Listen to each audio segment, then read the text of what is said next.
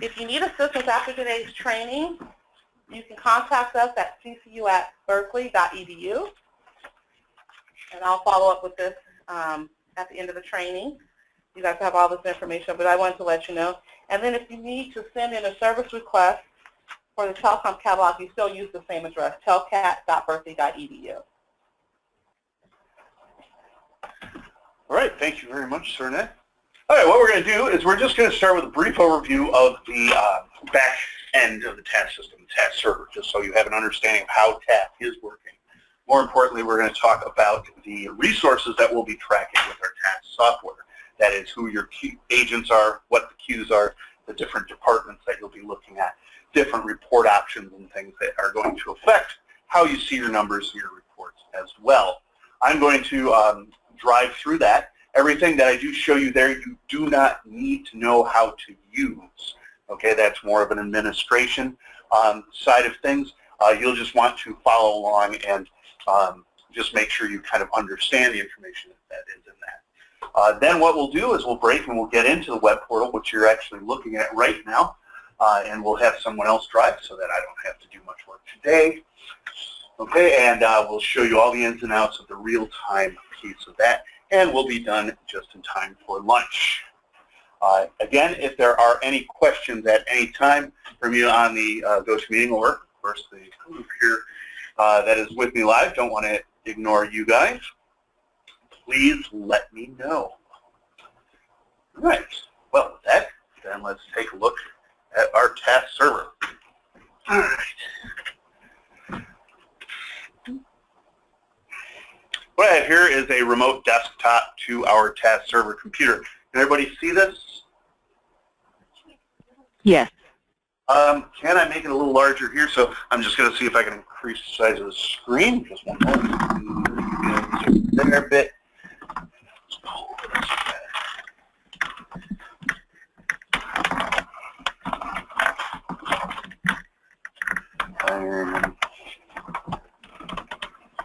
That looks about. Is this better? Okay.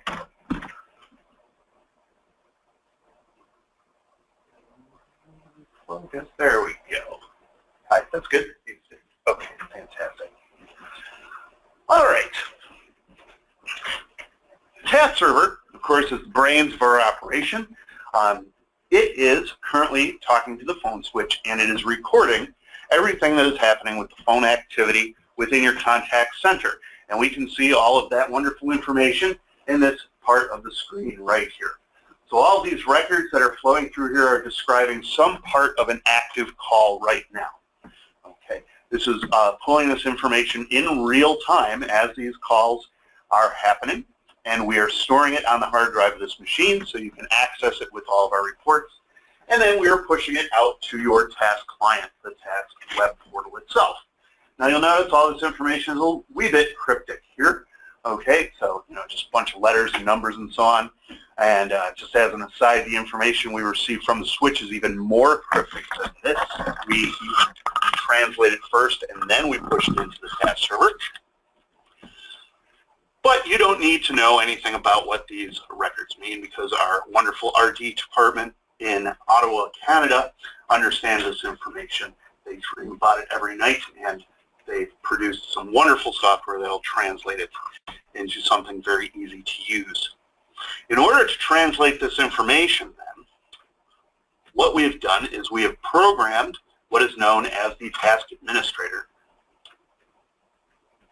with the information we wish to track out of that particular bunch of data. This is essentially the task database, and it matches very closely the database in the phone system.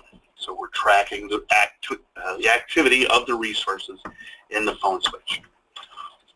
Over here on the left-hand side, these top 8 buttons break down our resources. It shows us all the things that we can run reports on and or monitor. It starts with what are known as trunks and trunk groups. These are the physical phone lines that connect the UC Berkeley phone system to the outside world. Every call comes in and out of a trunk, and if you were interested, you could run detailed reports and monitor these lines in real time to see the total activity of what is flowing in and out of the phone switch. Personally, I think that's pretty boring stuff myself, and as a day-to-day manager of the contact center, you probably will as well, unless, of course, you're in charge of the phone system and its phone lines and really need to know what's going on with those. I think you're going to be more interested in your people and the actual phone calls themselves. So moving on then, we're going to see a list of what we call extensions. This is going to be a combination of your telephones. So anything that is marked normal here is a physical phone, okay? And these are going to be some of the phones that your agents log into so that they can take calls. And then we're going to also see vector directory numbers, or VDNs. Okay? A VDN, or vector directory number, is a dialable extension that will lead to what is known as a vector, hence its name, vector directory number. And a vector is just a list of instructions on how to process a call, essentially where to send it so that it will be answered by the most appropriate employee in UC Berkeley and in the different departments, so that the caller can receive the information and help they need. From an extension point of view, you will be interested in a nice daily report called the Call Detail Extension Report that can list every telephone number dialed as well as every caller ID received on any of these extensions. So if you're interested in seeing all of the phone numbers that call the very specific department, we could run a report on that department's VDN. If you wish to see all of the detailed call activity in chronological order for a particular agent, we can run that report on a particular extension. And tomorrow in both sessions, we will definitely see those reports and the wonderful information contained therein. Any questions so far on our resources? Pretty straightforward stuff. We have calls coming into the trunks. They flow through the VDNs and ultimately to an extension where it's answered. Now today, as well as tomorrow, but today in real time, we're going to focus mostly on our agents and our queues.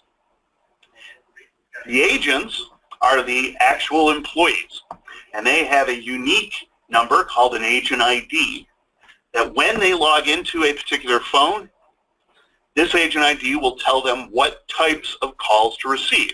Basically, it will assign them to their department, and then the calls will route to their phone if they are sitting idle. Let me just ask a question. Everybody understands how basic call routing works and terminology like sitting idle or being unavailable, things like that? Excellent. Okay. And everybody on the phone does as well? They probably have me on mute. So okay. Very good. So when an agent is idle, they will receive a call based on the departments that they're logged into.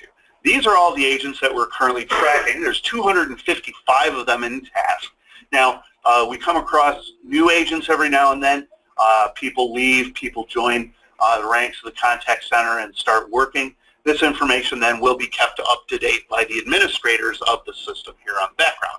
So if you have new people in your department, we'll make sure that task has those individuals programmed, and you'll be able to monitor and report on that. If, of course, you do see individuals missing from your task system when you're trying to monitor them, just please contact Sornet, and she will make sure that everything is updated.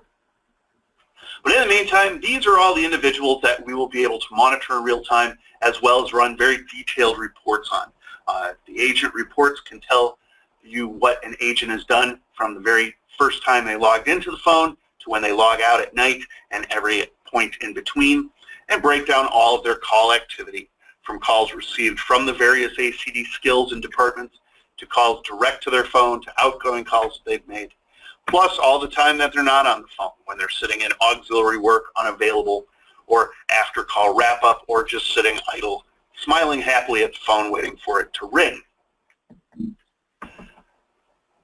So our agents are here, so we can track what they do. Now, you'll notice with any of these individuals, if I give a click down here, it will show you in the agent record details section what queue these individuals answer calls for. Some of these agents can answer for multiple queues. In the phone system, you can actually have them answer for up to 120 different departments maximum if you really wanted to put that level of pressure on them. You guys don't. You just have them working on several different queues and so on. This is all based on the programming in the phone system. In the switch, each agent is assigned one or more ACD skills to answer calls for. We assign the agents to the skills then in reverse. So instead of assigning the skills to the agent, we assign the agent to the skill. And if I jump very quickly to our next section called Agent Groups, we can see how agents are assigned to the various queues that are programmed in our phone switch. Right here we have a list of 126 different departments or skills. Some of these might not be actual departments, but most of them are. For instance, here's citation payments. Okay, and we can see the agents that answer for that particular queue. And here's PCSSC coordinator and the agents that answer for it. So this is the current programming in your phone switch, telling us what agents answer for what departments. So let's ask a group that is here, throw out a name or a number of a queue that you are in charge of, and we'll take a look at who your employees are. Tang appointment. Tang appointment. All right, and here's Tang, ship Tang appointment right there. Okay, and your name is? Lucy. Lucy. Pleasure to meet you, Lucy. Thank you for joining us today. All right, so the Tang appointment group here, what do you do, Lucy, with Tang appointment? What do they do? They answer our appointment line. Appointment. Medical appointments. Okay, schedule and medical appointments. Fantastic. With this particular queue then, we can see all of the agents, and I'm sure you recognize a lot of these names here, that answer for this particular queue. Now, when you wish to see what they have done, you can run a report on this group and see their total activity by time of day, as well as their activity of each agent in the group to compare how they are working together to make sure you have a equal distribution of calls, to make sure they're occupied properly, so occupancy there, and just make sure they're all doing their job. Okay, so here is the Tang appointment group. Let's see another group out there who would like to see their agents set up. On the phone too, if you'd like me to show you a particular group. Anybody? Don't be shy. Optometry, okay. Do you happen to know what the QID is, or the skill number for optometry? I mean, Eye Center is probably the name of it. Eye Center, yes, the Eye Center group. Okay. Eye Center is down here. Whoops.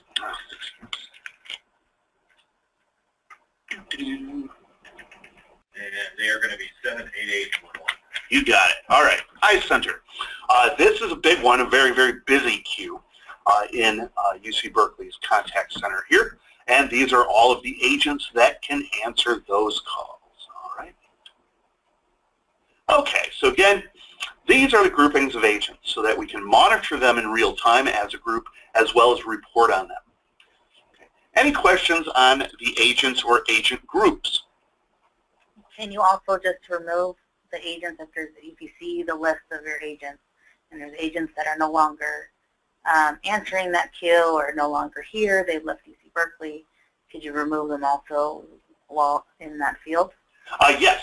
Okay, so the question here, can we edit what these groups are based on adds, moves, and changes and turnover in the switch? Yes. That again is all of an administrative function. Okay, so they would typically take care of that.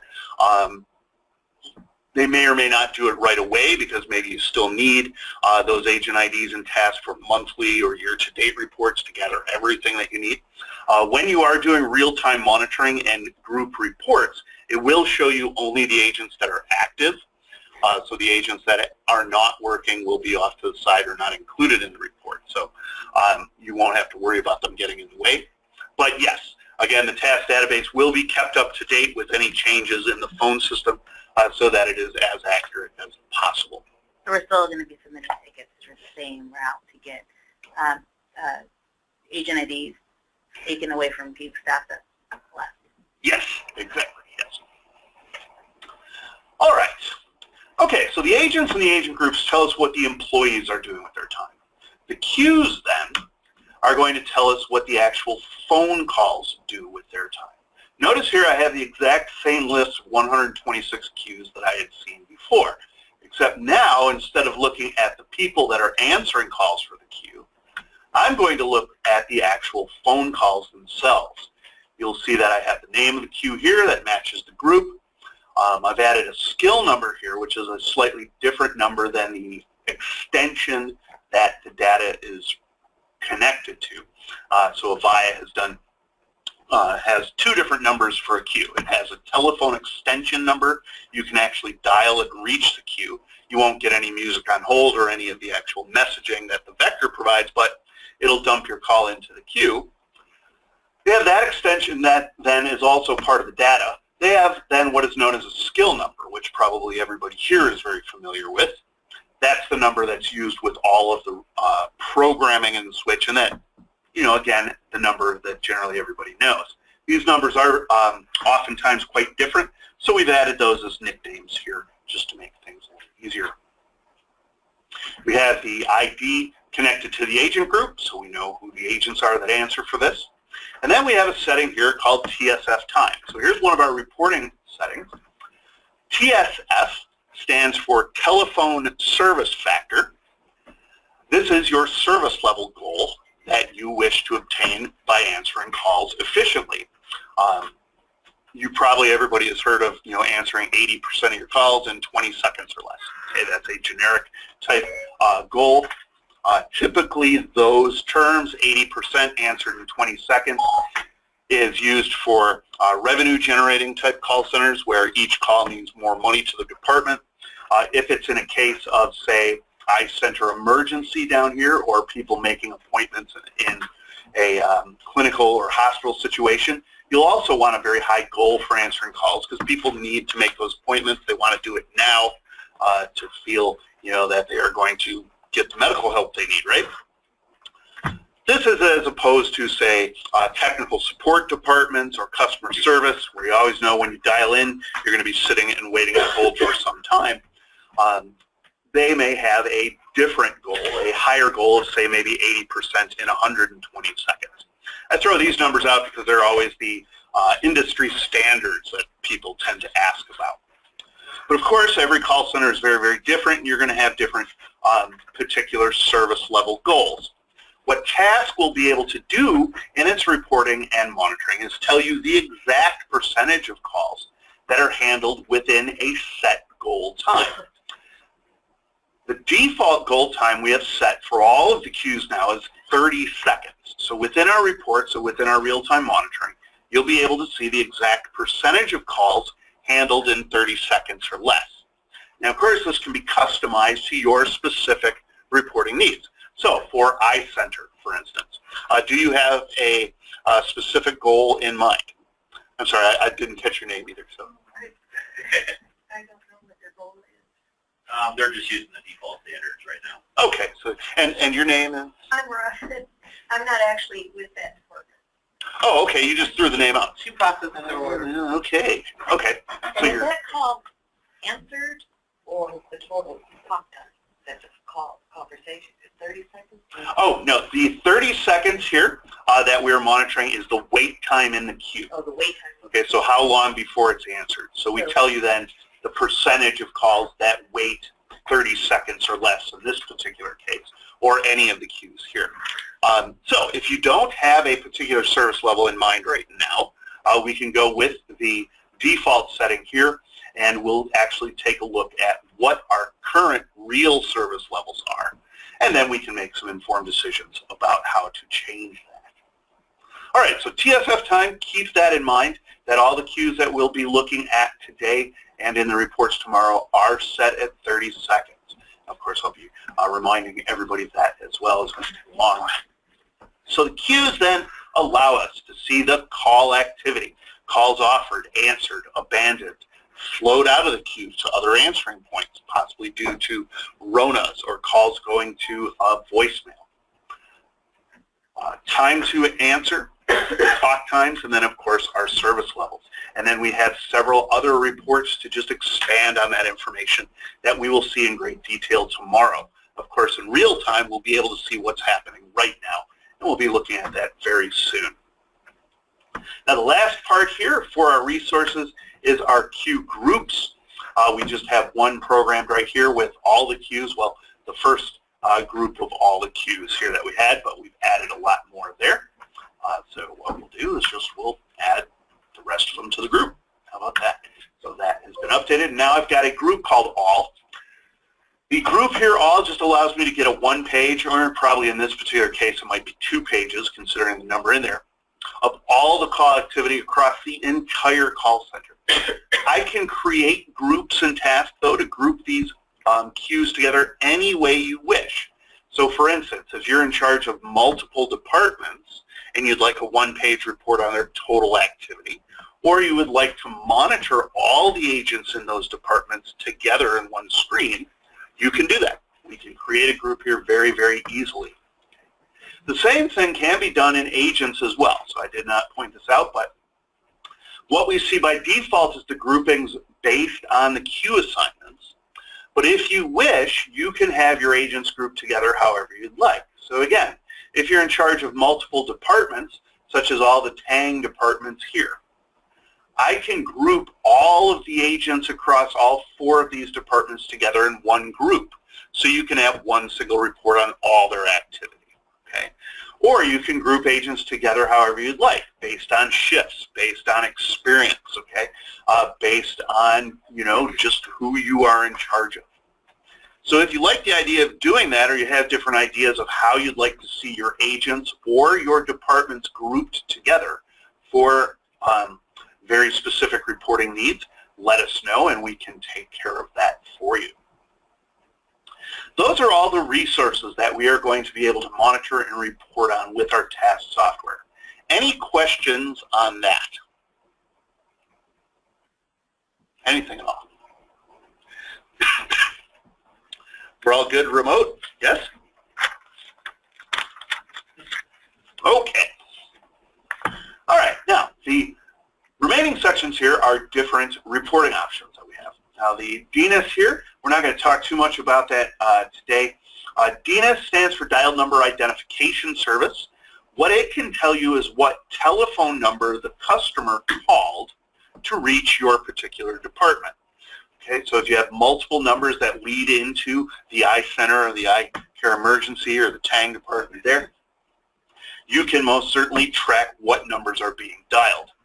If this is something you're interested in or possibly used before in another system, I can have these programmed here if presented with a list of what those DNIS numbers are. But in the meantime, we'll just focus on our queues and our agents and so on. Spectrums. Spectrums are the settings for a very specific type of queue report that will analyze the wait times of all answered, abandoned, or flowed out, interflowed calls. And it will track then the volume that are answered, abandoned, or interflowed over a series or spectrum of wait times that are listed right here. We've customized these earlier to fit your data a little bit more appropriately. So when we take a look at these reports, you will be able to see exactly how long callers wait over certain settings of wait time here. So keep that in mind for tomorrow, which is when we will look at those reports. Report options then allow us to set how some of our reports will look and act. First of all, here with our display, we have your name, UC Berkeley, we call it. The first day of the work week, it has been decided to start that on a Sunday. A weekly report in task is always 7 days in length, and this is just the beginning of that particular week. So all weekly reports will start on Sunday and end on Saturday. Okay. Now that can be changed. It is a universal setting, however, so everybody will need to agree on that start date. So if you want it to be Monday instead, Monday through Sunday, we could do that. however you would like it. Any inputs? Yeah, we're typically just a Monday through Friday shop, and then we have our calls reported out after hours. Okay, now is that everything, or it's maybe your particular department? I'm representing the campus shared services. Okay. The systems are set Sunday to Saturday.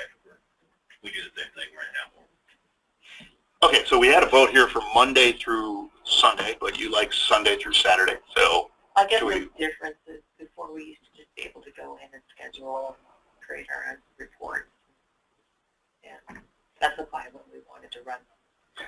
oh yes, yes. So again, what this is looking at is just where the weekly reports will begin as far as what the dates are. The weekly reports are always 7 days in length. So am I hearing like all of our individual groups, like supervisors, if we wanted to like run something just like Monday through Friday, could I then myself just go in and tweak it and send my own report Monday through Friday? No. So this is a setting for just the weekly reports. Now, you could have a Monday through Friday report created in what we call a range here. I'll explain that in a moment. Okay. But the weekly reports Sunday through Saturday will contain Monday through Friday. So it won't start on the Monday, but all of the data will be there with the exact totals. So the weekly report is always 7 days in length, no matter when it starts. Okay, so this is just a kind of setting for a preference where you would like the whole system to start. I guess with this report, then I guess would show us what calls would come in after Friday evening after 5. Yes, oh, absolutely. And that Monday, we could then see what came in through our phone tree. Today we can't see that. We can't see if someone hit our phone tree after hours. Oh, yes. Yes, so Where depend. it's going to go. Yeah. And that's not specifically weekly reports anyway, so that's more of a daily time. But yes, we'll be able to pull that information no matter how this is set. And that actually applies more to this next section here, daily reporting period. Okay. So right now, since it's set at Sunday, we can leave it as Sunday right now and change it at another time. So just be aware. And again, when we see the reports tomorrow, we'll point this out again. The main thing, though, with our daily reporting period and review period that's also affected is that we are looking at the full 24 hours a day. Okay.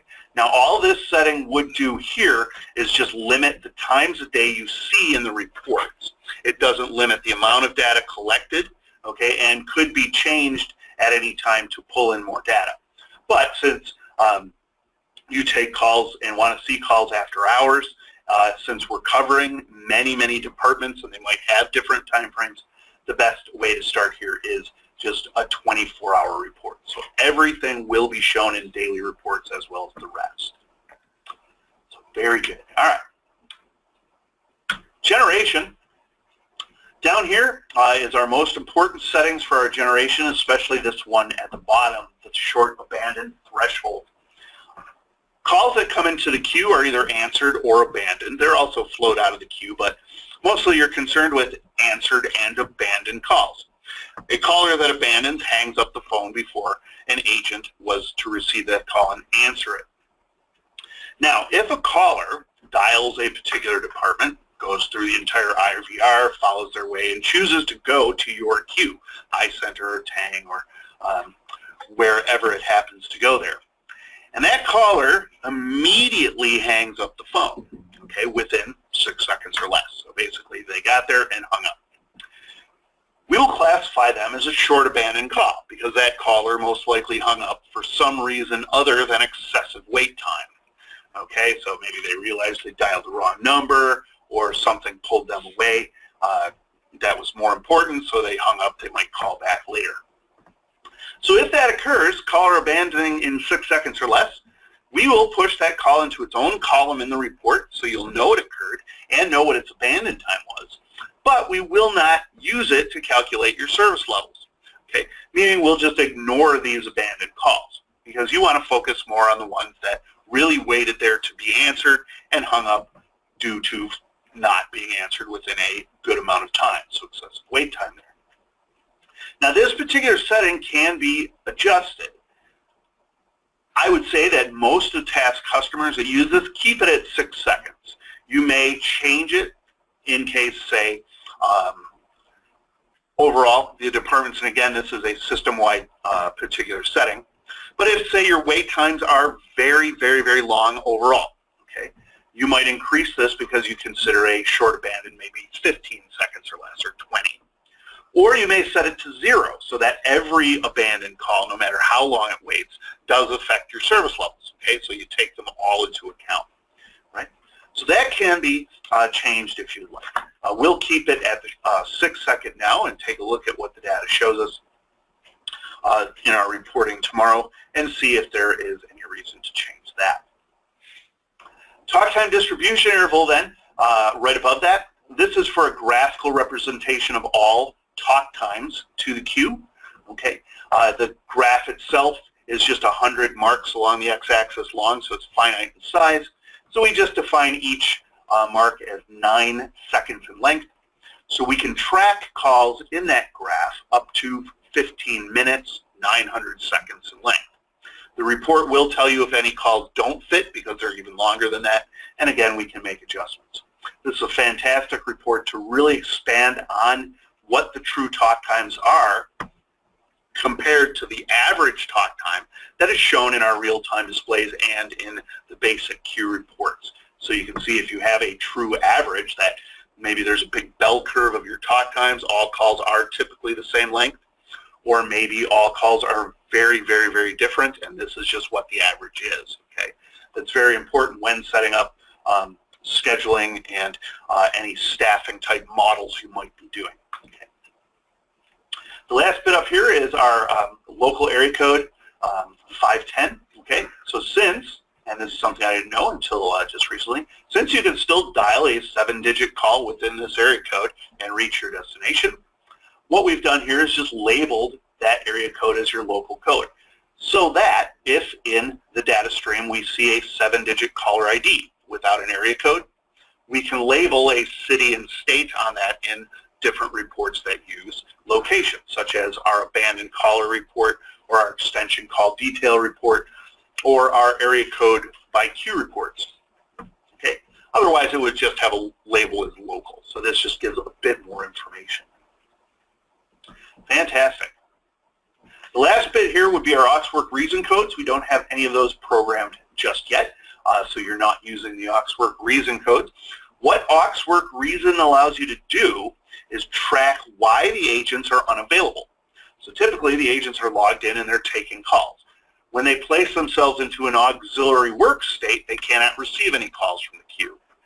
The phone system has a feature that allows the agents to explain why by typing in a code on their telephone keypad or in their soft phone, whatever they like.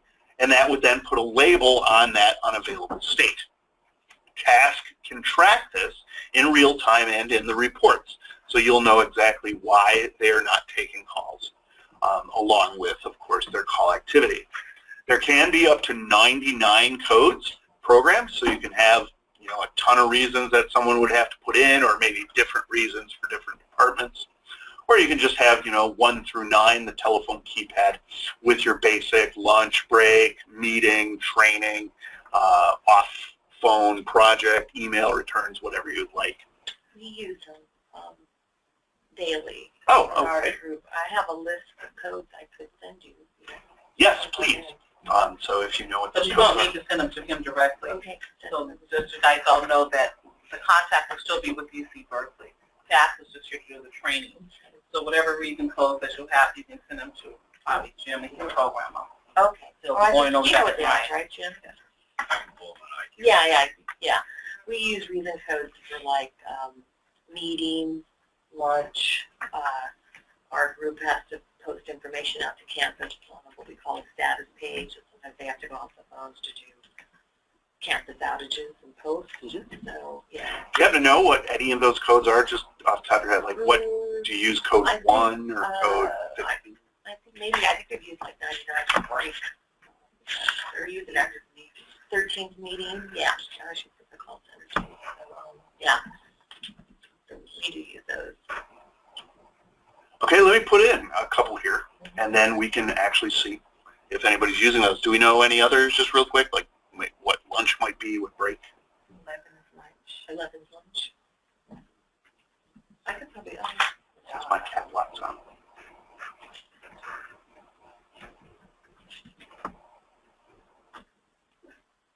Any others top? Anybody said? Okay. If you're looking it up, we can jump. oh yeah, you can keep going. Okay. All right. So we'll program some of these in here, and we should then be able to see what codes are being used. The last report type option here is called a range. Now, task reports can be broken down on a 24-hour day, 7-day week, starting on a Sunday in your case, 28 to 31-day month, depending on what month it happens to be. We can also break down year-to-date reports. So we can look at a full 52 weeks in a single report, or a full 24 months in a single report if you'd like, or any number of weeks or months. So creating bi-yearly reports, quarterly reports is very, very easy. We're going to do all of that tomorrow. But you may notice in your particular contact center that you have a very, very unique call trend that kind of lies outside of the basic weekly or monthly reports. Okay, you might find that every Friday has a completely different call trend that every other day of the week in that month has. Or maybe it's the first Thursday of every month has a very different call volume because of something that happens on that first Wednesday of every month.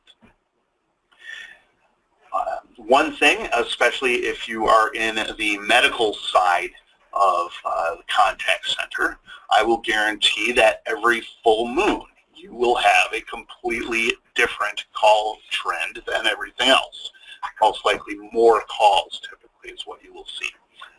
And it's kind of odd that that happens, but it happens everywhere 100% guaranteed. So that's fun. Okay, so what can you do with these dates? If I wanted a report on all of the Fridays or the first Thursdays or every full moon, the range will allow you to group these dates together, or any grouping of dates can be created. So you can then report on that unique call trend. So say if I wanted a group of Fridays,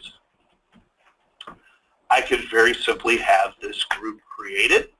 I could even select Fridays in the future so that the group is prepared for, future dates that I run. Oops, you have a question there. Okay, and once this group is created, I can save it, and now I can run a report on just these dates, or any grouping of dates that you would want. If you wanted to take a month and eliminate all weekends and holidays, that would just be anomalies as far as your call volume. You could do that, all right? Or just take a week that is Monday through Friday with no Sunday or Saturday in that. Those dates can be grouped together. Now, this particular function and the settings for it are only an administrative feature. Some oddball choice by our R&D department, I always rib them on this, was that this would be controlled by the administrators, not by the supervisors who need the feature. And so if you would like very specific dates created or grouped together, you'll just want to contact SORNet and the administration team, and they will then group the dates together for you. Okay? And hopefully sometime in the future, you'll be able to do this on your own right within the reporting piece itself. Okay, so the very first release, as just a silly aside, of the task software with this format of the database, and that was back in probably 97, I think. 97, yeah, 97. Had the range right here, and we asked, can the supervisors do that? And all the way up until today, the answer's been no. So there we are.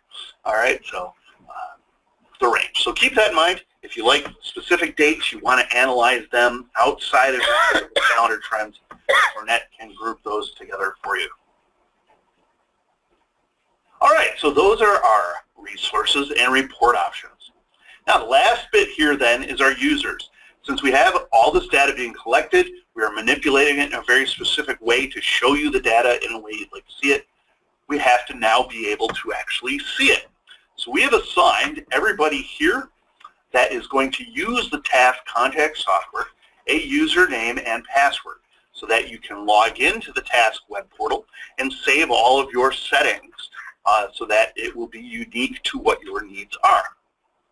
This also has allowed us to restrict some of your access so that you'll only be looking at your queues and your agents that you're in charge of, making it much easier to access the data you want. So instead of going through 255 agents to find yours or 126 queues to find yours, you'll just have yours displayed for you.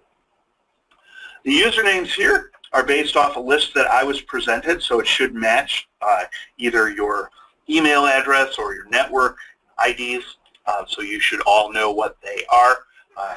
Let's take a quick look down here in alphabetical order. Okay, so your name is Tiffany, right? Tanya. I'm sorry, what? Her name's Tanya. Oh, Tanya. No, I'm No. new. I wouldn't be on different one.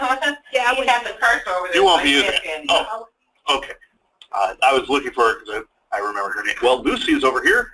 Is she in here? Sitting in for the public. She's in. Okay, so we can create a username and password for you, or you could use Nicole's. But essentially, you'll have a username, and this is how you will log into the Taske software. And right now, your generic password is 123456. Now, I'll show you how to change that to anything you want. Also, there are instructions on the sheet that Sornet has provided on how to change that as well. The only rule about the password is that it's 6 characters or more. It can be any letter, any number, any symbol, any case that you would like to use, like any password. It does not have to be changed if you don't want to change it. It's not forced to be changed there, but you might want to do that for security reasons. Now, if you do change it and forget what it is, then you'll have to contact the administration group, and they can then fix that for you here, possibly for a small price or a favor. All right. Now, yeah. Can we go back up to the top of the list? Yes, we can. For names that were submitted. Is this the complete list right now that's supposed to be in here? Yes, this is the list that I was given to set up. So there may be names missing, and that's fine. Yeah. And we can set those up at any time. Especially for anybody that is going to follow along today and wishes to log into their web portal now, we can set up your user so you can follow along. So you would like to set up a particular user for yourself? Well, I think on the Google spreadsheet, Jim, the names that were identified as supervisors, I don't like either. I don't see Elizabeth Davies, E. Davies, Leanna Sanchez. Yeah, we're missing a handful of people, but Okay. but we've got the names. I think they're identified in the Google Yeah, we'll sheet. get them in, Brian. Yeah, so, okay. I Those would probably- folks that are, I know a couple of those folks will be here tomorrow. They're more interested in the reporting side. Okay. I'm just catching that they're not listed here out here as supervisors. Yes. So if I could be given that list, I can set that up very quickly. How about yourself, though? Are you in the list? Yeah, I put myself in there. And your name again is? Josie. Josie. Okay, there you are. So for an example then, here is your username, Josie Gilden. Your password is 123456. You have all the features, especially the web portal, which is what we're looking at today. And then just to take a look at your resource permissions here, you are restricted to just see all of these queues. Okay, so you're really not restricted too much. But the ones outside of this, like Tang or iCenter, you're probably not going to see data on. You'll also then be able to view those agents as well. And I have given access to view any of the extensions. So you can run the extension report tomorrow, which is very, very useful there. So when you log into your Taske software, and if you follow along today, if we're looking at something that you don't have permission to see, don't worry about it because, again, your resources have been restricted, okay? Anybody else that's in the list here that would like to see their resource restrictions, or if you notice your name is not in the list and you'd like me to set you up right now so that you can follow along. Yes, this is Allison. I'd like to be set up. Allison, okay. Allison, what would your username be? Allison. Allison. Okay. So did I spell it correctly? A-L-L-I-S-O-N? I-S-O-N. Mm-hmm. Okay, and your last Layton. name, Allison? Layton, L-A-Y-T-O-N. Okay. And we'll give you a generic password that you can't change at any time.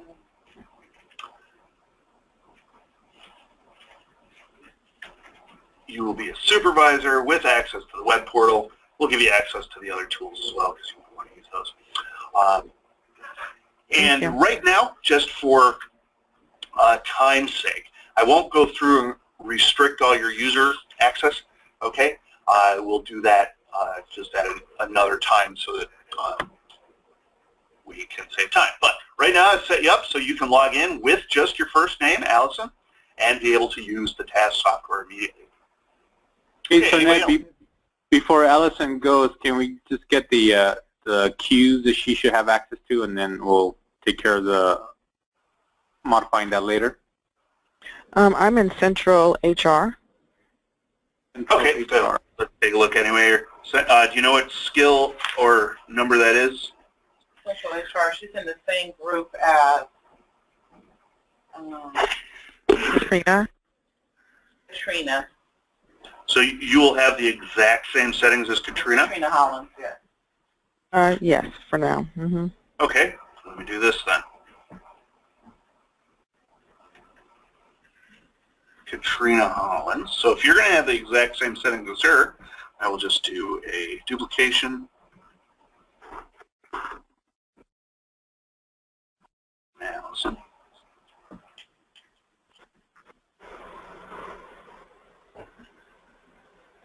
And what he's doing now, the administrator will be the one who always get right. So whenever you need for someone to be added as a supervisor to be able to monitor the reports or and run the reports and monitor the agents, you still will place an order through the telecom catalog. All right, so now you're set up, Allison, with your specific rights here. So again, setting this up is very easy. We can duplicate people's settings, and you'll be able to see these queues then, as well as the agents and extensions answered for. Thank you. All right. Anybody else? Yes. And your name is? Carissa. Carissa. Okay, I don't start with a K yet, so I don't see it in there. Carissa, do you work with anybody that is in this list and have the same exact settings as them? I work with Jody, but I'm not sure. I'm not a supervisor, but I was put on the list to see reports. So I was just wondering. It has not been added, as I don't see it in alphabetical order. If you work with Josie, you're probably in charge of all of her departments?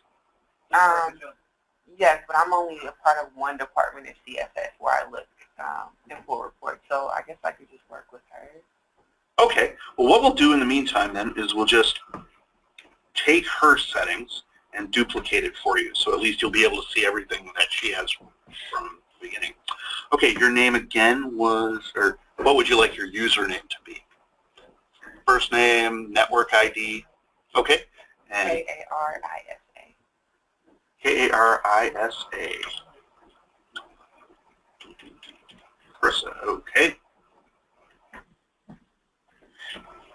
I-S-A. And your last name, Carissa, is? C-R-E-C-K. Right. R-I. A-R-I. Not the A. You can take you can actually backspace all the way to the A, get rid of the A, and R-I-C-G. Breckenridge. Yes. Yeah, this kind of affects the way that we're doing our naming convention for the username being the first portion of our email address. Yes, because we're setting it up as our first name here. So again, the username can be set up as anything that you want it to be. So if you want to have a bit of a standard, then we would probably want to go with that. So if you'd like to change it to your email address, I can do that right away.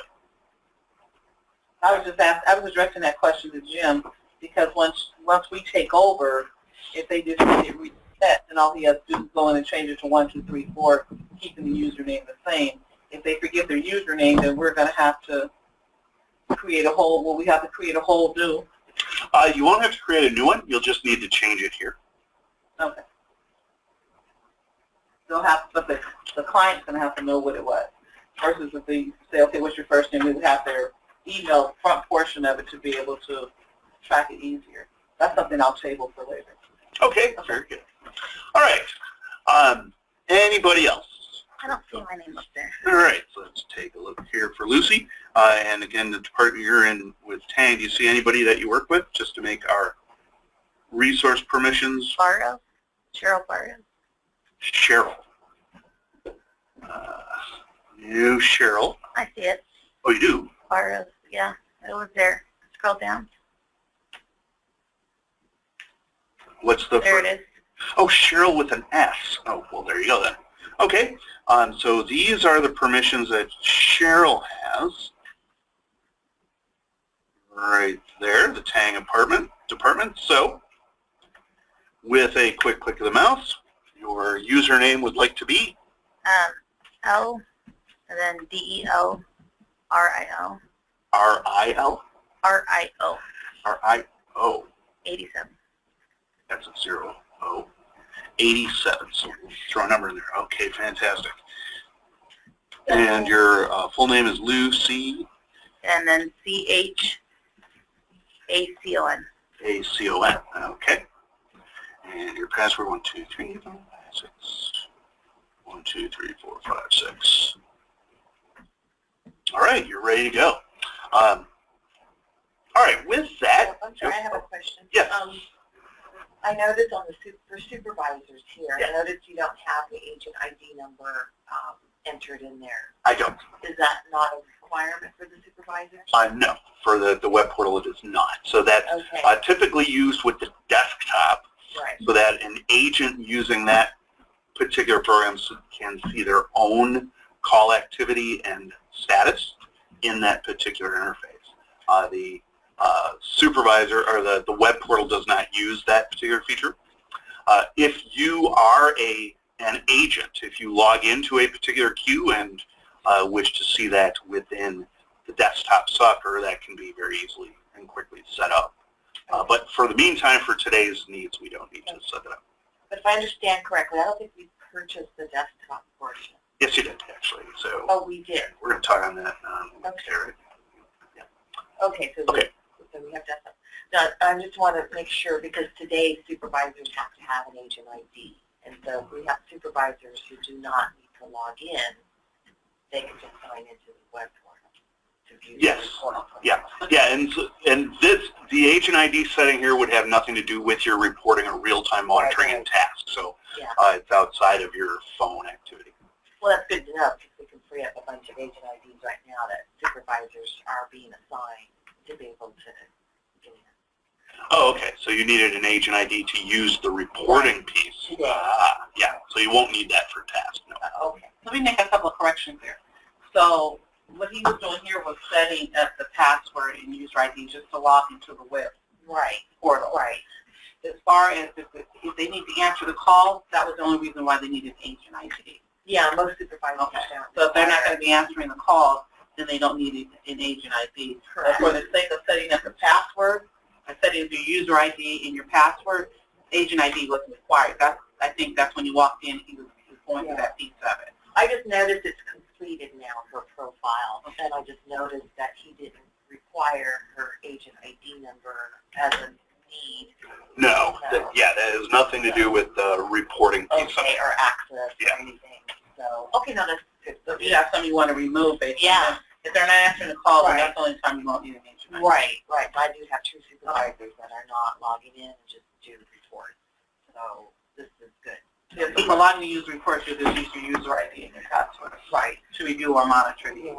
agent. Okay, good. All right. So this set is our task database. If there are any other users or so on that will need to set up, just please let me know and I will get those set up, provide a list. But what we want to do now is get to the actual fun stuff within the task software. So what we're going to do is close our administrator there, and we're going to close our real-time monitoring tool, and then we're going to come back to our web portal and close this. Okay, so we're going to start from the beginning. That's enough work for me today. I'm going to actually allow now someone else to use the computer and conduct the training for me while I stand up in front and just look good, I guess. Everybody want to Sound do good? Yeah, so you'll be able to log in, and I will show you all how to use the software. Do you need a mouse, Josie? Yeah.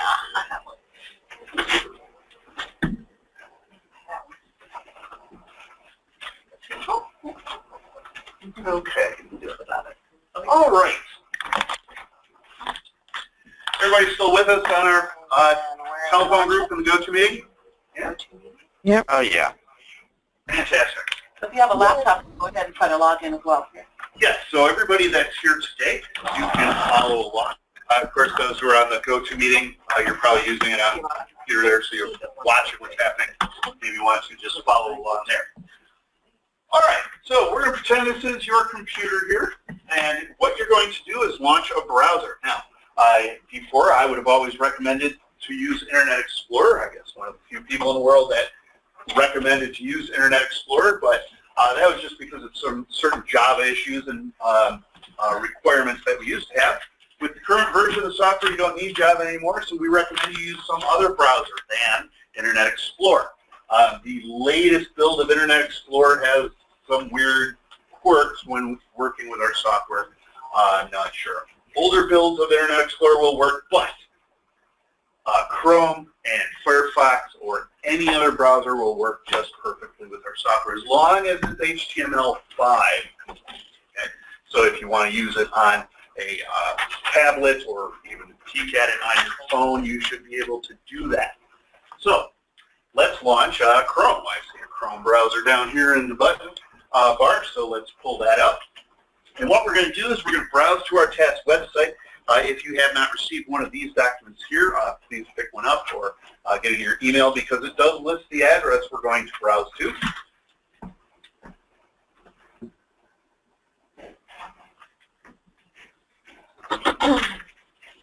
As soon as the browser comes up, okay, there it is.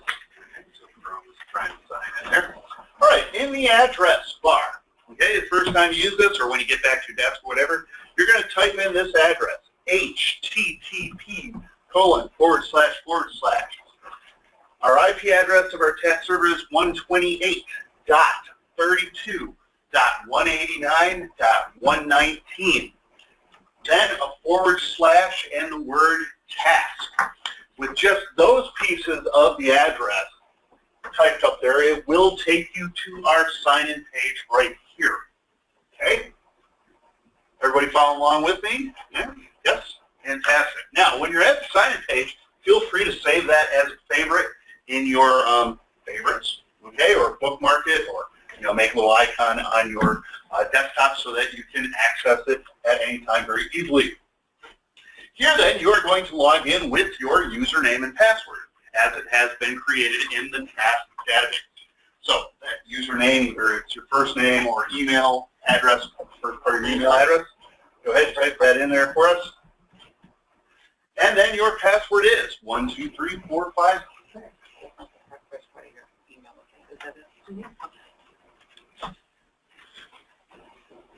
Now, the very first time you use Taske, our welcome screen will appear.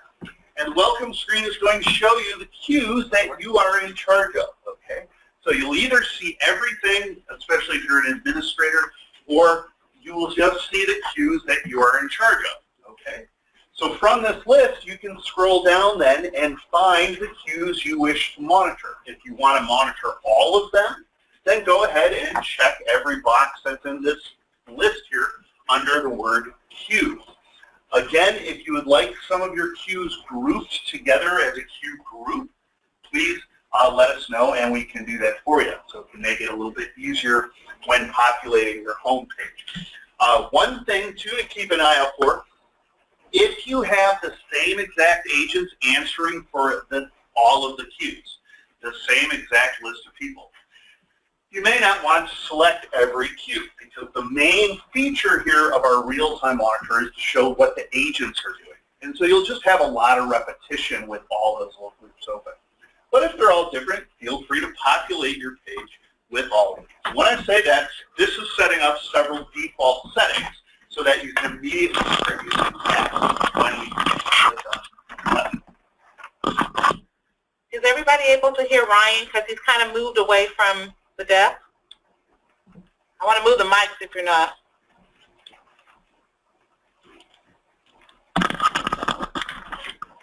Yes. Thank you, Gio. Okay. So once your selections are made, and If you don't make all the selections here and you want to change that, you can certainly do that manually, and I'll show you how. But here are all of your different cues. Once your selections are made, choose the Done button. And now the Task web portal will open in all of its HTML5 glory.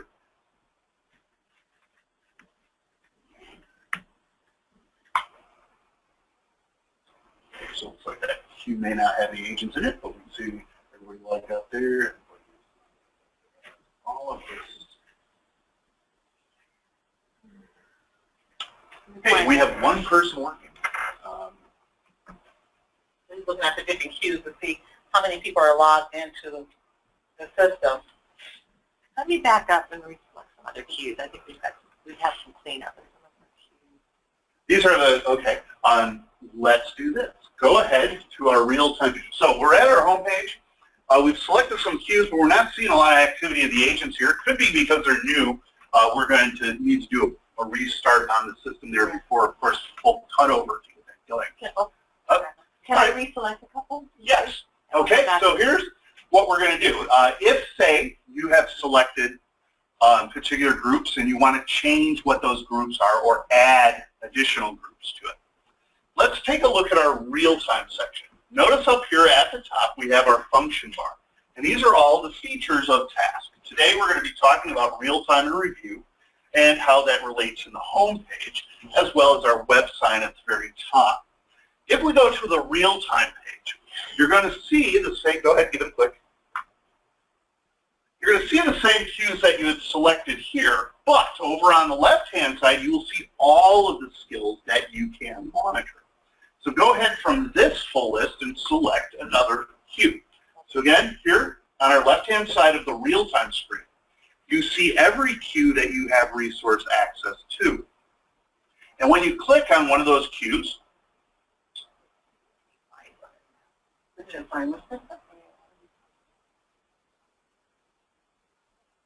go ahead. Let's open it all then.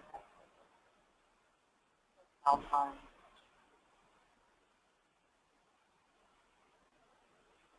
Okay, so we have a few agents shown right here. All right. Any other particular ones you wanted to just quickly check? Oh,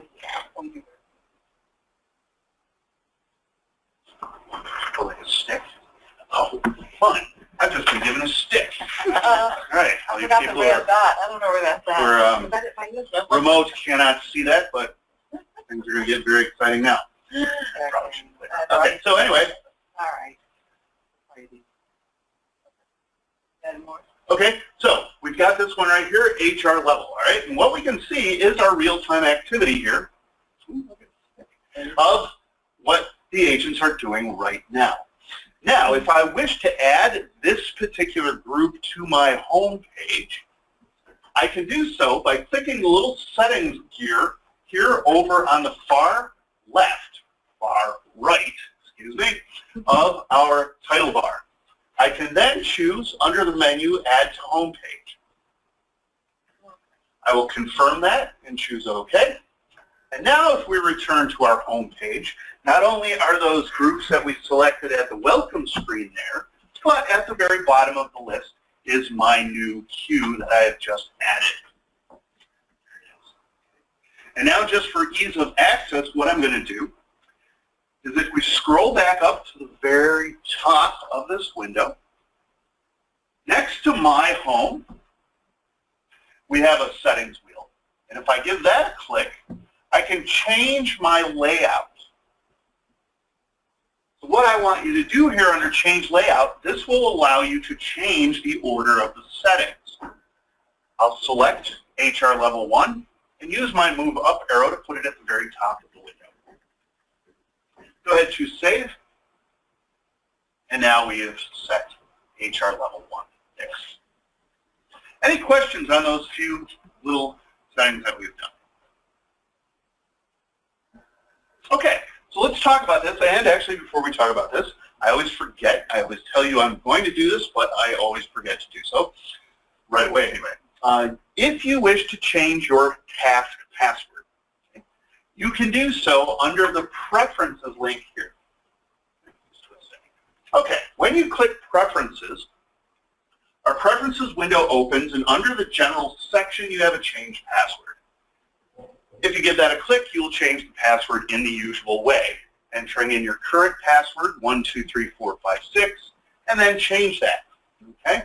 Now again, the only rule is that your password must be 6 characters long, but it can be any letters, numbers, symbols, case that you would like.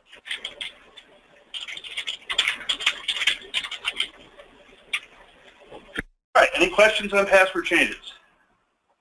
Okay, let's choose save there and take a look at what's happening in our Oh, you didn't cancel there, excuse me. And then go ahead and close the window for me, please. Just right up top there. All right, so what's happening here in HR level 1? Well, we currently have one agent, Jennifer, sitting idle. We have 2 agents on the phone. Okay, they're talking to their customers. Stephanie's been talking for 3 minutes and 12 seconds. 15 seconds, so 60. So it's time is moving along, obviously. And then we see Carissa Breckenridge over here. And she's been logged out since 5 o'clock yesterday. No, couldn't have been yesterday. That was Sunday. Friday. Oh, Friday. Okay, so there's the last time you logged off your phone. 2 seconds passed by. You were not wasting any time to go home on that day. Very good. Jennifer's phone is ringing right now. Let's see if she answers the call. Yes, indeed she did. So there it is. Now Jennifer's on the phone. So how do I know all this? Well, I've been working with software for 22 years, so I know all of this in my sleep, right? Oh, now Stephanie's here in after call work timer, right? But you may not be familiar with all the colors here in the states. But that's okay, because we have a legend that you can use. And that legend can be accessed by clicking on our settings gear here for our particular queue. By choosing, customize real-time agent display. If we go to the customize real-time agent display there under our settings, that's not going to show us what we want. Okay. Bear with me a moment here. Go ahead and cancel that. What we want to do is go to preferences. Just recently introduced this particular interface, so I'm getting used to a few slight changes there. Under our real-time settings under the preferences, so again, our preferences link in the upper right-hand corner, we can access the state color legend here under agent state colors. All right, so this is going to show us all the colors, such as when the agent's state cell is white, they would be an idle. When they're on a QACD call, it will be an evergreen color.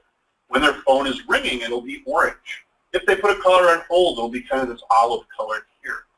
If they're in after call work, so the automatic unavailable state, when they've finished an ACD call, they go into ACW for a period of time, and then they be made automatically idle. They could also be in that time until they take themselves out of it as well. But Stephanie is in ACW, and so she's this purplish color there. When an agent is in auxiliary work, they will be a darker purple color here. And then that'll go under the unavailable column? Yes. When they're in aux, they would be in the unavailable column, yes. Okay. And then what's non-ACD? Is that internal calls? Yes, it can include internal calls. It's essentially any call that occurs regardless or outside of the queue. So for instance, an outgoing call is a non-ACD call.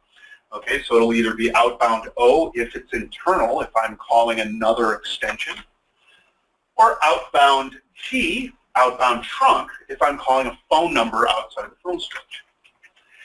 If an agent receives a call direct to their phone, so somebody knows their extension and calls them directly, or maybe transfers them a call, they will receive a non-ACD T call, so a different color green there. Okay.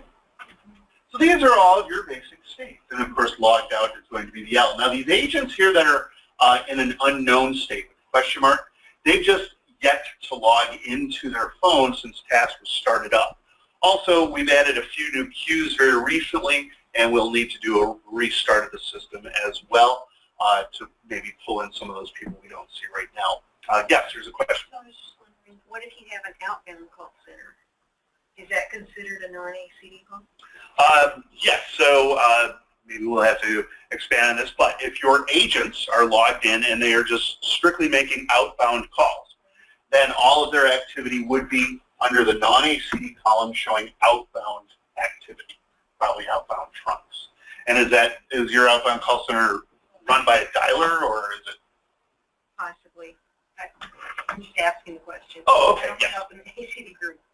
Yeah, so if the agents are logged in and all they do is make outbound calls, then you will see their outbound activity in the non-ACD column as outbound calls. And that will also occur whether they're on a dialer or not. Okay. You're welcome. All right, so there's all our colors. Now, you'll note, I was going to say, so we'll need to like have a little cheat sheet with our own color chart, so you know what the colors represent? Or yes. is there text above the colors? Well, there is a letter character here, which I'm about to explain. That helps.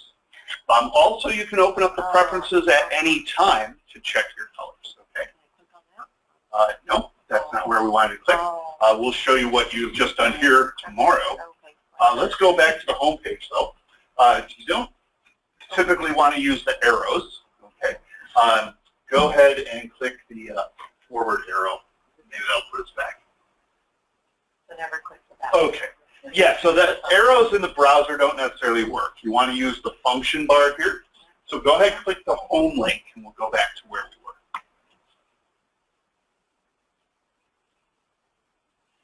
were. Okay, and if you open up your preferences once again by clicking the preferences link here in the upper right,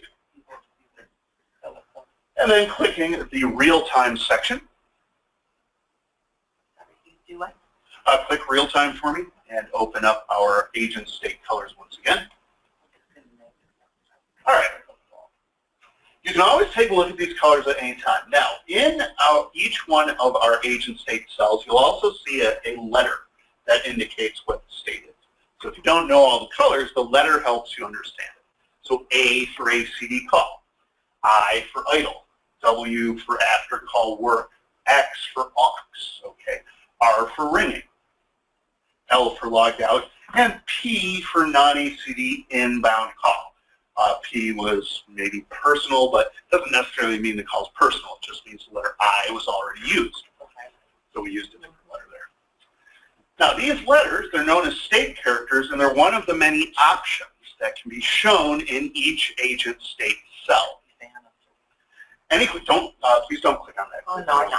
So we want to, I want her to point me to point so the people online can see where you're saying. Because you're pointing to the board, but she needs to also point on the laptop. Great, thank you. There you go. So they can see when there's ACD. Okay, go ahead. All right, so those are our colors in our item. Now let's talk about the options, including our state character there, that we can see for each agent.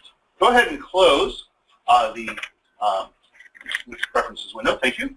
Now, for each cell by default, you're seeing the agent's ID. So that's the ID they log into the phone with. The length of time they've been in the state. So Michelle Land here has been on her call now. Michelle Land has her caller on hold. And it's been on hold now for 5, 6, 7 seconds. Okay. And then Jennifer Luna here has been unavailable in after call wrap for 30 seconds. Okay, so the time and state, and then the agent's full name as it is programmed in the task database. We can add additional statistics to each agent state cell by, again, opening our preferences window in the upper right,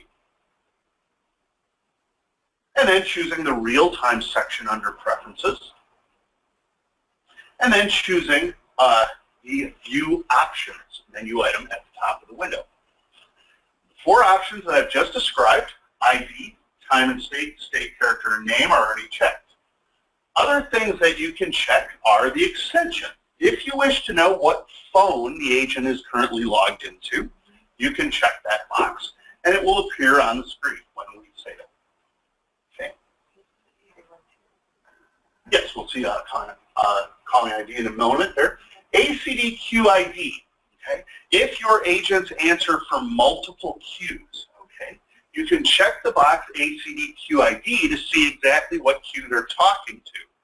Because you'll see that agent say, if here we're looking at the HR level 1 though, But if one of those agents on a call is talking for another queue that they're answering for, well, you'll see them on an ACD call here because that's their state. But that queue ID then will tell you, hey, they're not talking to level 1 right now, they're talking to another call. Okay. All right. Now, if you're using state reasons, we programmed a couple state reason codes, we're going to add a lot more, but when an agent enters the auxiliary work state and they use that state reason code to tell you they're on lunch or in a meeting, okay, or on whatever it is, you can check the state reason code. If everybody's following along, I encourage you to check that now, just so it's ready to go when we start using it. This will then show you the reason code the agent used when they entered into aux. Okay. So keep that in mind. The last one here that's useful is the calling called info. I don't have any nicknames programmed in the database. That can be done if SORNet would like to take the time to program all of those. 255 of them right now. Otherwise, we'll just go with the full name. Calling called information will tell you the caller ID of any inbound call or the dialed number for any outbound. So here we've selected all of our options. Go ahead and click Apply for me, please. And then move that window down a wee bit so we can then see our new information. All right, so here's Michelle Lamb. Okay. She's logged into extension 49789. Well, she was. She still is logged in, but she's not on a call anymore. She's now in after call wrap-up. And it's just Stephanie now. She's in extension 49766. She received a call from Q71430. That's our skill HR1 right there, 430. Okay. And we can see the caller ID she was talking to was the 510 area code. So all this other information, not only do we see what the agent's doing, we can see who they're doing it for and to. Here's Jennifer ringing with a call from the 510 area code again, and she will hopefully answer that within the next several seconds. So that looks like that's a direct call to her, because our call center number is 649,000. Well, this is the caller ID. So this is not the number that's being dialed by the customer. That's the caller ID of this customer. Oh, okay. So they dialed the queue, and we know they dialed the queue because she answered an ACD call for that queue. And I'm going to show you another feature here, the calls waiting field, that will give you more information about that. And there is a report that we could run to see what number they're using to get to it. The DNIS report, yes. So if you're interested in seeing what phone number the callers are dialing, yes, we can create the DNIS report there. So I would just need that list of DNIS numbers.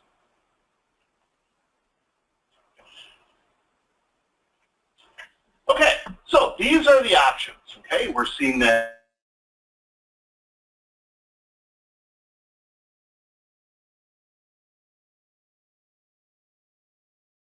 and exactly who the agent happens to be talking to, the extension they're logged into, the queue they're logged into as well. Now everybody's in after call wrap, so no one is idle to take a next call in queue if one would happen to come into the queue right now. All right. Any questions on the options?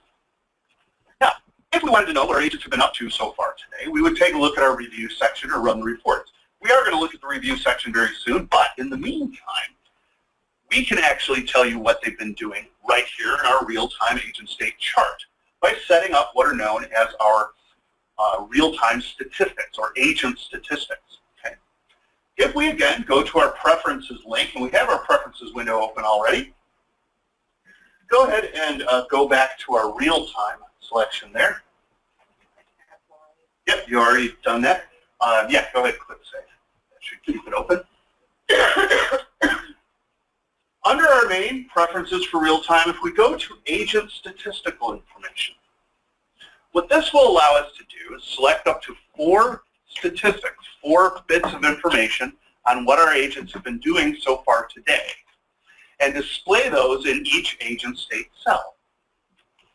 The statistics that are available include the volume of ACD calls the agent has answered, the total duration of all ACD calls the agent has answered, the amount of time the agent's been in auxiliary work, the average talk time for ACD calls, non-ACD calls, and outgoing calls, If you are using send all calls, if your agents had the ability to go into D&D, we could display that. I'm sure you're not using that though. Idle time, however, we can tell you the total idle time for the day. Then we have our non-ACD calls and total non-ACD duration, outgoing calls and total outgoing duration, and then after call wrap time. The not ready time, we're not going to display that just because it's a very short amount of time. I'll talk about that later in the program. So in alphabetical order are all the statistics. Now you can choose up to 4 of the most important ones you wish to display, the information you wish to know about what the person has been doing so far. If you have no, if you don't have any preferences right away, I would suggest ACD calls is important. I always like doing average ACD time, just to know the average talk time. To have them in a specific order, you want to add them in a specific order so they display. If you've added them in an order that you wish to change, just remove the statistics with the remove button and then re-add that, okay, in the order you wish. But here, ACD calls, average talk time for ACD calls. If you want to add another stat like auxiliary work time, how long have they been unavailable all day today, you can go there. And then any other 4th statistic you would like to add. So if you are an outgoing call center, outgoing call volume would be a number that you want to display. Okay. Maybe non-ACD calls just to see the number of direct calls they get. All right, so there's our statistics. We've added 4, so let's save that. You don't have to click apply first. If we click save, that will apply it, and then we can close the window. All right, go ahead, close preferences for me. Is it just because of the web space that you can only select 4? Yes. It's restricted in the software, but yes, the space was the consideration, so that we didn't have like 12 statistics in each box. Okay. Yeah. Go ahead, and close this window down here, just so it's once you reopen it again. Okay, so here we now. We know the state the agent's in. So these agents are I for idle. These agents are L for logged out. This agent, Carissa here. And we can see what they've done, all right? So Michelle Lamb has answered 8 ACD calls, and her average talk time is 3 minutes and 10 seconds. She has spent 57 minutes and 1 second in aux so far today, and has had 3 direct extension calls, the non-ACD calls. Stephanie has had more calls, 18 queue calls, with an average time of 1 minute 53. 11 minutes of aux work time, and 8 direct non-ACD calls. And then Jennifer Luna has 12 ACD calls for 3 minutes 49 seconds. Carissa has none because she's not logged in. So there you go. Now, of course, if one of these agents did log out, you would see their activity still attached to their log out activity today. As of then midnight tonight, it will then reset to 0. Okay. It's going to be noisy. I think Okay, yeah, they're trying to fix all that water and stuff. Okay, so now we have seen what the agents are doing. Right now, we can see who they're doing it to. We can see what they've done so far today in our real-time agent state chart. Any questions on that at all? Our GoToMeeting participants, any questions on that at all? All right. Now, in your real-time homepage here, the My homepage, if we scroll down to some of the other queues that we've selected, okay, you'll see that they have go ahead and scroll back up a wee bit here. They have some other information shown. There is this table across the top, and there's this calls waiting column. When you select a queue from the real-time page, which is the way we actually added our HR level 1 group there, it doesn't automatically add those sections. So let's manually add those sections so that we can customize our real-time chart even further. Let's scroll back up to the top. What we see here is what the agents are doing. Now we can talk more about what the queue is doing. By clicking on the little gear for our settings at the far right of our title bar, the first thing we can do is choose Customize Calls Waiting. What this will do is it will add our calls waiting column. It'll add it to the left. We could put it on the right if you wanted it over on the right-hand side, however. That's interesting. It won't let you put that. Okay. The second display field will be the, why is it not allowing? Not have permission. No, you should have. Oh, I don't have it turned on yet. There we go. Okay. All right. So you could change it to the left or right. Now, the second display field, I like it on the left personally, so we'll keep it over there. The second display field can be anything in this list. The first display field is the wait time, but you can then display the caller ID, the location, the city and state based on the caller ID, the start time they entered the queue, the DNIS number, the queue they happen to be logged into, or if they came from some other queue, the credit to would tell you that. You can see all this information as part of a tooltip, but if you would like it there as a second display field, you can choose one of those. By default, the caller phone number is what it's showing. So let's go ahead. Could you touch on that a little bit more? Credit to would typically tell you if the call had come from another queue previously into this queue, so it's just what previous queue will also be credited with that call. Okay, because we have that a lot at, in our location. We have 4 functional units at the call center, Yes. so we frequently maybe have HR transferring to IT, business and finance. We're transferring calls from functional groups. Yes, so the credit to can definitely show you that. So it'll show like a business and finance call that was there first, and then that agent transferred it back through the ACD queue back to IT. Well, it will show you what the it's supposed to show the previous queue that it had come from. Okay, so we would just. Yeah, Okay. it'll show you the queue ID. Let's go with just the caller phone number. We're not going to, well, we might see some. Hopefully we'll get a call coming in. But, I think all right, so go ahead and select our second display field. All right, and then it's going to arrange it in order by wait time in descending order. So the longest waiting calls at the top. Go ahead and choose Save, and it will then add our new column.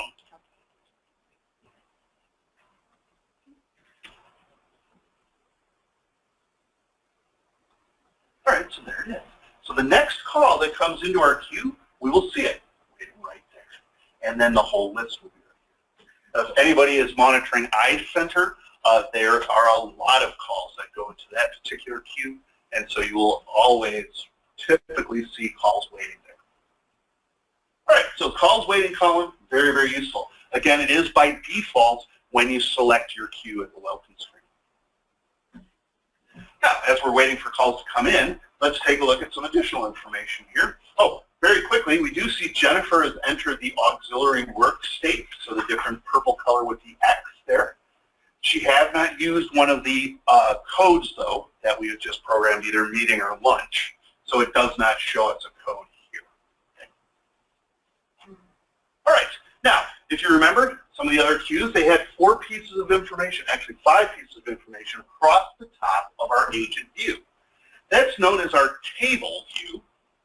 And again, we can manually program that or customize a particular table you may already have by clicking on the settings link for that specific queue and choosing Select Statistics.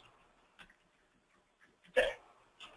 Here are all the stats that we can display for our queue, in this particular case, HR Level 1. We can activate the table by checking the box at the top. Overview statistics will show us the number of calls answered, abandoned, interflowed out of the queue. Here, notice there's a call here, okay, coming in the waiting, if you just saw that real quick. And it did show that it was in 4:30, so that was the only queue that it had gone to. Just a quick aside there. All right, answered, abandoned, flowed out queues are offered. Let's go ahead and choose answered and abandoned there. Okay. By default, those are 2 that are chosen. Okay. Service factors, TSF, percentage of calls in queue 30 seconds or less. ASF is the percentage of calls answered for the day. What's the acronym for TSF? It stands for telephone service factor. And again, it tells you the percentage of calls that waited 30 seconds or less in the queue. So you can see, are we getting a majority of calls handled very quickly or not? Maximum wait time would be the maximum any call waited in the queue. Maximum calls waiting would be the max number that waited at any moment in the queue over the last hour. Requeues is the number of times an agent did not answer their phone when it was ringing with a queued call. A requeue is what causes a RONA, or redirect on no answer. So we can count that. And as we'll see in the review section, we can see great detail on those RONAs. And then what happens in that situation then? So an agent just forgets to go into off, steps away, leaves their phone line open. So then is it going to roll over? Should it roll over to the next available agent that's waiting for a call? Yes, so the actual process depends on how the queue is programmed in the phone switch. Redirect on no answer, typically, it's called redirect on no answer because typically you will take the call out of the queue and send it to a new vector directory number, which will go to a new vector and typically offer the call to the same queue it came from, but you'll give it a higher priority and you'll play different messages for it. You'll have different processing rules there. Now, if you don't set up a RONA destination, then yes, the calls stay exactly where it is and just hunt for the next cycle agent. So it all depends on how your queue is set up in the switch. And then the agent that has stepped away, is there any like little notification or anything that when they come back to their desk that they, oops, they're calling? Yes. Hit my queue. What the agent would see is that they have been automatically placed into an auxiliary work state.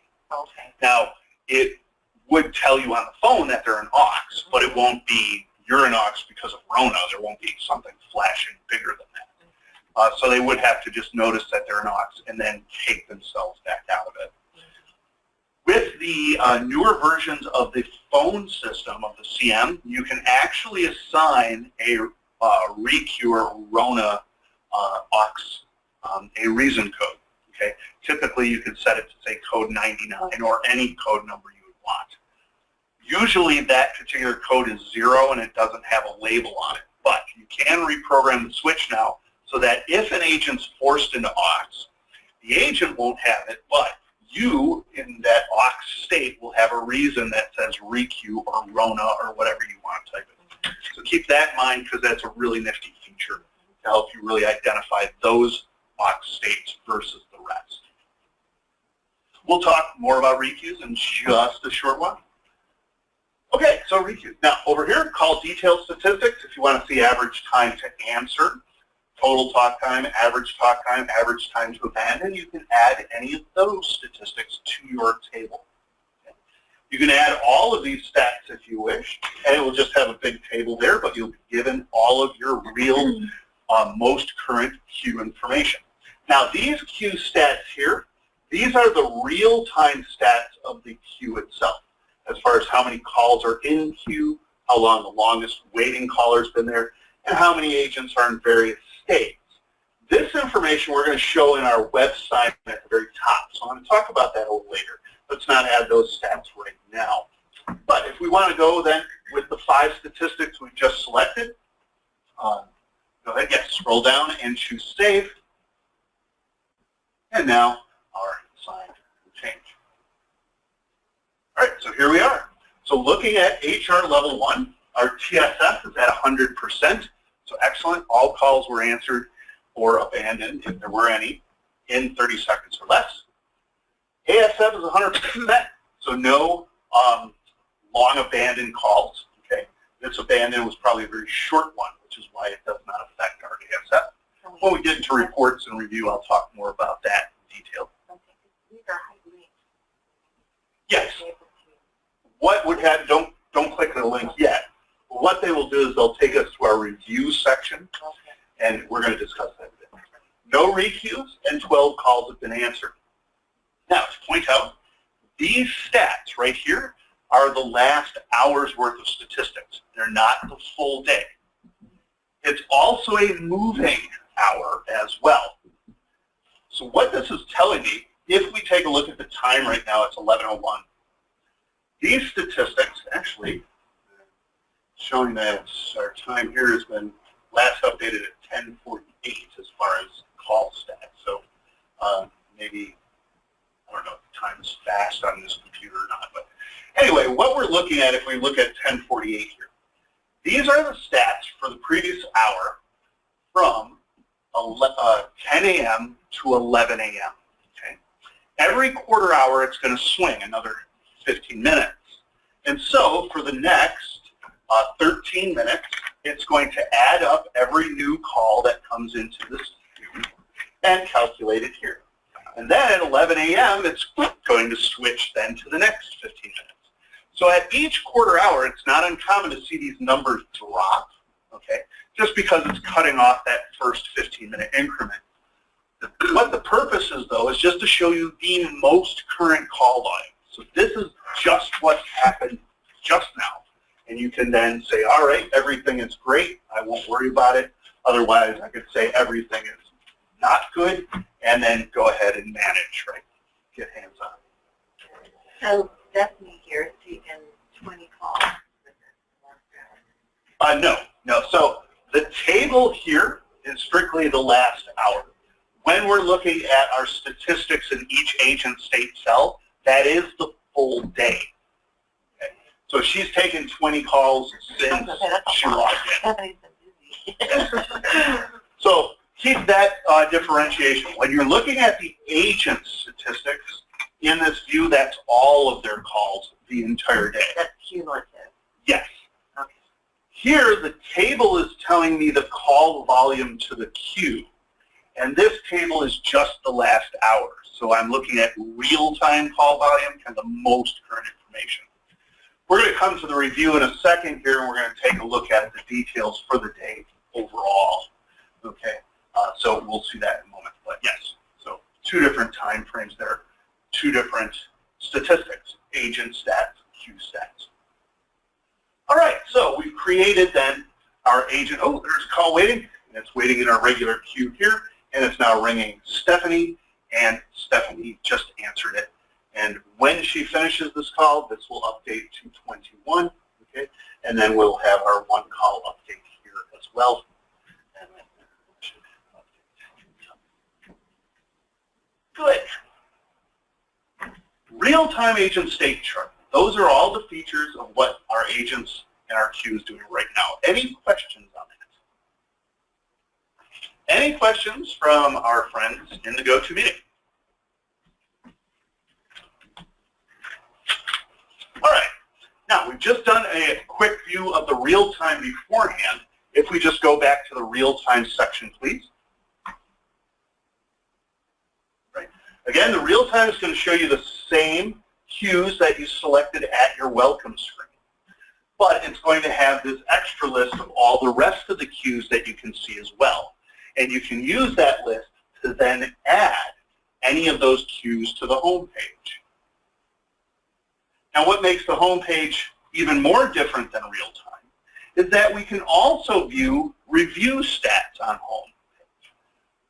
We can add those stats from our review section. So let's go ahead and take a look at review and show you how to customize it to see what's been happening so far today, and how to add those stats to our home page, and then really customize that to have a one-stop shop of all your real-time current information. So let's go ahead and click the review link in our function bar. All right, the review section is made up of these 4 different areas in a page called My Call Center. At the top, we see our review period is the current day. If you want to, you can change that to be last hour, last 12 hours, or last 24 hours, depending on what you want to look at. I think current day is the best because that shows you everything happening today since midnight. Okay.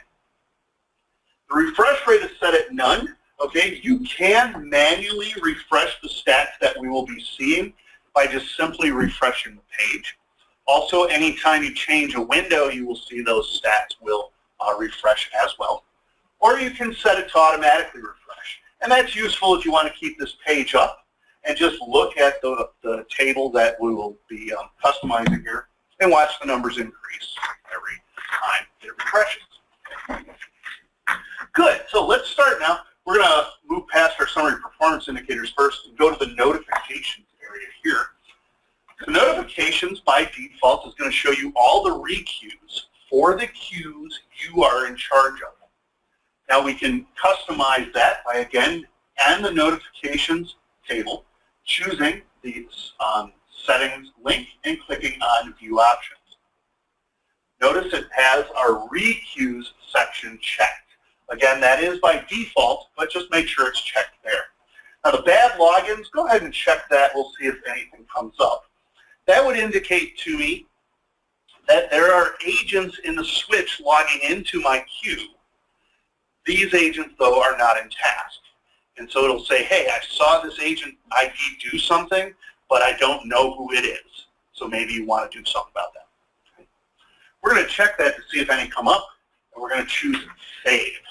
What's unmonitored device? Unmonitored device and monitored fail are a couple errors that could occur if there are particular extensions that are set up in task and maybe not in the AES, and so they're not being monitored, or if something happens on the data stream where a monitor request fails. So it's more on the back end side of things. Okay.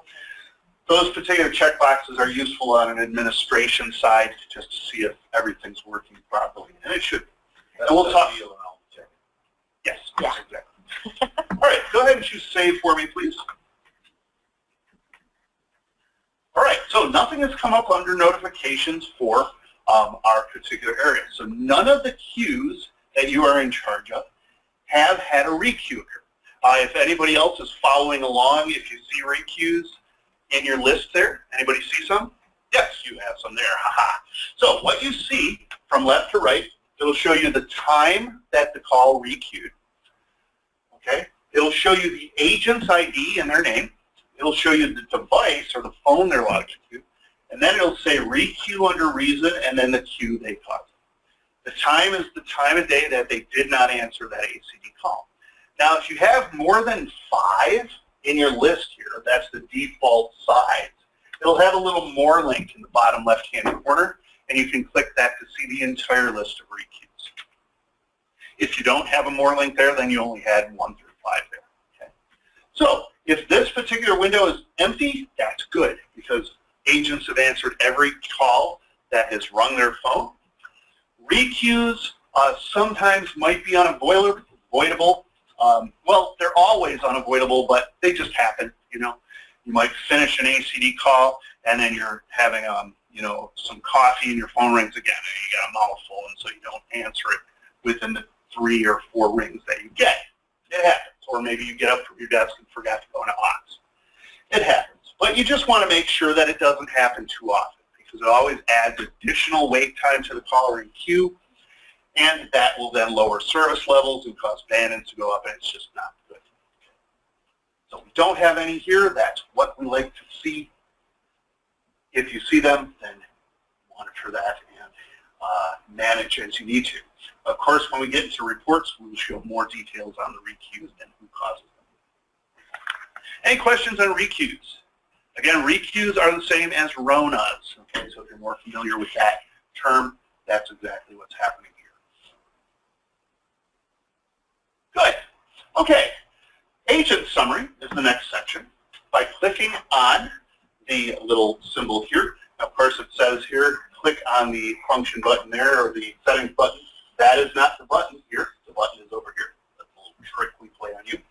Okay, the button is actually this one at the far right of the title bar. Go ahead and click that and choose Select Agents.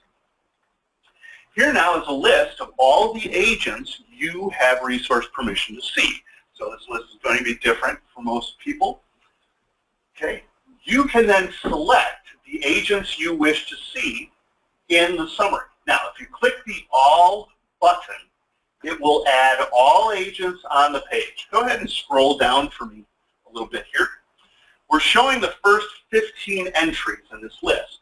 Now you have the ability to view up to, well, 45 agents, and so it's paged out. You can, up at the top, go ahead and scroll back up. Under the show entries, you can change that to see show all if you wish. And now it's going to list every agent that you can have access to. If you want all 45 of your agents in the agent summary, you can click the all button. Otherwise, before we click it, then have to erase it. You can select individual agents by clicking the add link next to their name. What you're doing is building a list of all the people you want to just review call activity for. That list, of course, can always be changed under this section here. So let's go ahead and add some people that are working today. We know, well, okay, we'll add all of them right on there. Okay, now that they are all there, let's scroll down or up to the top there and choose Save. And now our agent summary is populated with all 45 of our agents and their activity.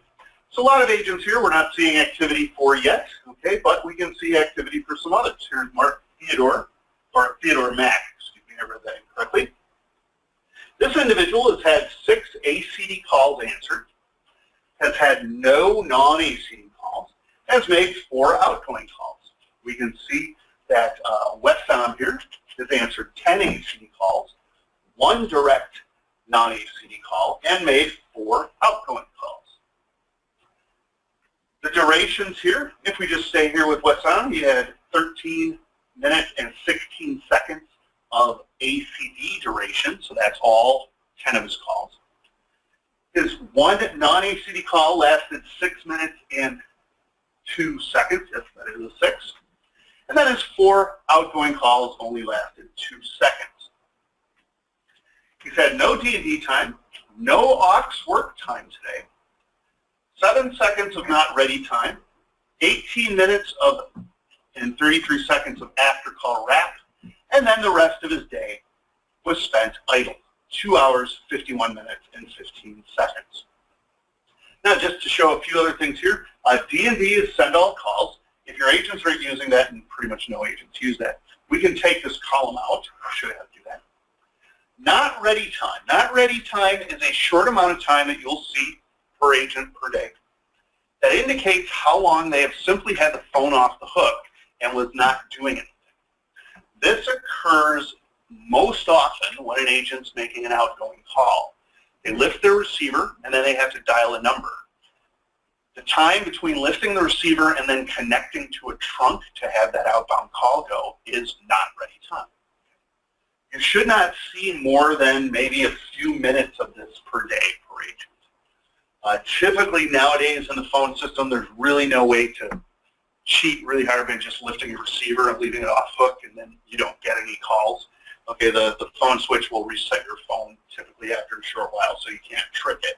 But if you do see a lot of not ready time, then I would check out what's going on with that agent or the phone. Overall, you pretty much don't have to worry about it. Okay, now if we wanted to customize this table, I can choose the settings link and choose customize table. And this will allow me to remove columns such as D&D time. We'll uncheck that because we're not going to see it. If you don't care about not ready time, you can uncheck that or leave it there because it does have some information. When your deselections are made, choose Save. And now we have a more concise table. So here is the whole summary for all of our agents. Now, if you click on the name of an agent here, it will bring you to a more detail on what that agent has done. If we scroll down a bit, we will see that agent's call activity now for the day. We can see here that Theodore logged into his phone at 8:40 a.m. He logged into extension 255 here. It shows a log out time here of 11:11. Okay, so that's the time that we actually ran this particular report. Let's scroll to the very top for me, please. Yeah, that's 11:15.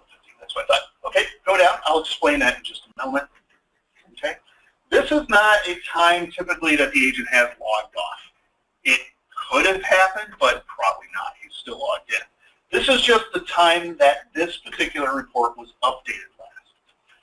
On the task server, there is a setting that will automatically summarize the current day's data every 15 minutes. That can be adjusted or turned off completely. But in a call center as large as yours, with as many supervisors as you have, I would recommend keeping it at that 15-minute setting. It just avoids a bottleneck of data requests and summarizations on the task server. But what that means is this particular data here could be up to 15 minutes behind. Okay? So when you look at this, just say this is when it was updated last, and these are the current stats as of that moment. And so what do we see? Well, we see then that this particular agent had the majority of his ACD calls between 9 and 10 a.m., the majority of outgoing calls at the same time. We see something else that's a bit interesting here as well. I'll come right back to that. Here's again all of our totals for the day. If we scroll down, we will see our averages then for each type of call. Average ACD talk time for this individual was 10 minutes and 6 seconds for a total of an hour and 35 seconds there over the 6 calls. Non-ACD activity would be next. He had no non-ACD calls, so no duration there. And then down at the bottom, we see 4 outgoing calls that only lasted 6 seconds each. Now notice this. There are 3 non-ACD calls here that have 0 duration. I'm sorry, outgoing calls. Okay, that have 0 duration. If we scroll back to the very top, we will see in the main report the same thing. Okay, so right here, outgoing call time, no duration with outgoing calls. So what is happening there? I'll tell you. Okay. In this report, none of these times, these durations overlap. Tomorrow this will make much more sense when we actually show you a shift time for the day. But if we add all of these durations together, you will get the exact amount of time the agent's been logged into the phone. So again, they don't overlap. Which means when I answer an ACD call, put it on hold and then go to transfer it by making an outbound call to another extension. Or maybe just put it on hold and then I call the supervisor to get more information, or I call somewhere else, to look up data that this particular caller needs. I'm going to count the total duration just under the original call. We count the actual outgoing call, but there's no duration for it because it occurred in this time. This allows us to accurately measure how much time the person's really been on the phone all day. Okay. Now, we didn't lose this data. When we get to the agent reporting, we will see the true outgoing time regardless of the transfers and the shift time. Okay, so don't worry that we're losing data here. But keep that in mind. If you see an outgoing call with no duration, it's because that outgoing call occurred during these ACD calls.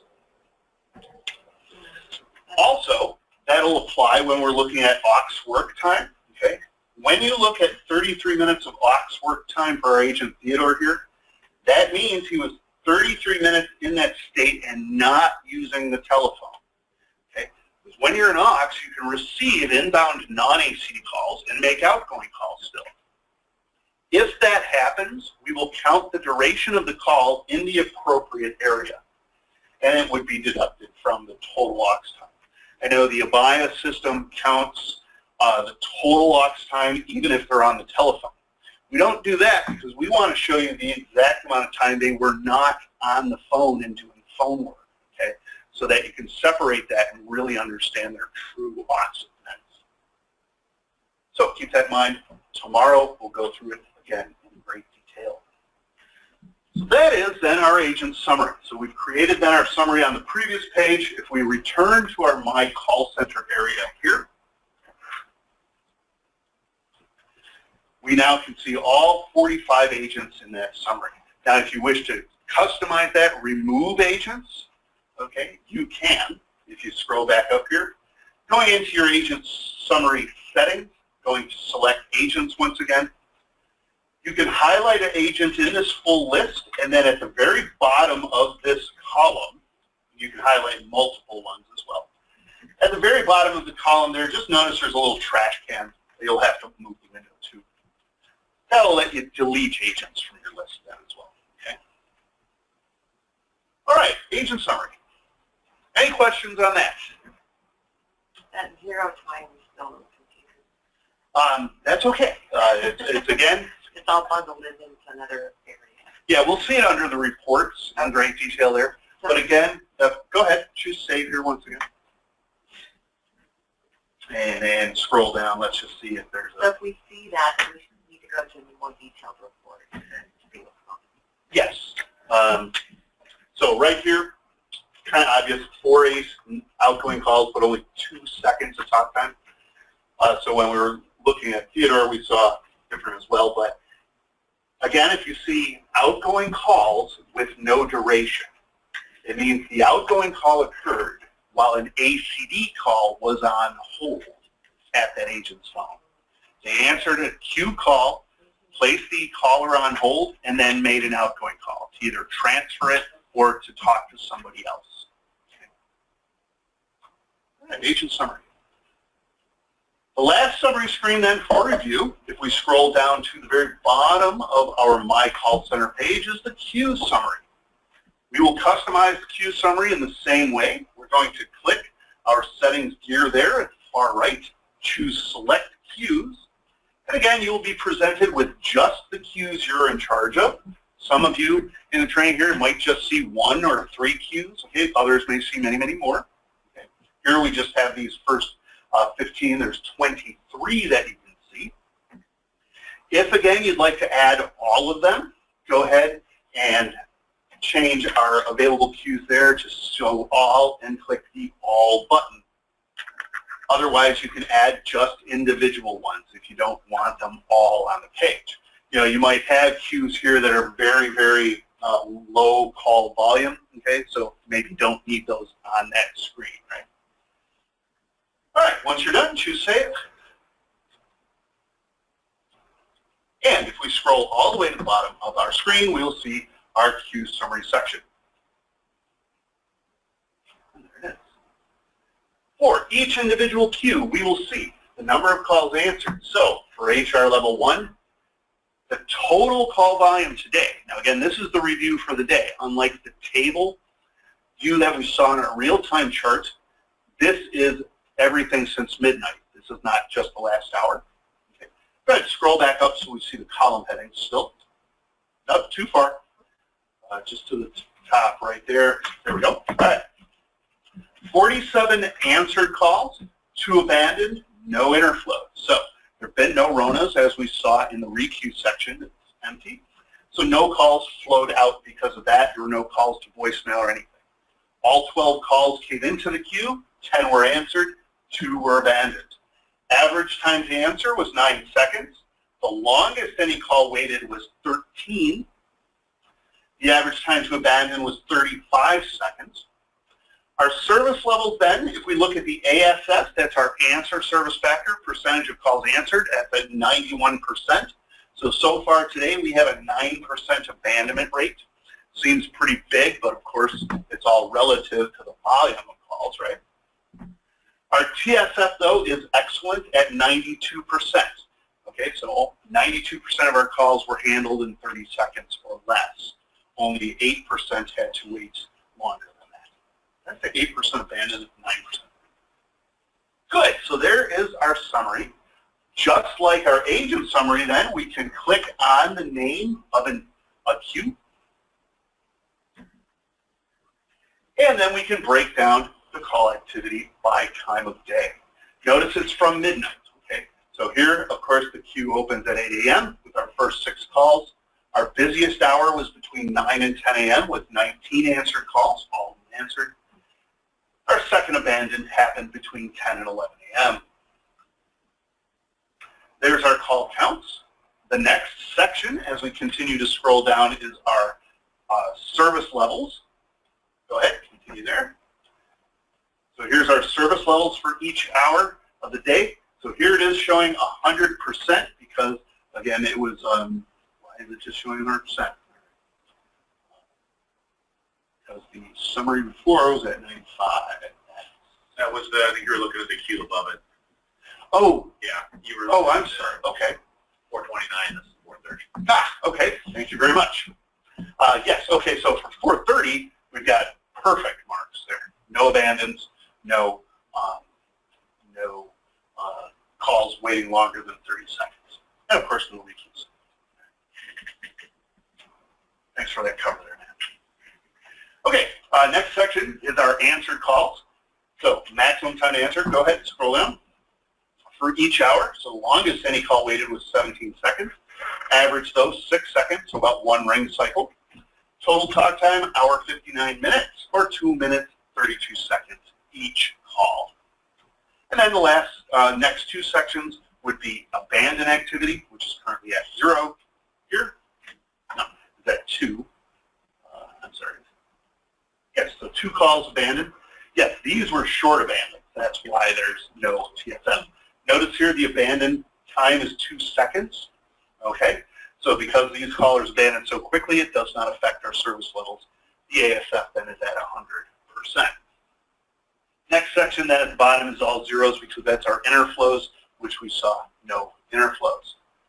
So this is the queue summary. Instant reporting on our call activity up to the moment. Well, up to about 15 minutes ago at the most. Okay. Any questions on the queue summary? Okay. Now, we've taken a look at all this data here. We can go back to my call center and we can see the summaries that we have as well. We were talking then about the home page. The home page can show us our real-time data, but I also said it can show us any of our review sections as well. Okay. Let's, for example, return to our My Call Center area here. Every section that you have seen has a little settings wheel over here. If you go ahead and click on that section, so let's say notifications. I want to know of all my requeues at all times. If you click on that, you can choose Add to Home Page, just like we clicked on the, that wasn't the one there, just like we did for the real-time section to add level 1 to our home page. We can click on the summary or the settings wheel there and click Add to Home Page. We will confirm it by clicking OK, and now this section is on our home page. If we want our agent summary or queue summary there, we can do that as well. If we want any of the individual queue overview data or service level data or abandons by hour for a particular queue, you could add that to home page by, again, browsing to the particular agent or queue and adding that particular section to the home page. Once your selections are complete, we can return to home and see what we've done. So up top, we have all of our queues. Okay, so right now we've just got one agent logged out. Everybody else is idle right now. Current stats for the most current hour right there. If you scroll all the way to the very bottom, we will then see the summary areas that we've added. Here's our agent summary. Scrolling back up right above that will be the notifications window right there. Any questions about adding review stats or real-time stats to your home page by clicking on the settings wheel under review, under real-time? Good. Now that we have our home page here with a lot of information on it, we can customize this. Okay. By clicking the settings wheel next to My Home, we can choose, first of all, change layout. So if we like everything that we want to see that's here, so all of these different queue real-time display, and then our 2 notification views here and agent summary, we can rearrange them. So you can put them in any order you'd like. If you want, say, notification at the very top of the window. So the first thing you see when you log in is the number of requeues that have occurred today. We can move that right up there. Now you can also split the page into 2 columns, okay? So if you've got a very big monitor, you can take some sections and put them to the right of the page, okay? So if you want, say, your agent summary over to the right. We can now choose Save, and we'll see the changes we made. So here's all of our agent statistics right over here on the right. Here's our real-time agent and notifications information there. Now notice, of course, with this resolution on this monitor, everything does get squished, especially since we've got 4 stats here and all the other information about our agents. So, I would suggest putting in a request for the big 32-inch monitor you've always wanted, and you now have a very good reason for owning one of those. Because it will just make, the management that much easier, and think of all the money it'll save. $300 for a monitor is nothing. You can tell them I said so. All right. No, okay, so you want to just look at it, does this work out for you? If not, maybe you can edit then, of course, your real-time here, or just put it back into one single column. To go back into one column view here, we'll just go back to our My Home settings, okay?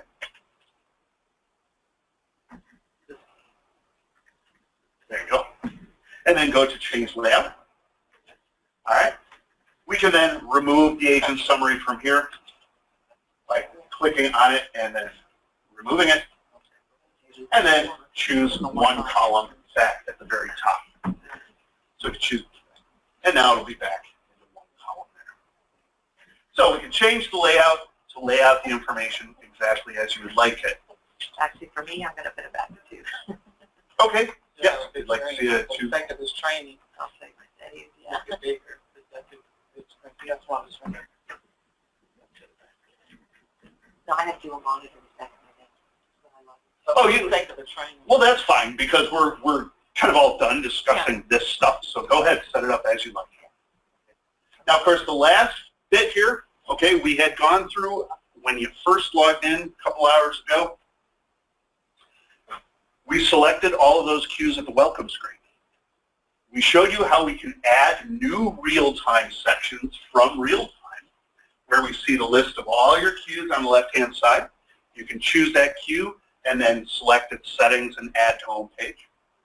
But if you want to delete it from your home page, what we will do is under home, we will click our settings link and choose change content. Here is all the content that we have. So our notifications window and agent summary is right there. And here are all our real time. So if I wanted, we don't want to do that. Okay. If we want to remove one of the real-time agent state charts, I can choose the edit link next to that chart and then just simply uncheck the real-time box and choose save. Now, in the same way, under change content, you can add sections. So if I wanted my cue summary on the page, I could check the cue summary here. I could choose the add section there, and then I can add cues. I find it much easier to use the real-time and the add section to home page function to do that. It allows you to look at what you're viewing already and just simply click the information there. But here, say if you wanted to add a particular cue, you can then go, check the real-time view there, which is already checked, so you're all good, and then you can save that.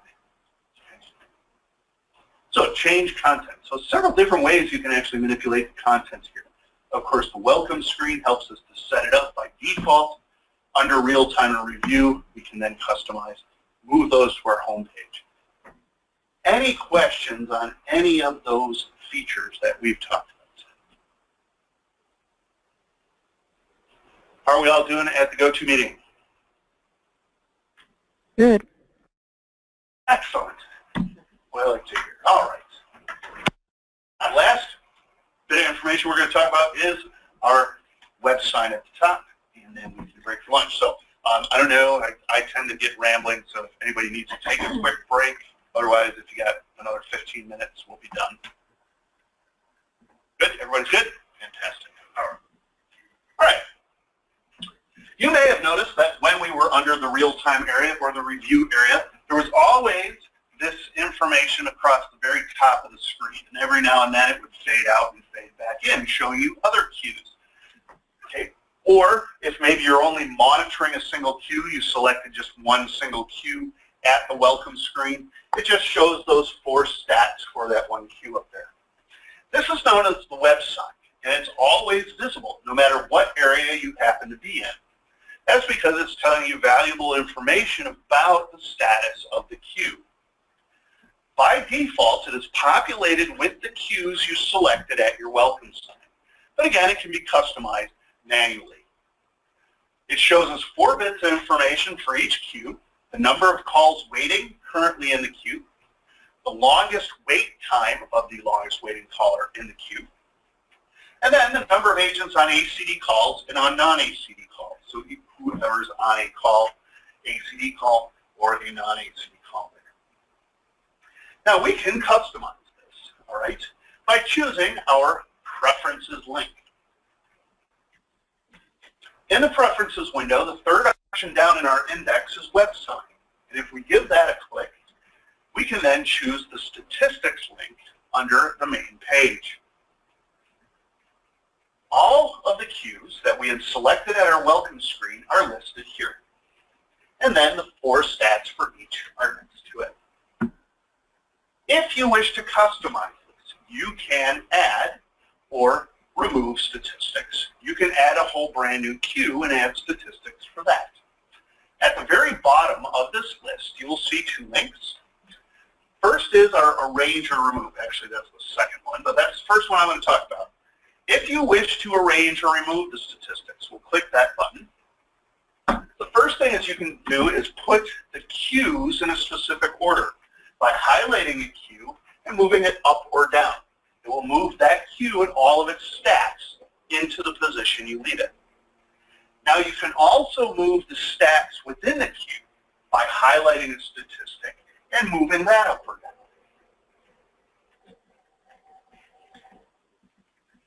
You can delete in the same way. If you wish to remove a queue completely from the website, highlight the queue's name and choose the little trash can there at the bottom. If you wish to remove a single stat from underneath the queue, you can select that statistic and then just delete that. Okay.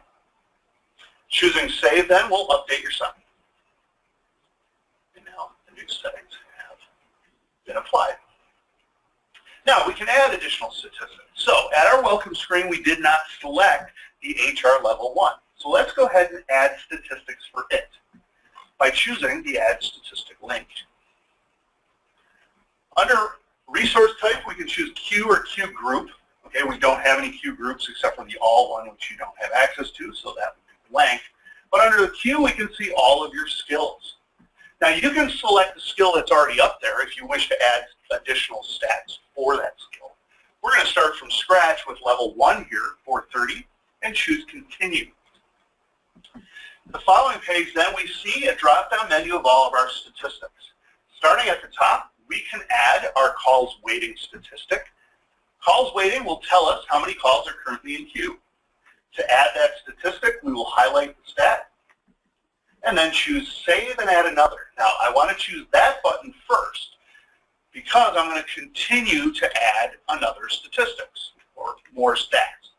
You'll choose Save at the end because that will then update everything on the screen and close the window. Okay? So Save and Add Another. Give it a click. Bang. We're right here again. We're going to go to the next stat, which is longest wait time. So how long has the longest caller been in queue? We can save and add that. The next stat is called expected wait time. What that will tell you is the average speed of answer of the most current answered calls. So it's essentially, this is what you can expect the next call to wait. It's usually only accurate if you have a lot of constant calls coming in, okay? Because if you know over the last 15 minutes you only had 1 answered call, but then currently you've got 5 calls coming into queue there and they've all taken up your agents, it's not going to be a really accurate number there. But it can be useful just to get an idea of how long the next caller may wait, considering the most recent call activity. After that, then we have our agent states. So how many agents are idle? Okay, that's good to know because if it's a 0, that means the next calls are going to have to wait in the queue. Okay, or if it's 15, that means you should have enough agents here to handle the new call volume. You won't have to worry. Let's add idle agents. Right, Save and Add Another.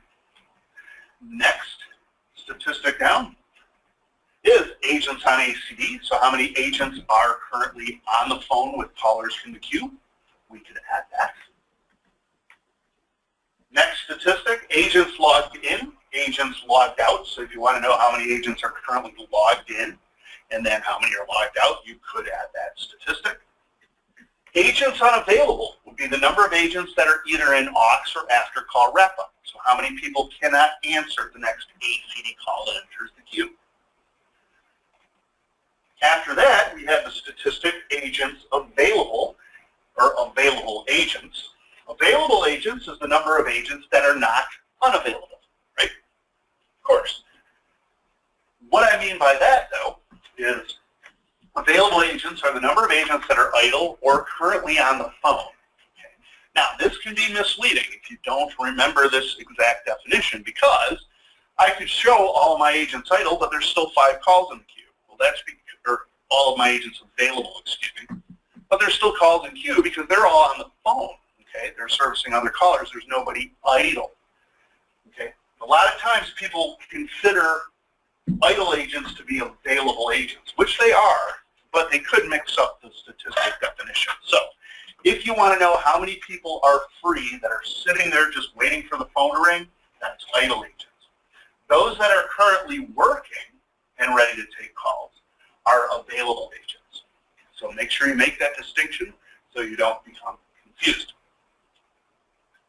Agents on non-ACD are the number of agents on inbound non-ACD direct calls as opposed to the outgoing. Okay, so go ahead, select that. Agents on outgoing here. Okay. And then agents in do not disturb we won't use. Agents unknown, really no reason to display that. Okay. So that's it. We've pretty much added all the good information to our view here. All right, at this point then, choose Save. It will now refresh our screen. Now, go ahead, scroll to the very bottom of the list here. You will see our new queue. We can arrange or remove. So let's take this queue and put it at the top. By clicking Arrange or Remove, we're going to scroll down in the list of queues and stats. We're going to highlight HR level 1 and use our move up arrow till it's at the very top of the screen. There it is. Now you can also rearrange the statistics themselves. So for instance, I might take login and put that above idle agents or maybe at the very bottom, depending on where you want to set that stat. Okay.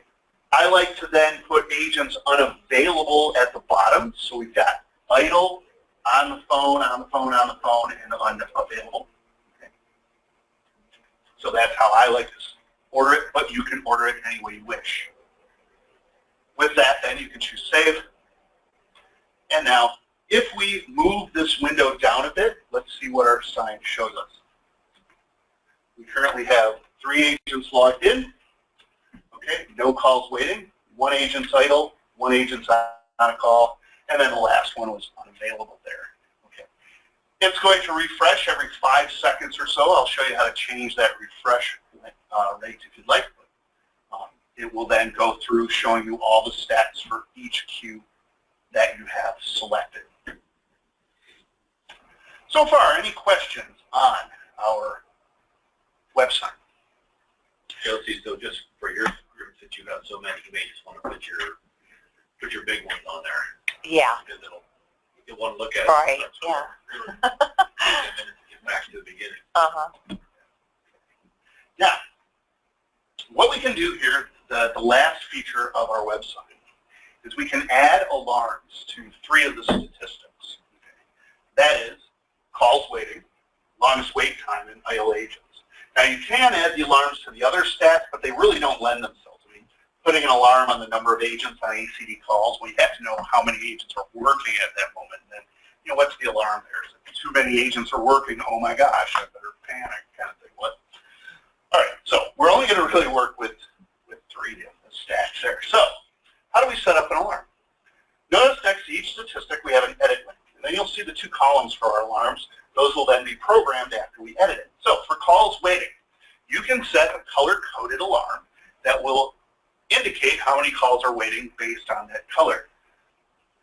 we'll activate the alarm, and then we'll set the threshold. The warning threshold will turn yellow, the critical will turn red. So for your particular queue, you might have one call as the warning.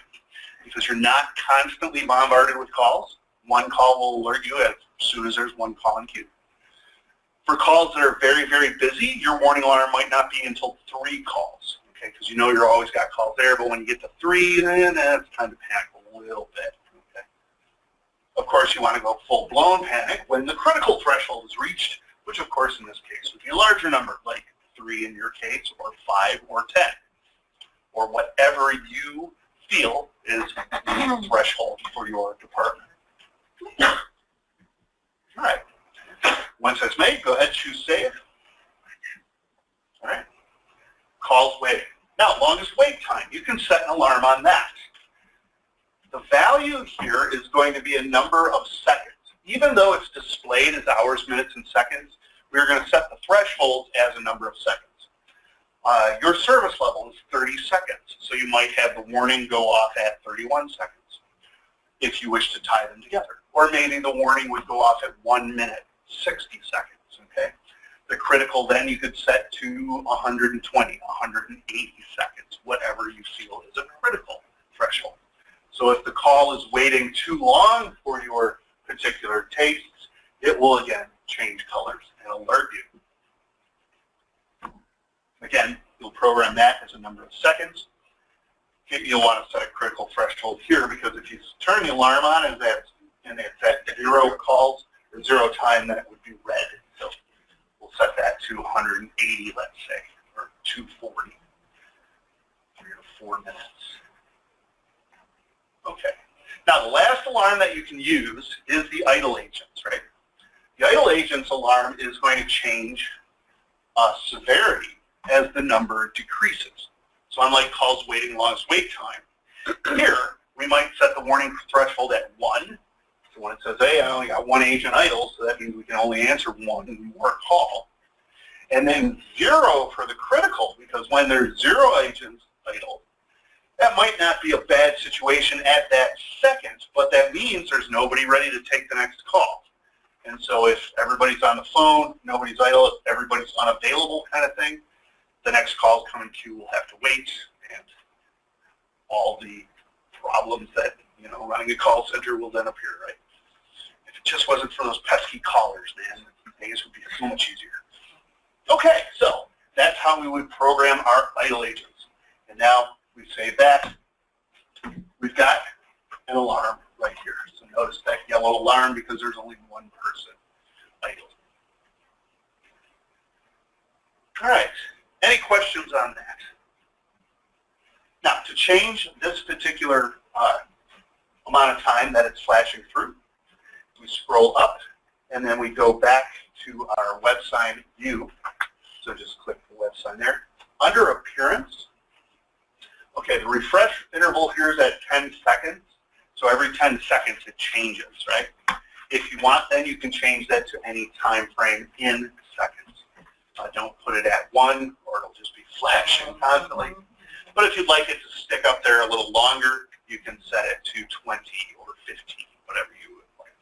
How about 50? Okay, well, in that case, though, of course, it won't scroll through. So if you set it to 60, yes, this will be up there for a minute, but if other stuff's happening in the other queues, you won't be made aware of that. Okay? So it's, it's just a preference. So what's preferable? Well, we have it at 10 right now, so maybe 20 would give you a little bit more time to reflect on that.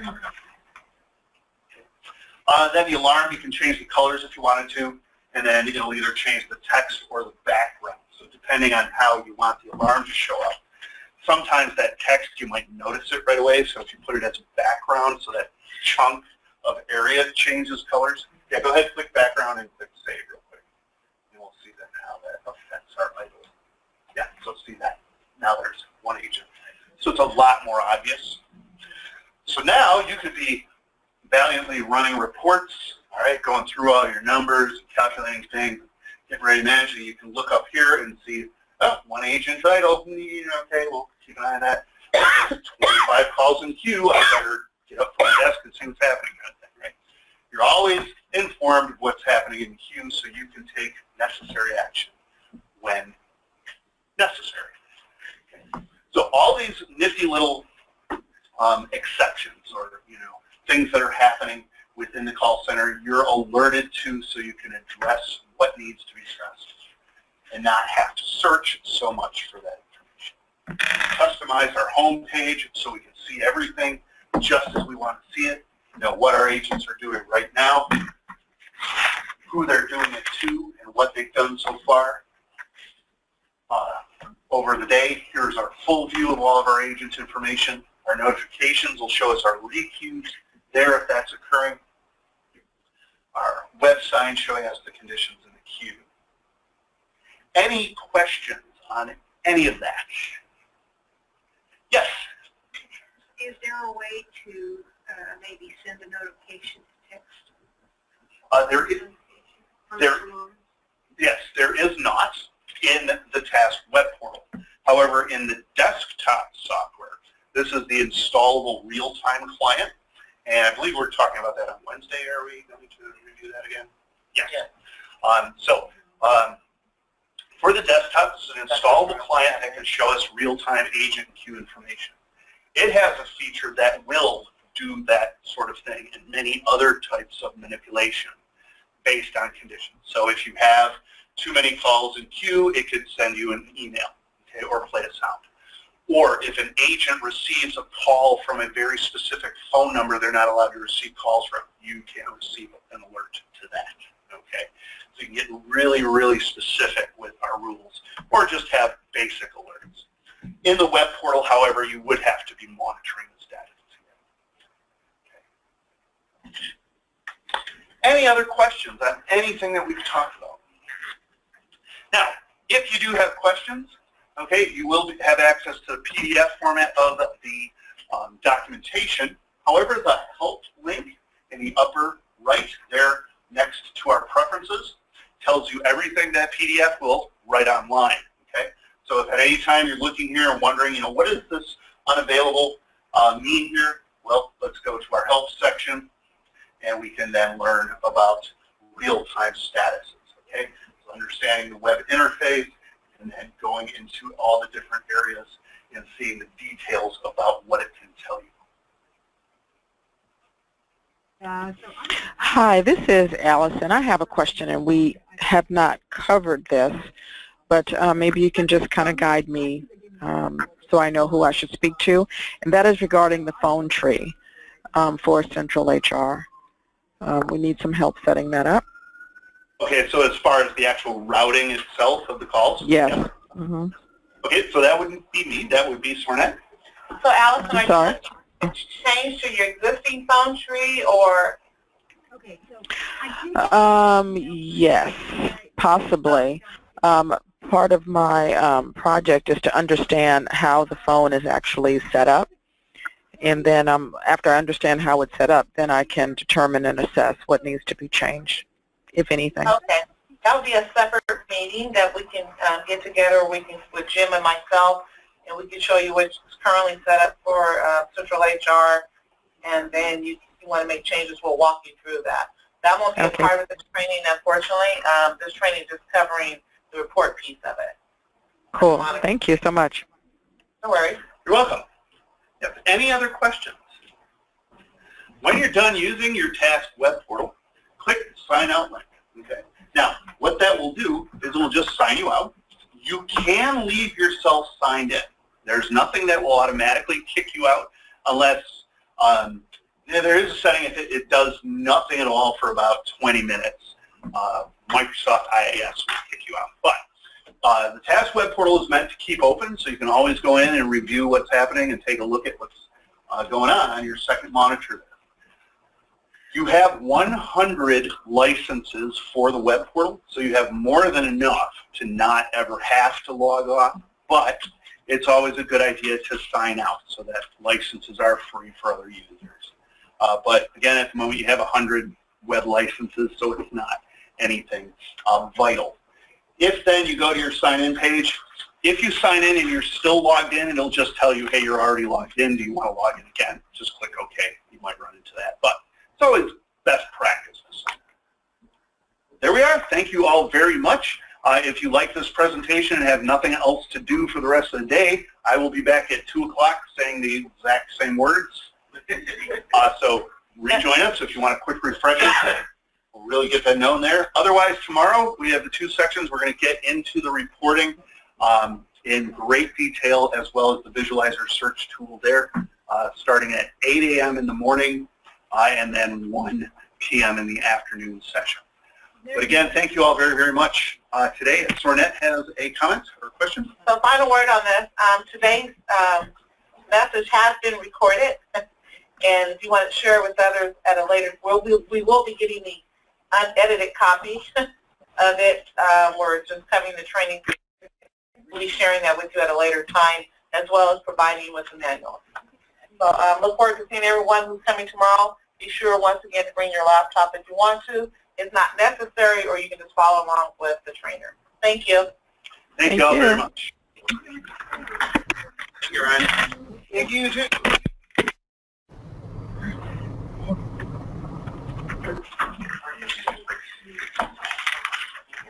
We're still updating. So I'm looking at the list now. Yeah. Mayor or Ryan, what time are we coming back? Today is 2 o'clock is the second real time. Would you like, is this Philip? No, that's Gino. Oh, Gino, okay. Yeah. I can record the second session as well if you'd like. That's up to you. Otherwise, we've got this session here recorded. As a matter of fact, we'll stop the recording on this.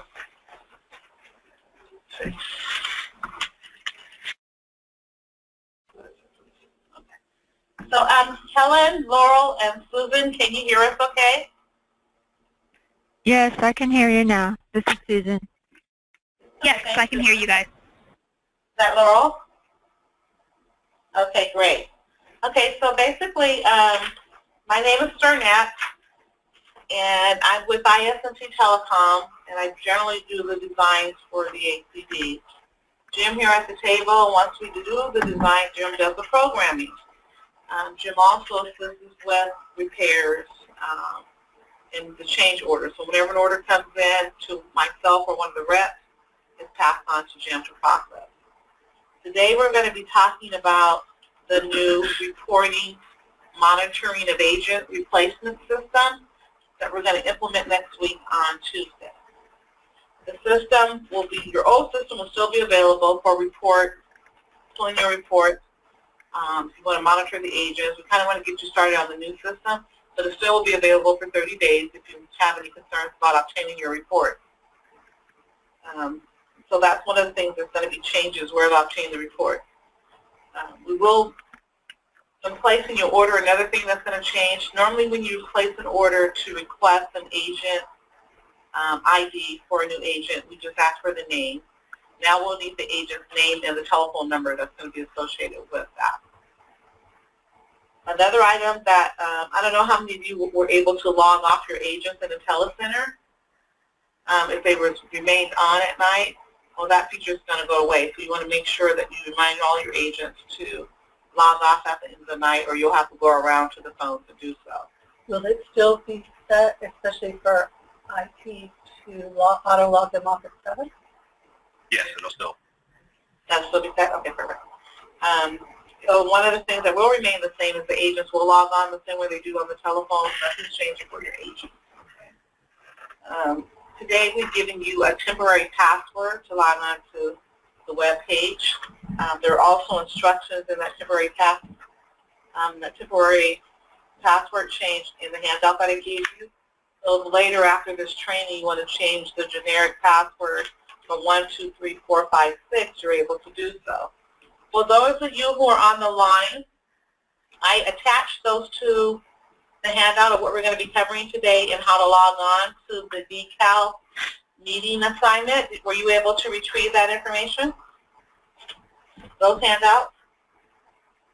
I'll look for it now. I hadn't seen it, but I'll look for it now. This is Susan. Okay. Well, let me know later if you have any difficulties. It is there. Yeah. Oh, I see it. Yeah. Thank you. Okay, great. And so some of you may be wondering how to get a copy of today's training for those who weren't able to attend. As Ryan mentioned, our presenter, he is recording it. We will have it available to you at a later date, the recording that is, along with another link to the Taske website that goes over a video about the system again if there's someone you want to share with. Or for your case, you're leaving a little bit early and you may want to just review what you missed.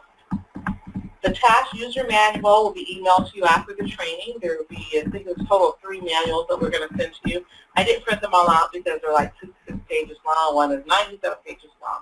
So I thought you might just want to keep it on your desktop. Thank you. No worries. You're probably wondering who to call once you have any questions with setting up any reports or monitoring, or you have any difficulties. You can still contact ccu at berkeley.edu, and I'm going to follow up with everything that I'm saying now in an email. I just want to kind of throw it out there. So you'll place your orders in the same place on the telecom catalog for any add, loose, and changes.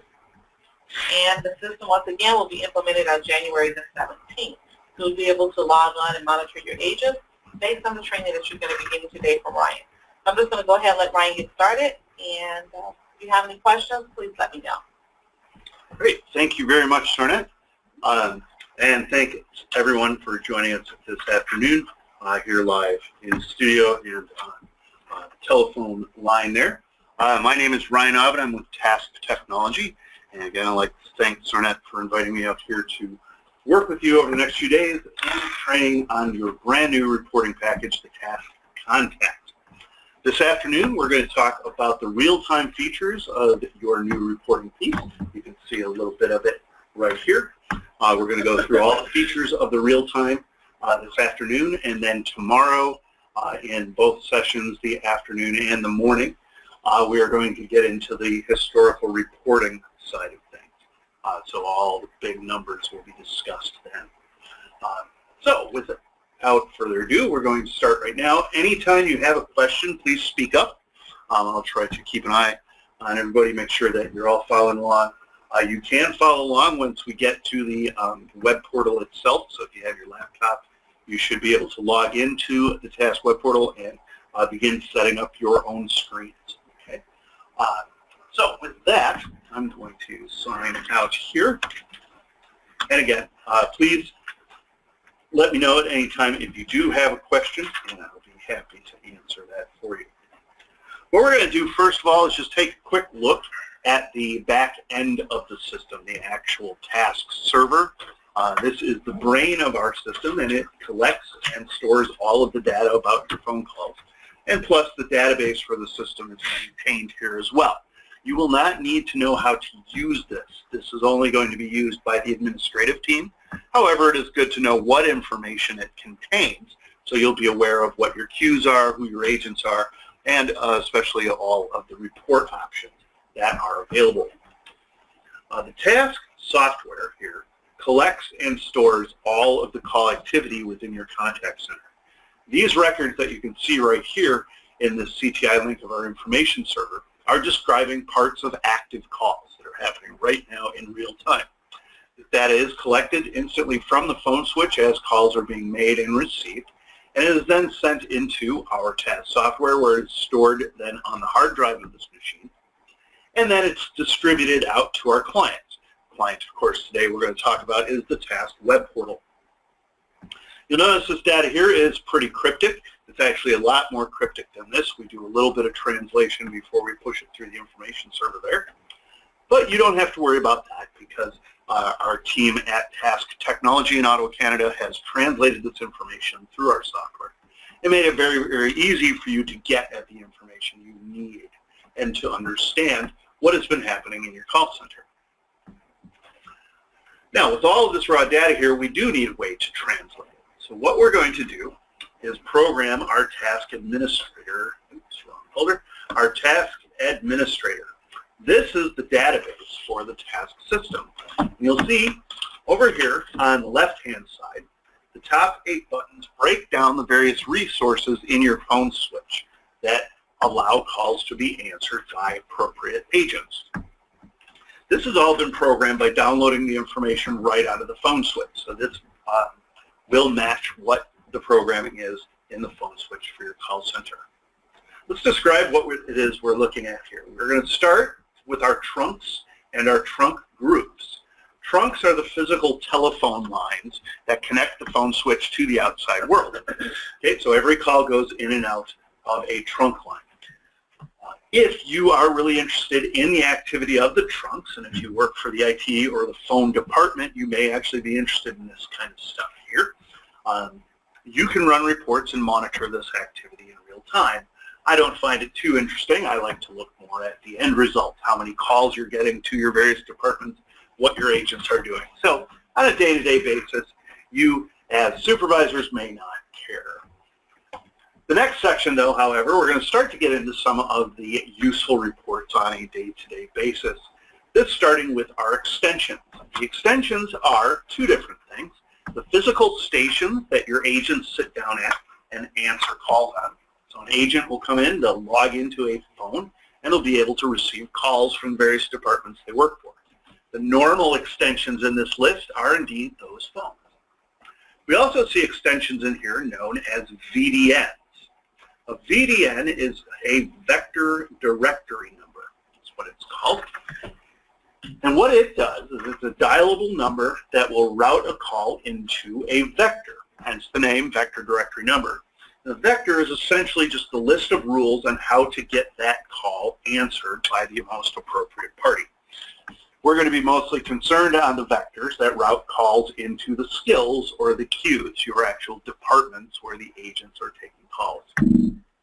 Now, from an extension point of view, we can run reports to see the call activity of these devices, but especially we can run a report called the Call Detail by Extension Daily Report. This report is super useful because it lists every telephone number dialed by an extension, as well as every caller ID received by that particular device. We're going to see these reports tomorrow, so keep in mind that they're available and anticipate to see those. They're very, very nice as far as the information they show. From a normal telephone extension, we can see every telephone number that agent has been involved in, so you can really track who they're talking to. And from a VDN standpoint, you can see the caller ID of every call to the various departments. So, our extensions. Now, the part we're going to focus on mostly today, as well as with the reports tomorrow, today especially, will be our agents and our queues. Okay? The agents are the employees. There's currently 255 of them in task. Your task system can actually accommodate up to 500 agents.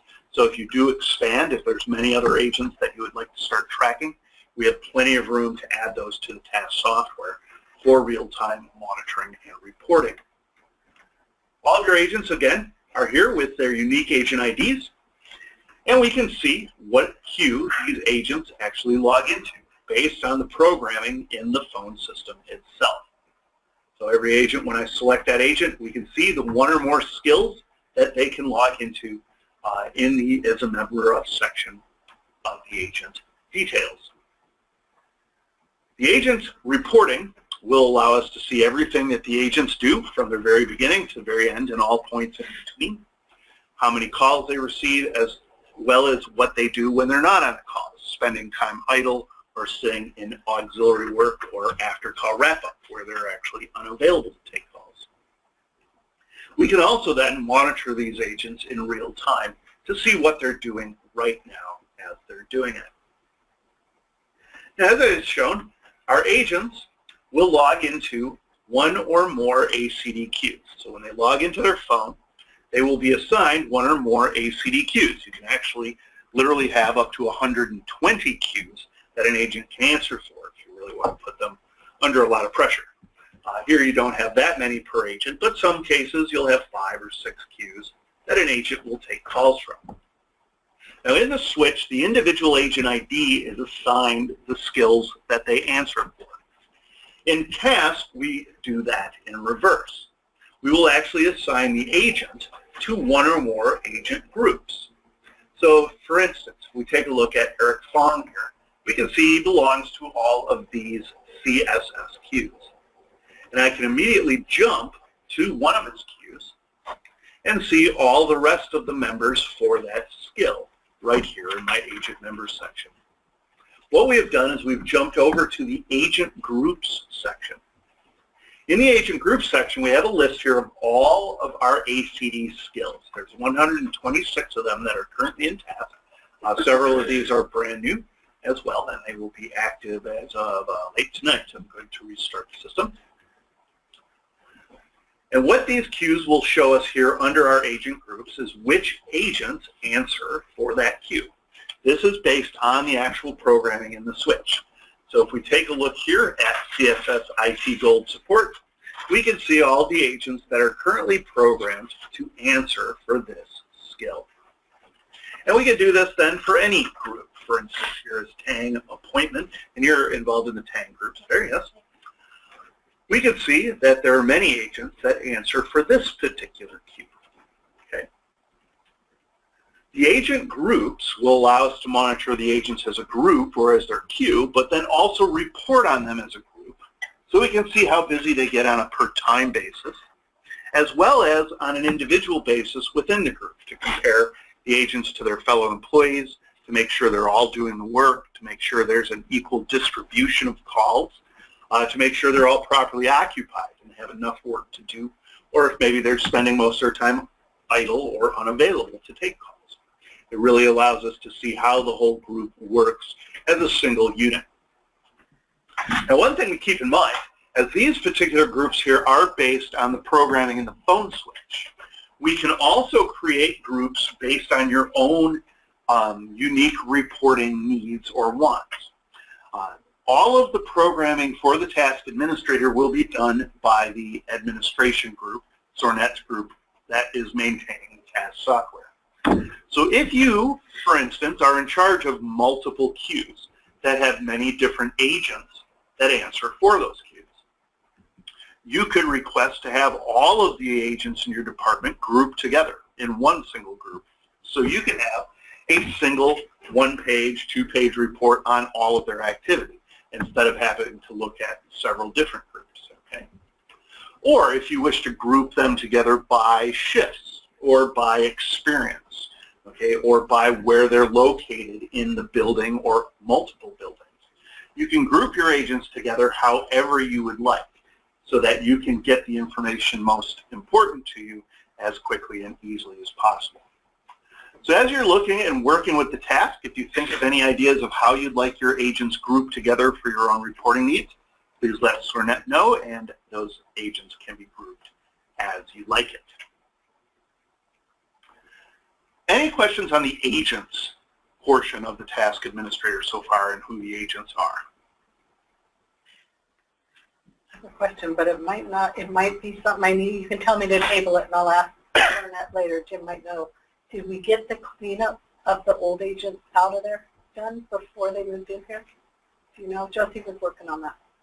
We have been working clean. There might still be some, just with the holidays. Yeah. Okay. Yeah, so if there are agents that are no longer here or agent names have changed, things like that, all of that is generally taken care of in the switch, and then will be updated in task software as well. All right. Now, the agents show us what our employees do. The queues are going to show us what our phone calls do. And notice here I have the same exact list that we had just seen of 126 different queues. I have added little nicknames here of the skill numbers. A skill number is the number in the phone system that Avaya uses when programming all of the routing. So we tell the vector to queue a call to skill 80, and that call will go to Tang Appointment. The skill numbers are very different than the actual extensions here, okay? And so it's nice to add those here just because most of the time everybody knows what the skills are. They have no idea what the extension number is here. Let's talk about the queues then. The queues are going to allow us to monitor and report on the call activity to these various departments. So calls offered, answered, abandoned, or flowed out of the queue, say caused by RONAs, or maybe calls that go to voicemail or something like that. Times to answer, talk time, times to abandon. We're also going to be able to track service level information. For instance, here, if we look at our Tang Appointment group, we can see that its TSF time is set at 30 seconds. TSF stands for Telephone Service Factor, and it allows you to manage or measure the efficiency of your agents in answering calls. Everybody is probably familiar with the concept of answering 80% of your calls in 20 seconds or less. If, say, you're a revenue-generating call center, or possibly in the case of, say, a clinic where you have people that want to be answered very quickly so they can make their appointments and be helped. You may have heard then the industry standard of 120 seconds answering 80% in 2 minutes or less when viewing IT departments or customer service, where you can expect a long wait time because every call is different and they're not making any money off the calls anyway, so they get to use as quickly as they have to, and they have, you know, longer calls, that sort of thing. These types of terms, 80 and 20 or 120 seconds in 80% and 120 seconds, these are the industry standards I often get asked about. But with service levels, they're all very unique and subjective to your particular call center. And so we can customize all our service levels on a per queue basis. So again, what are we talking about here? The time that's programmed for the TSF, or Telephone Service Factor time, by default it is 30 seconds. And Task is going to tell you the exact percentage of calls that are in the queue 30 seconds or less based on this time. You will then have a stated goal of answering 80% or answering maybe 95%. Okay. And you'll then be able to see if you're reaching or exceeding that goal, or if you're not quite doing it. This again gives you another metric you can use to manage your contact center. Now each one of these queues can have a unique TSF time. So if you have a specific goal in mind for your department, let us know and we can edit this. If you do not have a goal right now, we'll just leave it at the default and we'll see where we're at this moment. You can then make some changes as you wish to use this particular metric. Any questions on the TSF, or Telephone Service Factor? Okay, so all of our queues are in here. We're going to be able to monitor today the call activity of these places in real time. Last part here is called queue groups. This is another way to group queues together for reporting. Here I have a group called All, so I could actually pull up a report on all 126 queues. I could also monitor this particular queue group and see every agent across the entire business in one monitoring screen. Okay.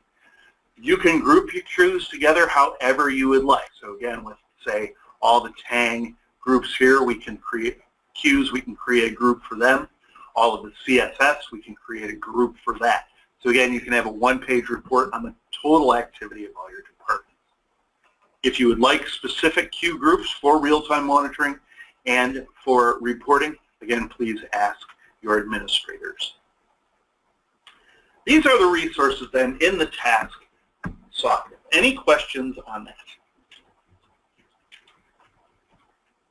Can you sort? Are we really going to be looking at this, or is this really an administrative function that, okay, then I'm not going to ask? So as I said, you don't need to know how to do this. I just want to be familiar with what's in it. Okay. All right. Now the next several settings here are report options. Now DNS is another type of resource that we can use that doesn't automatically program from the switch. The DNS stands for Dial Number Identification Service, and it will tell you what phone number the caller dialed to reach your department. If there is interest in this particular type of report, and I believe there is, I can obtain a list then from the administrative group here and copy those into this database. And you can then be able to use these types of reports, which we'll again talk a little bit more about tomorrow. Maybe identify some DNS numbers and do some examples on that. So again, DNS will tell you what phone number the customer called to reach all the different departments. Now, the next three buttons break out some of our report options. The spectrums is going to apply to our queue reports, which we'll see tomorrow morning and afternoon. It allows us to analyze wait times of all of your answered, abandoned, and outflowed or interflowed calls over a series or spectrum of wait times that are listed here in seconds across these boxes.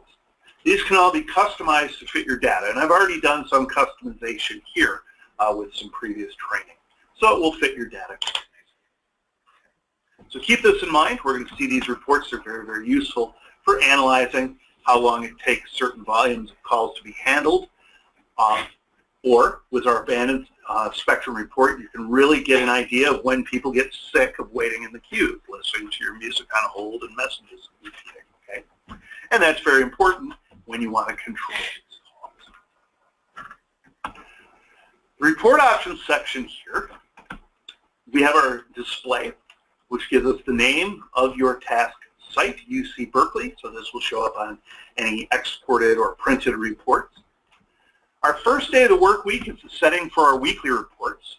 Okay, all weekly reports in task are 7 days in length, okay, just like a normal week. And here we've decided to start that week on a Sunday. Now that date can be changed to any day of the week you would like, but so far Sunday seems to be agreed upon day. But if you'd like it to be Monday through Sunday or Thursday through Wednesday, that's it. I have some customers that their payroll operates on a Tuesday through Monday type of week, and so that's what they start their weekly reports on. It's all up to you. Now this is a universal setting though across all the queues, so we'll all want to agree Sunday looks like where we're going to start. All right, daily reporting period. This shows that we're going to look at a full 24 hours in our reports. Task collects data 24 hours a day, but if you weren't open 24 hours a day, we can trim these times here to just focus on the times you're open. All that does is it makes the report a little shorter and more concise, eliminating rows of zeros on when you're closed.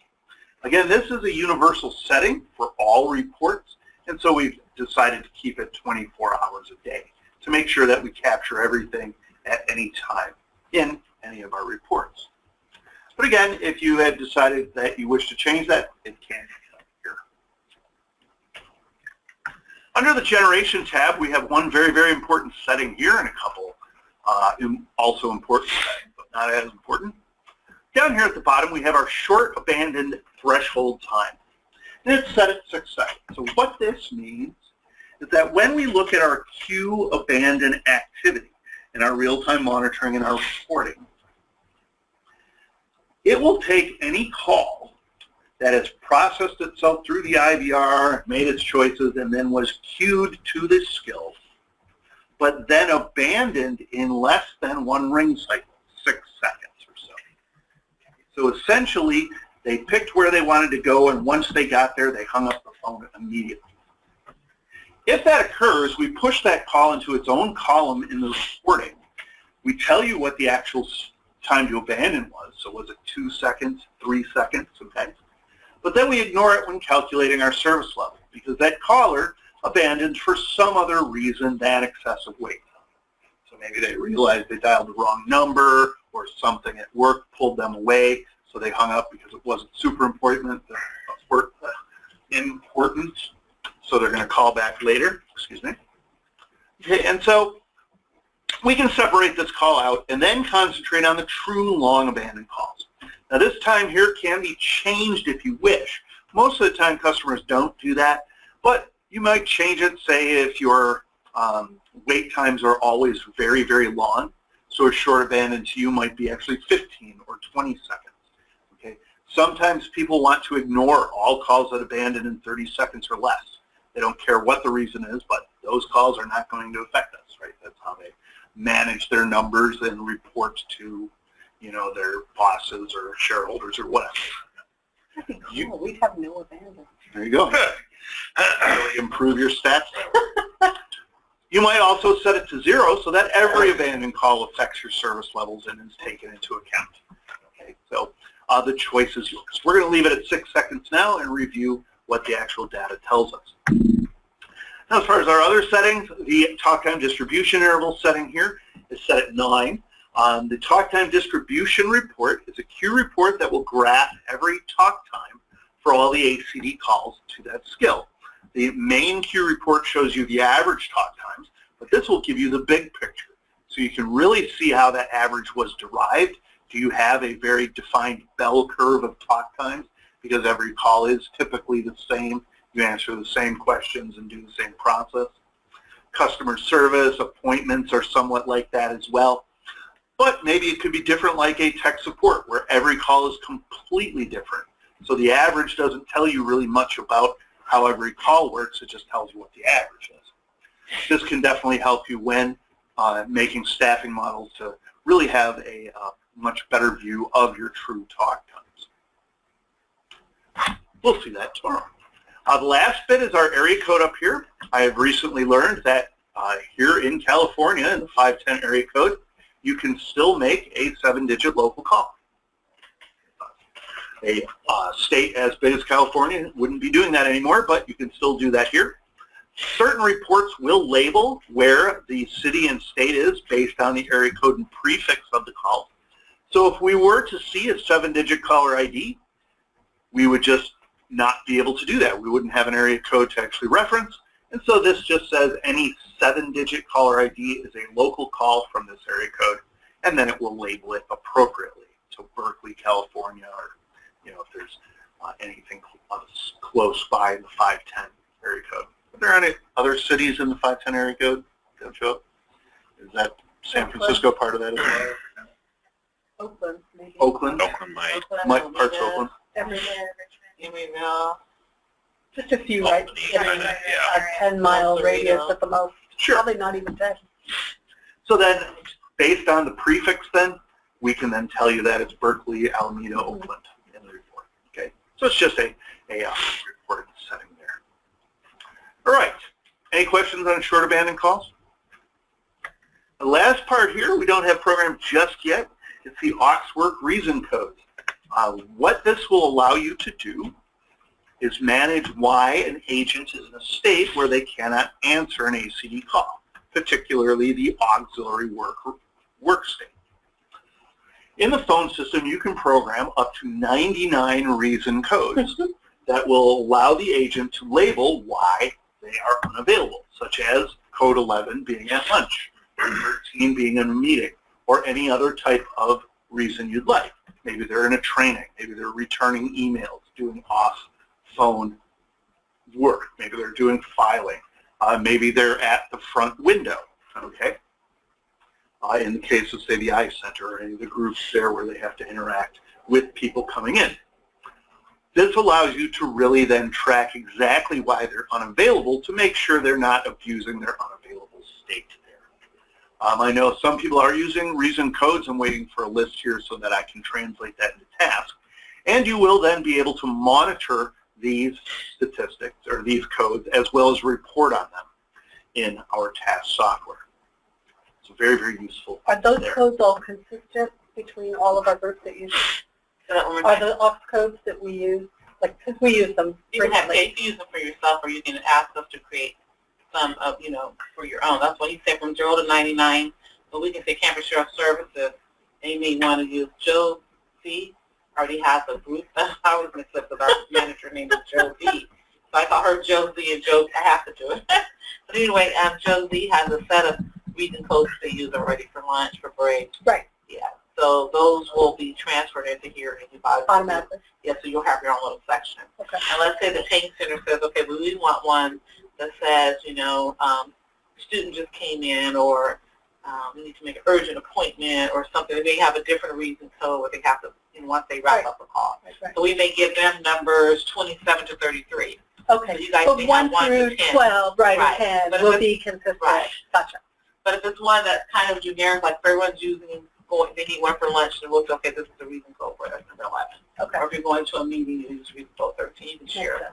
If the verbiage is the same, but if it's something that's different, then we'll create one for a different group. Thank you. Just to point out, too, with the aux work reason codes, there is a code aux0, which is used typically, it shows up the very first time the agent logs into their phone. Okay, so when an agent logs into their phone, they immediately go into aux, and then they have to auto in before they become idle and can start taking calls. That would be an aux0 code. And if an agent was to cause what is known as a requeue or a RONA, where the agent does not answer their ACD call, ringing the phone, okay, Each queue is set to discontinue ringing on an agent after a certain number of rings, maybe 3, maybe 4, maybe 6, depending on the department. And if that agent doesn't answer the call, the agent is forced into aux so that the switch won't re-offer them a call again because it figures, hey, they're not answering the call, don't want to keep doing that. That would also be an aux 0. Now that particular type of aux, the Rona aux, actually can be programmed in the switch to have a code, maybe like 99 or 98, so that we can actually label it. This is a newer feature in the phone switch. So if that's something you'd like to do, have your IT department take a look at the switch, the phone guys, and they can set that up for you. It does make managing the number of times an agent causes a Rona, and more importantly, how long they sit around in that aux state before they get back to work, a lot easier. So I see frequently, daily, people will log in and go into an auxiliary default Yes. because they haven't logged all the way in. Is there a way to limit that?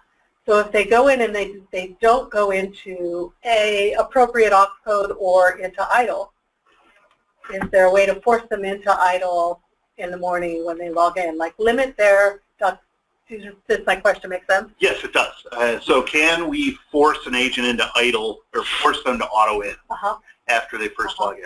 I don't know. Okay. So that's a phone switch. No, it's the other way. The system always defaults to the aux work because the idea is to get the call answered. They've never actually logged all the way in. So they're signing in the morning, and they never actually go into a Idle state. an idle state or a actual code. Right. Yeah. So they're like in this limbo land. They don't realize they're there. And unless I'm watching the reports, they could sit there for 30 minutes to an hour before I say, can you please go into idle? Right. They think they're logged in. They log in and then they have to auto. Well, It's a two-step process. That's right. Some of the agents, they forget the second part of it. That's correct. So they'll log in, I'm logged in, no, but you have an auto That's to right. handle the call. That's what the system defaults you to not, the auxes that you're not available. So it's a forced thing to make sure you're ready to take the call so that a call doesn't ring somewhere and nobody's there.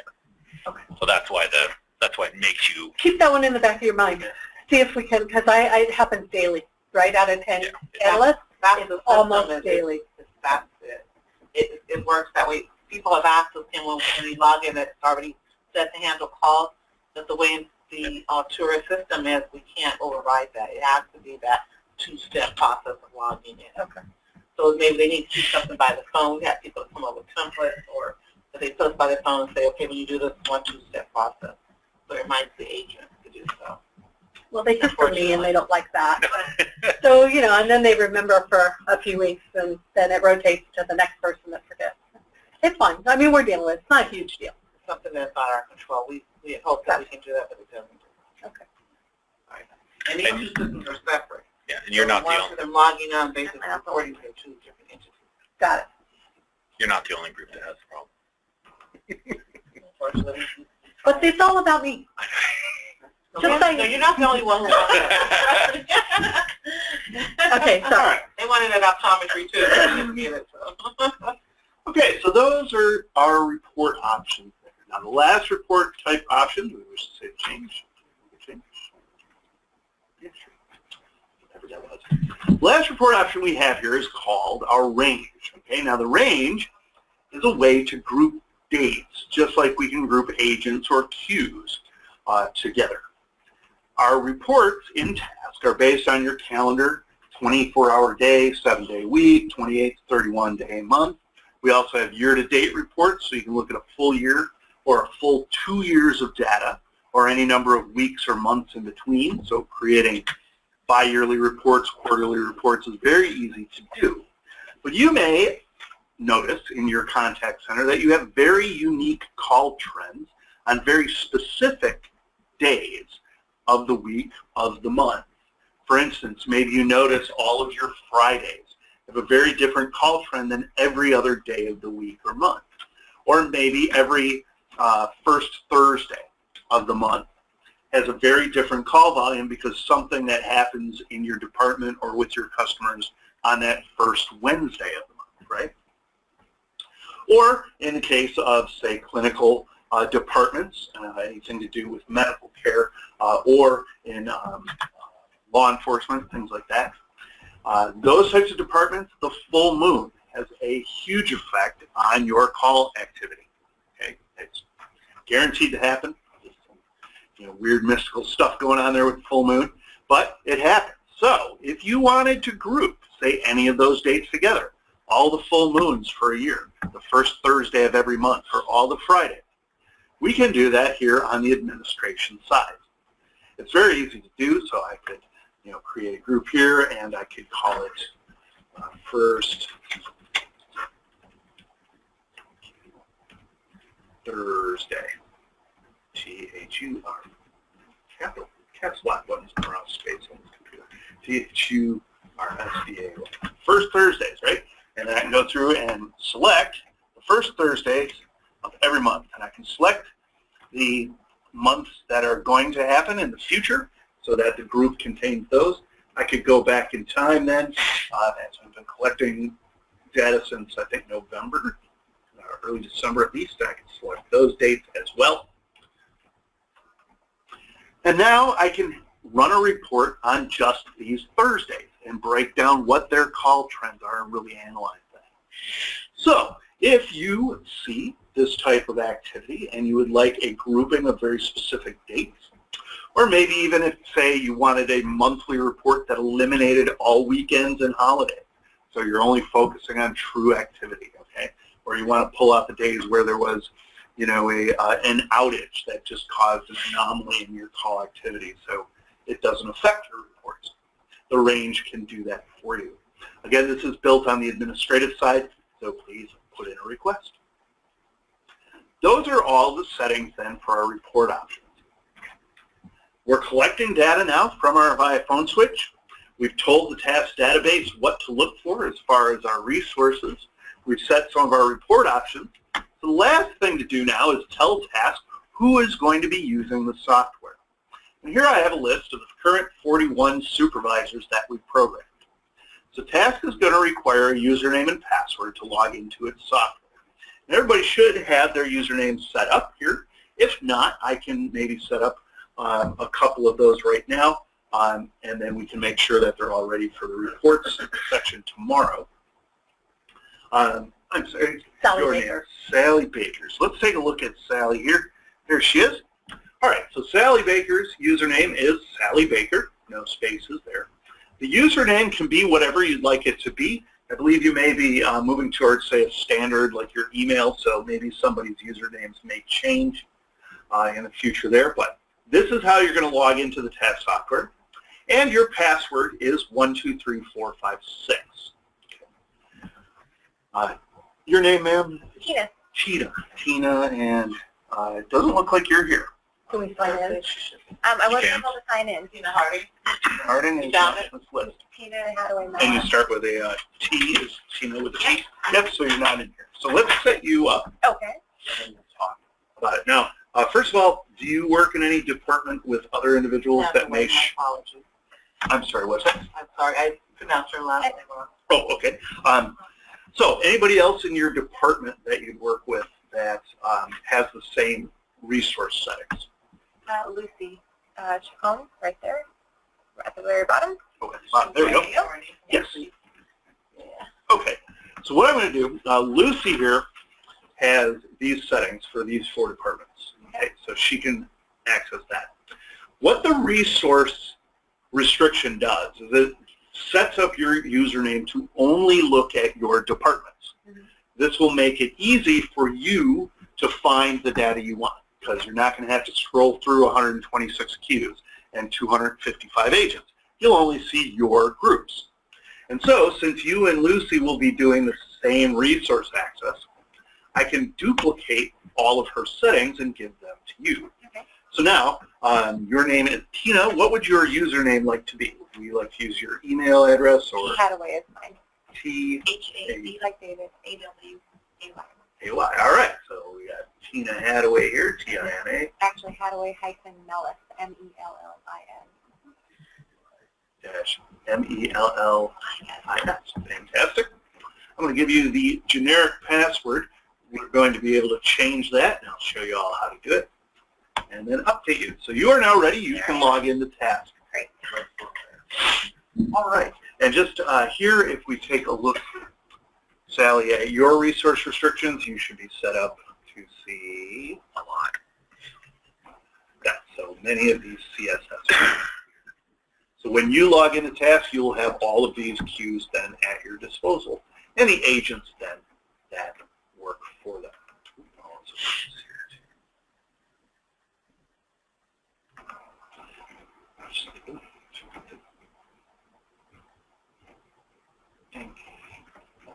So for the people online, your login instructions, I emailed them to you via, well, I attached them to the VCal for those who joined on a little later. If you look on the VCal meeting agenda, you'll see 2 attachments there. And if your password doesn't work by using the beginning of your email account and the generic password, the temporary one, 123456, please send me an email and let me know. Okay. Thank you.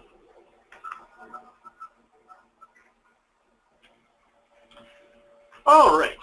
So yes, if you don't have a username yet, please let us know, and we'll make sure that you are set up correctly. Or if your resource permissions are not restricted properly, then we'll make sure that that is done correctly as well.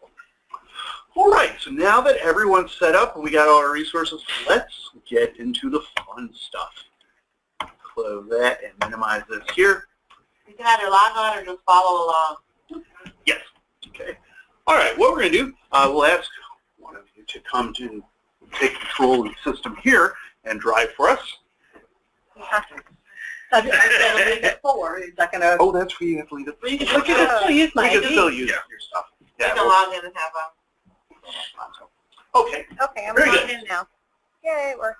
All right. Don't go too far, so because we're going to explain to you where to start here. It's very user-friendly, though. That's very user-friendly already. All right. Okay. So. I have them using it. Okay, so for those of you who are on the phone, Ryan has now stood up. So if you have any difficulties hearing him, please let us know. Yes, or if there's something I'm talking about and I'm pointing at the screen, which obviously you can't see, please let us know and we'll make sure that, yes, exactly. Make sure you all know. Okay, so everybody should have a sheet that says how to log into the Taske Contact web portal. We'll show you how to do that right now.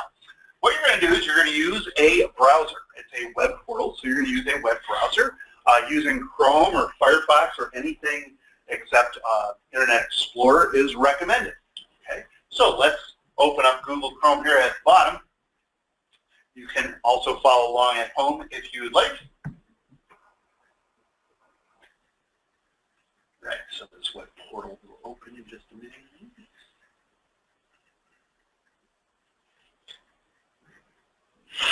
This makes it go faster. Yes. It's more enjoyable, huh? Just be a part. Okay, up in our address bar here, we're going to enter the address, which is HTTP. Okay, and look here, you can see that it's already appeared from the last time we used it, but let's follow along before we hit enter here. HTTP://. The IP address of our Taske server is 128.32.189.119, then a / and the word task, T-A-S-K-E. You can type in the next / or not, but when you have those words and numbers typed up there, hit enter. And what it will do is browse to our default.asp page. Go ahead and hit enter. And our sign-in page will appear. Okay. Here now, before you hit sign in, so you don't go too far, you can save this in your favorites or create a shortcut to it so you don't have to constantly enter in the address up at the top. Oops.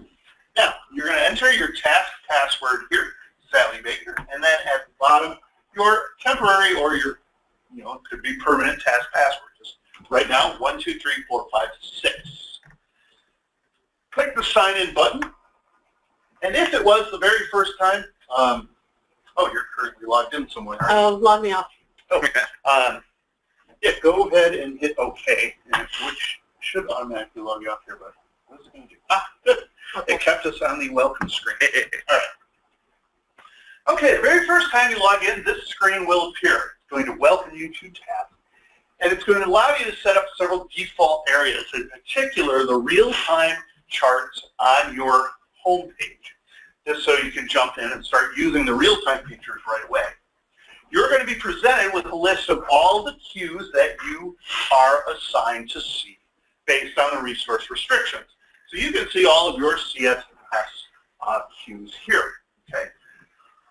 So in your particular case, let's do, well, select all the cues that you want. Now, if you select cues here and choose OK, and there are other cues that you wish to add, I'm going to show you how you can add other cues manually. But this just gets us started, right? So we know that there's activity on HR level 1, a little bit of activity there. We saw the gold group had some. Yeah, they're not going to get any calls, but we could add them. Where are they? Yeah, we can view them. Gold. You can select all of these cues if you want, or just the ones that are really important. The real time does show the main information is the agent activity. So if you have cues that have the same exact agent members, you don't necessarily have to select both, because the agent activity will be the same over both of them. Be a lot of duplication there. Okay. Of course, again, you will be able to customize your view after this page, so you can remove or add any other information that you would like. Now, once your settings are set, let's choose Done, and the task contact will open up. And there it is. All right, so here we are. Okay, next time you log in then, after you log out, this page will appear. This is the home page in Taske. And what you will see it to be is a combination of real-time and eventually review activity. We can see here in our level 1 queue, and if we scroll down, go ahead and scroll down, we might see some activity in the others. Here we have our password reset, also has the same activity of our top agents as well. We have a reset to do so we can get the gold escalation online then on those agents. But let's take a look here at our group here. We've got a call waiting. We've got Michelle Lamb's phone currently ringing, and now she's just answered that call, and now she is on an ACD call. Stephanie Wilson still shows that she's idle. Okay, and we can see here Carissa Breckenridge, who was in our training earlier. She is still in the box state. Actually, she has changed state. She probably took some calls today, but now she is, actually, no, I'll take that back. She used to be logged out. Now she's logged in and in aux. Very good. We've got Jennifer Luna then here. She logged off at 1 p.m. That could have been today, not 2 p.m., excuse me. That was, no, that could have been today. Yeah, 3 o'clock, okay. Yeah, that could have been today, that could have been last week. We don't know. It's just the time that she logged in. So here now we have the states of our agent in real time as it's happening. Notice here too, Michelle currently has her caller on hold. Now, all of these colors are helping us identify what these states are. If you're not familiar with the colors, don't worry, because we have a legend available, as well as other preferences you can set for your real-time screen. To take a look at what the state colors are so we can identify what state the agents are in, we're going to click the Preferences link here in the upper right-hand side. Now, before we move forward, again, I said this morning and I did it again. I'm always so eager to get into using the software, I forget to tell people how to change their password. Okay, so if you wish to change your Taske password, you do have instructions on how to do that, but this is where you will do it. Under Preferences in the General section at the bottom, you have your Change Password. And you'll just change the password in the usual way. Okay, enter your current 1, 2, 3, 4, 5, 6, and then create a new one. The only rule about the password is that it's 6 characters in length. It can be any letter, number, symbol, or case that you wish it to be. Okay. Now, if you don't want to change your password, that's all right. We'll just I'm choose. going to leave it just so you guys can use this one after I leave. Oh, yes, okay. Very good. All right, go ahead and cancel that. Okay, now we want to go to the real-time area here in our preferences. So over on the left index, over here, we see that it says real-time. If we click that, the third option down is the agent state colors. Here are all the different colors for our agent states. So when an agent is idle, okay, they would be white. If the agent is on an ACD call, they would be in an evergreen color. If they put a call on hold, it will be an olive color there. If the agent's phone starts ringing, it'll be orange. If they're on an inbound non-ACD call, a call that's direct to their phone because it's a transfer, somebody knew their extension, it'll be a shade of green. Outbound calls will also be different shades of green, whether they happen to be internal, if you dial another extension, or external, you dial a phone number and it leaves the building. When you go into aux, you'll be purple. If you go into after call wrap or ACW, we call it work time, and that'll be a slightly different purple. Logged out then is this bluish color there, and unknown is, well, unknown right there. So these are all of our colors. You can change the color if you want to by clicking on the color tile and choosing another color from the palette that appears. Okay. Any questions on the colors or the different states an agent can occupy? Don't change it yet. Close it yet. But any questions on any of this? Okay. Now, you'll notice for each one of the states, there's a letter in parentheses. This is known as the state character. It's one of the several options that can be displayed in each agent state cell, a little box that indicates who that person is and what they're doing. R for ringing, A for ACD call, I for idle, H for hold, X for aux, auxiliary work, W for wrap or work time, and P for inbound non-ACD call or personal call, which is not necessarily personal. It just means that I was already used for idle. So we just use P. This is, again, another way to identify what the states are. It's actually the one I use all the time. So I look like I know what all the colors mean, but no, I'm just looking at the state character. So with that, let's take a look at the different options that can be displayed in our agent state view. Now, right now, let's just take this window. If you could just move it down to maybe about here. Okay, good. This will leave it open because we're going to jump right back into it. But let's take a look at what the agents are doing right now. Don't click on that, please, because that'll jump screens for us. All right, what we have for our agents is, first of all, their agent ID. So Stephanie is at 78460. We can see the state character, A for ACD, or over here, Carissa is X for aux. Michelle Lamb is in after call wrap, so she finished her ACD call and is now in the after call work timer state. The time and state, of course, indicates how long they've been doing that activity. So Carissa has been in aux now for 6 minutes. Now, okay. One thing to point out, the time and state in a logged out agent is not how long they've been logged out, but the time of day they logged off the phone. So as I pointed out, Jennifer logged off at 2 o'clock. Now, whether that was today or last week sometime, I can't say, but I know it wasn't at 2 o'clock. Their full name then follows the time and state. Now, we can add additional information to each agent state cell. Let's go ahead and bring back up our preferences window. If you had closed it, of course, you can use the preferences link in the upper right. Go ahead and cancel or save this particular screen. All right. If we go to our View Options menu item at the top of the real-time preferences, the 4 options that I've just described, ID, state character, time and state name, are already checked. Other information we can display. The extension. The extension is the telephone that the agent's logged into. Okay, so if you need to call that agent up and you don't know what phone they're looking at, this will tell you what phone they're on and you can dial that number. Go ahead, give it a click.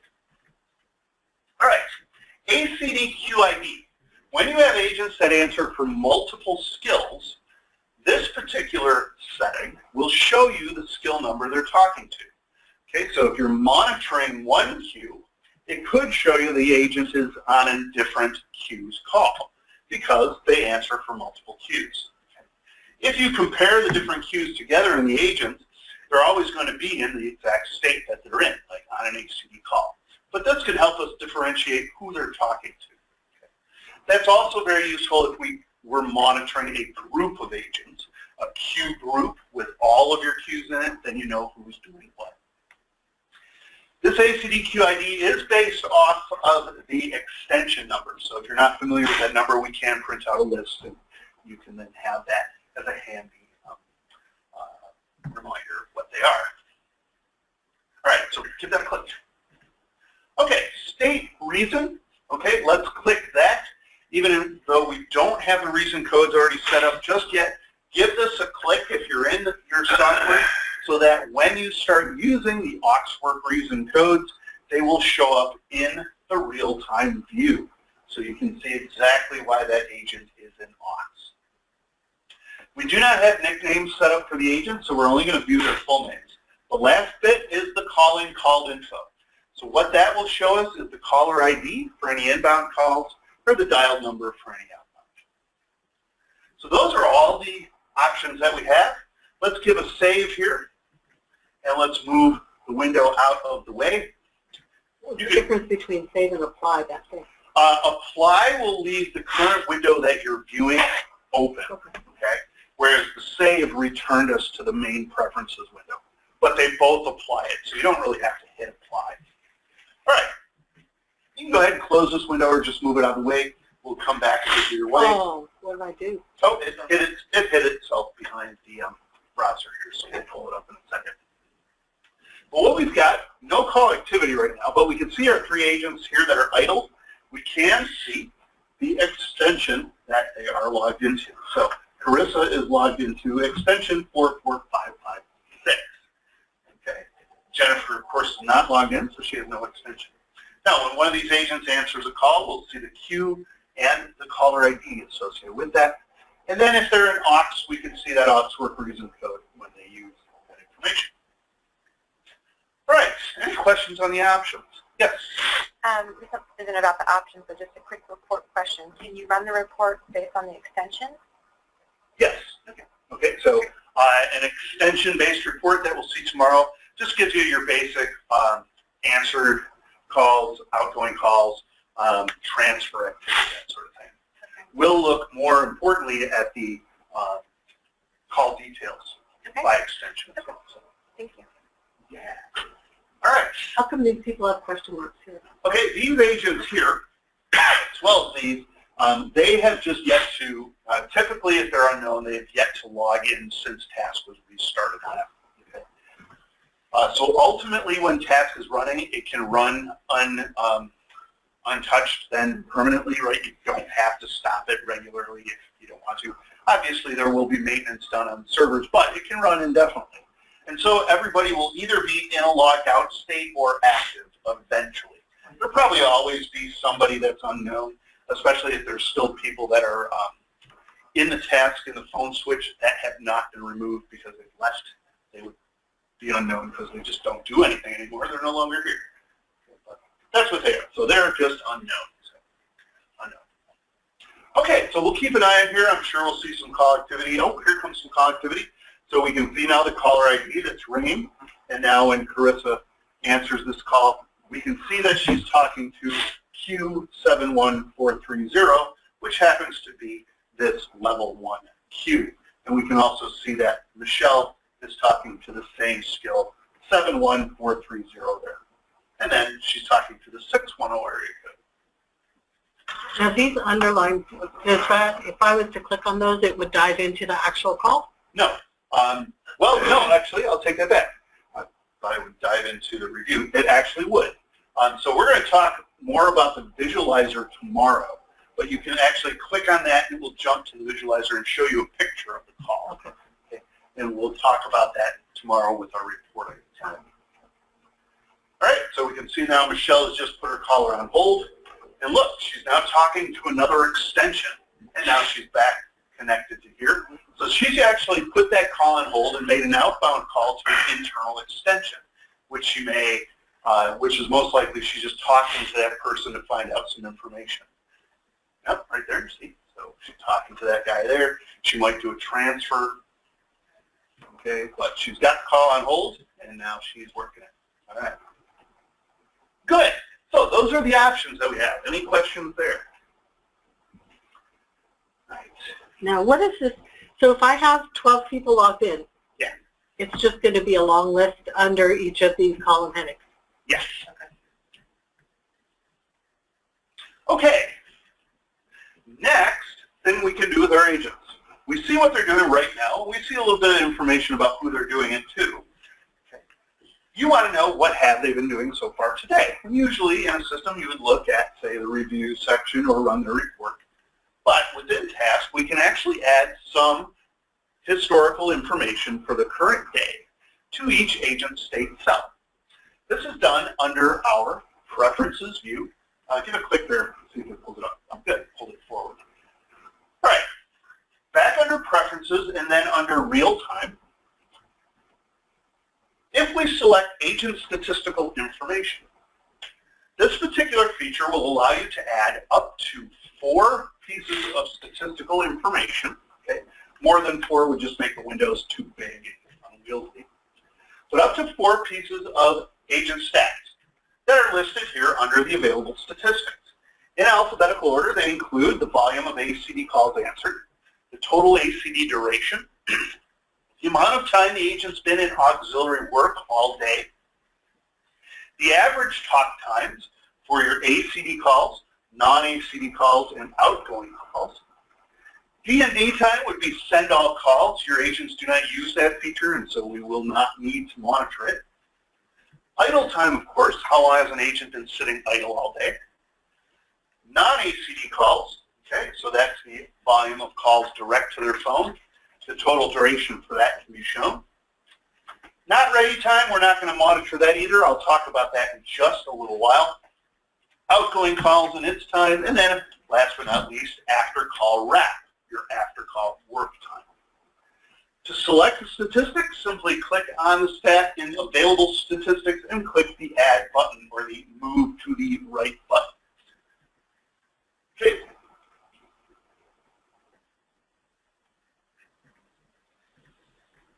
Now, if you're going to add something like ACD time, you probably want to put in ACD calls as well, so it makes some sense, right? It'll total the time for me, though, for the day? Yes. So ACD time here will be the total duration of all ACD calls for that agent. But I only get 4. You only get 4 statistics. The review section will show us everything you'll want to know. Okay. And so you will have that information available. This is just for our monitor, so that you can select the statistics that are most important to you. Okay? Well, can I move these around, or should I select these in the order I want them in? The second thing you said. So if you wish to put them in a specific order, you want to add them in that order. So if you just remove all of these, okay, and then re-add them, okay. So now you've got aux time and your call volume listed there. Now, if that's what you'd like, go ahead, click Save, and then we can close our Preferences window and view our changes. All right, so now we've got, for our girl Carissa here, who's currently has her caller on hold for 1 minute and 58 seconds. She's had 3 ACD calls, no non-ACD calls, and no outgoing calls, and has spent a total of 6 minutes and 41 seconds in auxiliary work today.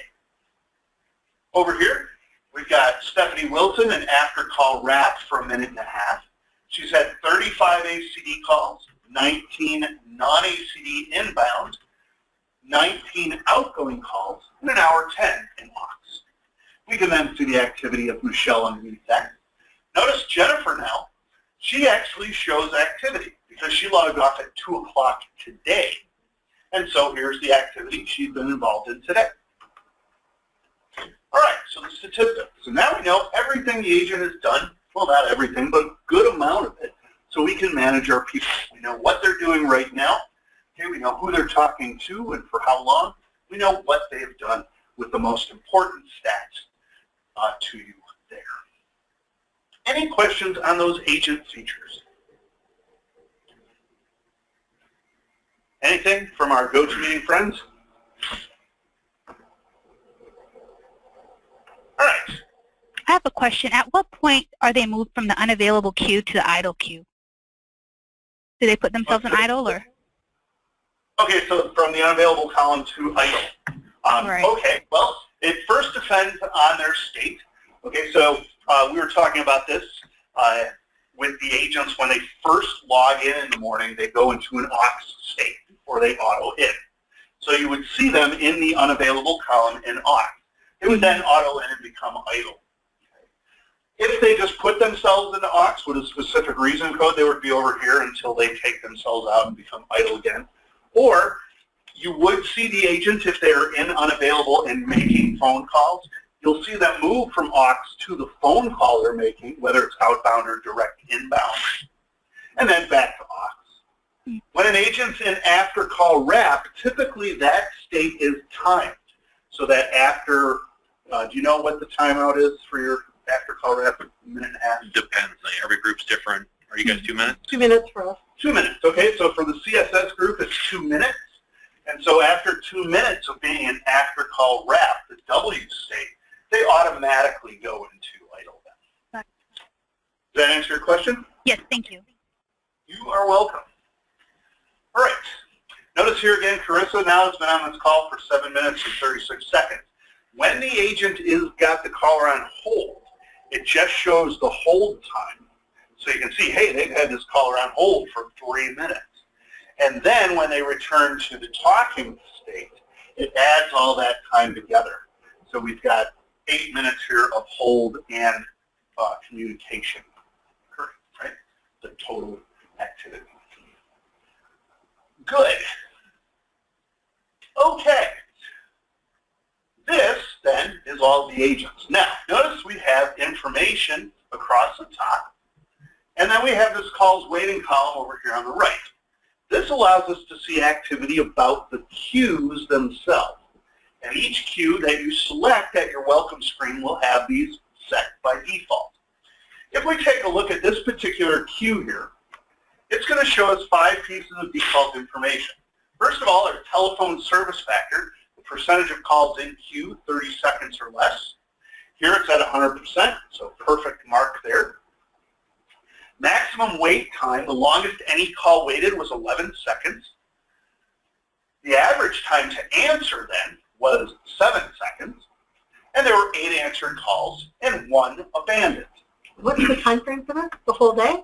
Great question, what the time frame was. I was just going to tell you. This is not the whole day. This time frame is strictly the last hour.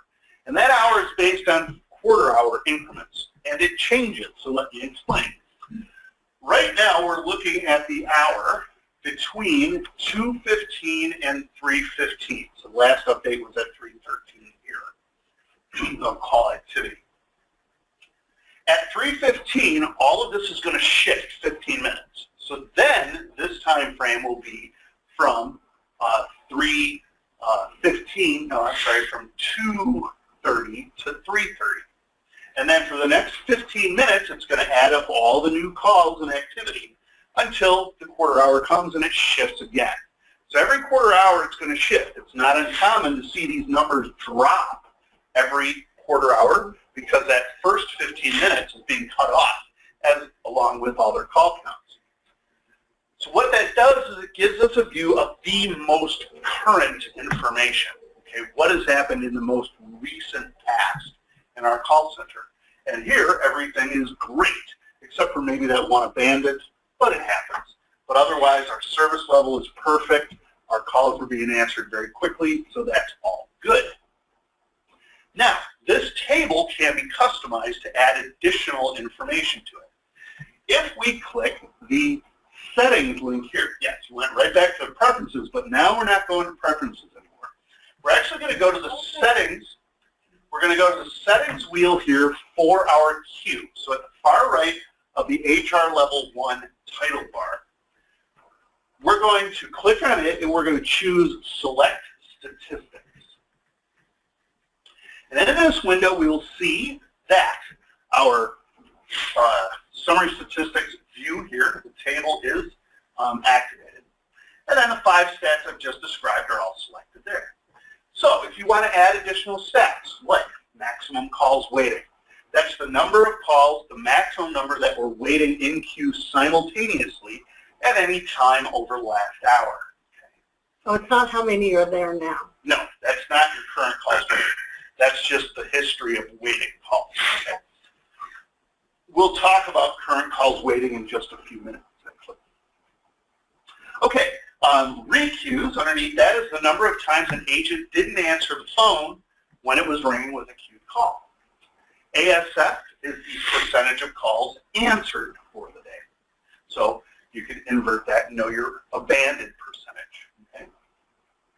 Over here with our call detail statistics, max time to answer, total talk time, average talk time, average time to abandon, and airflow can all be displayed. Under the queue statistics, we actually have the real-time statistics of the queue itself, and those can be displayed in each table. However, it's also displayed up in our website, which we'll be talking about in just a little while. But if you wanted, you could add those to your table as well. So make your selection. What information is most relevant to you, would be most useful to have for your individual queue. I'll leave the requeues at least. And Yeah, no, I like the requeues. Okay. Put the average time to abandon in there, just so we can see when this one call abandoned. Average. All right. Go ahead and choose Save.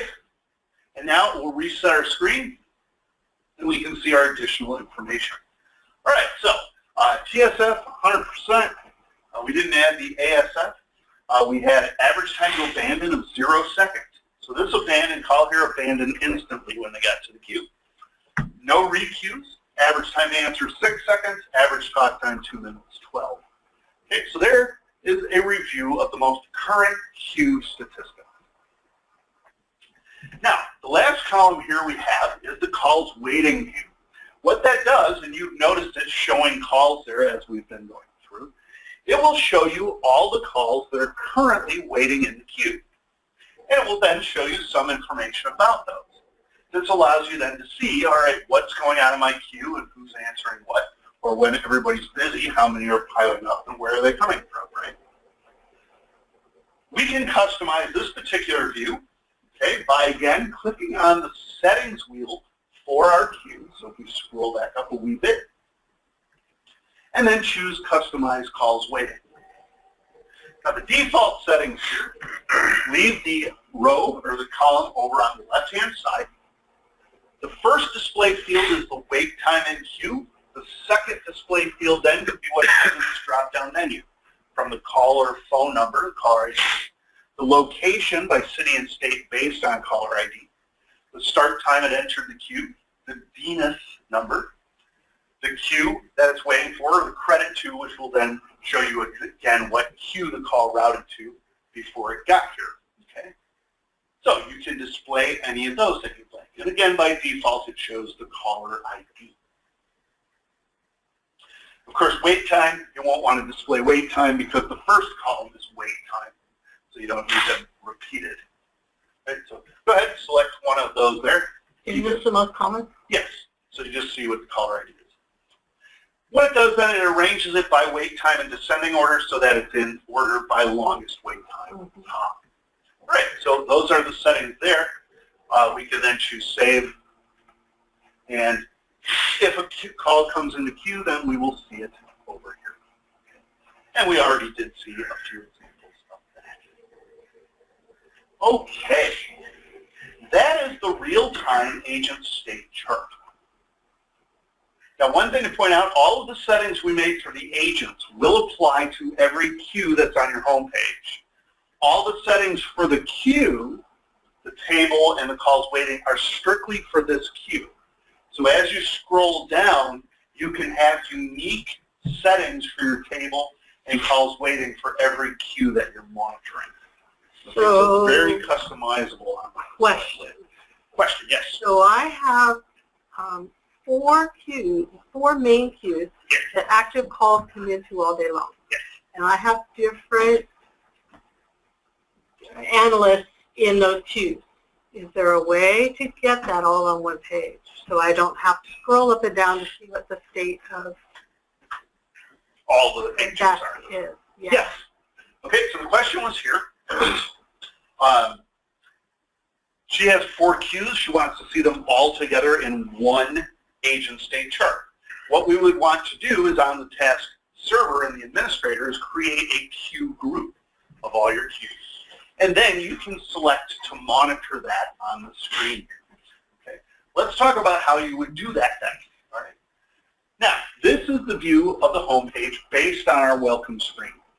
If there are other queues you ultimately wish to monitor on this page, or just to view at any one point that you're in charge of, we can do that through the real-time section. Notice here where it says home real-time, this is our function bar, and these are all the features of the software. Okay, we're on the home page now. We're going to jump to the real-time feature. Now, notice the real-time feature here shows me all the same charts that we had seen before. The edits that we made to HR level 1, though, are only on the home page. Okay? Here we could have a completely different view of that queue if you want, with our call counts here and our calls waiting column. But now what's really neat about this is over here on the left-hand side, you have the list of every queue that you have access to based on your username and password. So if we create you a group of queues, you will see that in this list. It will be at the bottom of all these queues here. Okay? So right here you have queue groups. You will see it in that area. So at any time what you can do is you can pull up another one of these queues. Let's go for HR Gold. I can click on HR Gold and it's going to show me the HR Gold queue. And here it is. And nobody's really working there just yet. Oh, I'm sorry. Here they are. And actually it seems to be the same agents we're looking at in our level 1 queue. Okay. Now what you can do here is you can add this particular skill, okay, either this individual skill or when you have queue groups, you can add that to your home page by clicking on the settings wheel for this queue and choosing Add to Home Page. You'll customize it by confirm it by choosing OK at the top. And now this queue is on the home page. It's going to be at the very bottom of your list here. It's the same one we were looking at. I know it's not. Yeah, you're right. Same exact agents, but it's a different queue altogether. And it's not this one. This is the other goal. It's at the very bottom. There it is. Okay. No, that's not it. Sorry. There we are. Okay. Now, how do I know it's different? Because notice this different look. It doesn't have the calls waiting queue. It doesn't have the table. But you can manually set those up by choosing our settings view over here. If you want to customize the calls waiting column, you can choose that. You can simply turn it on and choose save and it will appear. Scroll all the way back down again. Oh, scroll over the side here all the way to the bottom. Okay. If you wish to add the table, you can choose the select statistics. You can activate the table at the top and then choose a few or as many stats as you would like to have. Go ahead. Feel free to click on them. One thing, of course, with Task, go ahead and click through it. Click on everything, unclick everything. You will not break the system. You will not shut down the phone switch or anything. Okay, so you can't hurt it. So feel free to explore and set up your view there. Okay, so now those additions have been added. And there it is. Okay, so the table's up top. There it is. Okay. And there have been no calls over the last hour to this queue. However, we do see the agents are in the queue and busy. So these numbers for Stephanie Wilson are not necessarily 19 calls answered, non-ACD calls in just this queue. That's her for the whole day. If she's in 4 different queues, it's a culmination of everything she took. Yes. Okay, so this is all of her calls, no matter where they came from, what queues, these are her total activity. And then here at the table is just the calls for this queue, for the whole queue, for the last hour. Right. Okay, so any questions on the real-time features? How do you, let's say you didn't want to look at the HR Gold queue right there. You didn't want that on your page tomorrow. How do you get rid of that? How do we get rid of a particular queue? So we won't use the settings there. Okay. We won't? No. These settings here won't do it. That's what I went to too. We're going to scroll all the way back to the top, and we're going to set the settings for the home page. So over here, you'll see the label My Home. There's a little settings link there. So the question was here, how do I change the content on my home page? We can click the Change Content link, and we can see the real-time displays that are currently there. If you wish to remove a real-time display that's already there, you can choose the Edit link for that queue and simply uncheck the real-time view there.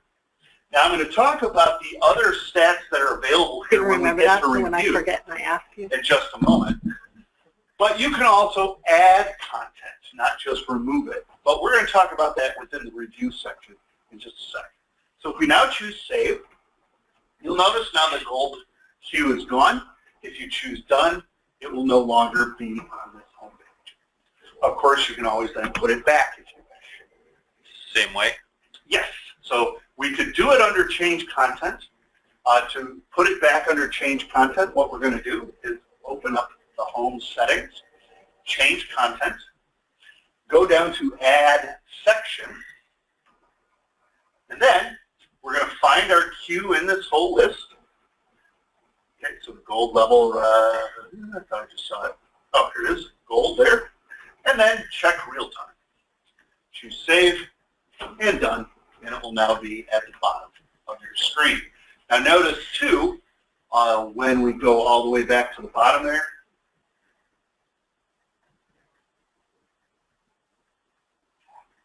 we would have to recreate our table and reset up our calls waiting view. Okay. All right. So those are the real-time features. Again, any questions from anybody on these real-time features? All right, the next section then we're going to look at is the review section. Okay. The review section allows us to see the call activity of our agents and queues for the entire day so far. At the top here, this section allows us to check our review period. By default, it is the current day, which is everything since midnight. Okay. You could also view, though, the last hour only, the last 12 hours, or the last 24 hours if you would like. Okay. But I like current day just because it's the current day. Can I get can I see what got presented to the after hours group? What got forwarded over after hours from here? You mean when they check the... So after 5 o'clock when our phones shut off and somebody calls at 6, and it flows directly to the after hours group, flows out of our queue into theirs? We should be able to pull that number. If not, we can rebuild it so there's a VDN that'll catch that. I will do that. Yes, what you would see here as far as the question, how could we track activity after hours when the queue shuts down, but routing still happens? We would look at an extension report for the VDN for that particular queue. Because anybody who calls that queue is going to call that vector directory number. And then based on the time of day, the vector rules will all change. So we could look at that VDN report and look at everything after 5 o'clock and see if there's a number of calls. Now, it wouldn't tell us the details on those calls, but it would give you an idea of how many you're getting. Will it tell me if, it won't tell me if they abandon? I got to get that off of theirs, so I can put it into their ACP. Yes, because it's not going to this queue. I just haven't talked We couldn't tell you. If the call ultimately went to a skill somewhere, then we can report on that skill after hours. But if it's an after hours, like answering service. It's an outsource. So I get the report from them. yeah. So That's fine. we can use the visualizer to get more details on when it transferred out and maybe the length of time on that chunk. Yeah. But we'd have to look to just see if. Yeah, but we can set something up to just give you a number of how many. That's a start. Yeah. Okay, so there is our current day. You could set a refresh on this if you wanted to. If you spent a lot of time just looking at these numbers here, then it would refresh every so often. You could, though, automatically, or you can manually refresh this information just by simply changing views, by jumping to a summary or looking at the notifications in detail. Or you could just simply refresh the browser to update that. Now, let's take a look at these bottom three sections here where we have our data. The first section is notifications. What it's showing you by default is our requeue activity. Let's take a look at the settings for the notifications area, choosing view options, and we can see that requeues is by default checked. Just for fun, let's select bad logins. If we see some, I'll explain it. Well, I'll still explain, but maybe we'll see some there. Unmonitored device and monitored fail are more technical service type monitoring, just to see if we're getting any errors on the data stream going in. All right, we're going to choose save, and nothing. So this is what you typically want to see. It's very rare that you would see this, or maybe not in your case, but very rare that I see this. What it's showing me is nothing. There have been no requeues for any of the departments you're in charge of. Meaning, every time an agent has been presented with a queue call, they answered it, which is what you want them to do. Now, a requeue, again, is when an agent lets the call ring on their phone till it stops ringing after 3, 4, 6 times, depending on the settings in the queue itself. What that does is it forces the agent into an aux work state, because the switch figures, hey, if they're not going to do the job, we're not going to offer them calls. And then the call will either stay exactly where it is at the front of the line and just hunt for another idle agent, or it will follow the RONA, or redirect on no answer path, where it will be pulled from the queue and then sent to another VDN, to another vector, and then most likely back into the same queue at a higher priority with different messaging and a lot of different programming and routing. Okay? That's why it's known as redirect on no answer. Now, in your particular case, well, you don't get a lot of requeues, at least that I've seen so far. I don't know, do you actually do RONAs to other queues, or do you just leave it where it is? Depends on the departments, but yeah, they. Yes, okay, so it again depends on your department on what they'll see. But this is what you want to see. Now, if you saw requeues, if anybody is following along on their own computers and you have requeues in this list, what you're seeing is the time of day that it occurred, the agent's ID, their extension number under device, the reason will say requeue, and it will show you the skill that they caused the requeue for. By default, you'll see the top 5 with the most current at the top. If more than 5 requeues have occurred, you will see a little more link in the bottom left-hand corner, and that will then open up the entire list of requeues. So if you look at this and see no requeues, that's great, because your agents are doing what they're supposed to be doing. If you see a lot of requeues, then you have to talk to your agents and make sure they can keep that at a minimum. Because requeues cause the wait time to increase, which is going to cause your service levels to drop, your abandonment rates go up, everything just goes to pieces, right? Now the bad login choice that we made there, that might appear, if you see a bad login, what you'll typically see is either an agent ID with no name or possibly a device with no name, or both. That would indicate that an agent ID has logged into your queue in the switch, but that agent ID is not in the task database. So the task software, while it saw that activity happen, it knows not what to do with it. Okay, and so it just puts up an error. Hey, I saw this ID log into this queue. I don't know who it is. Do something about it, kind of thing, right? So it's a good resource if you're expecting to see all your agents, but you're seeing many that are not there. Then we'll update tasks to make sure it's all complete. Good. Any questions on requeues? agent summary. Agent summary will allow us to create a list of your agents, or just a selection of those agents, to view their activity for the day. What you want to do is click the settings button, and you did not call for this little picture here. Most all the time people will start clicking that. It's not a button. This is a button here. We're going to click the summary button at the far left of the summary title bar and choose select agents. We'll come back to customize the table in a minute. Far right. Very good. I was testing you there. Far right. Okay. We're going to go to select agents first. Here is the list then of all your agents. Now it's the first 15. Go ahead and scroll to the bottom of this window here. You'll notice you have 3 pages here. There's actually 45 agents that you're in charge of.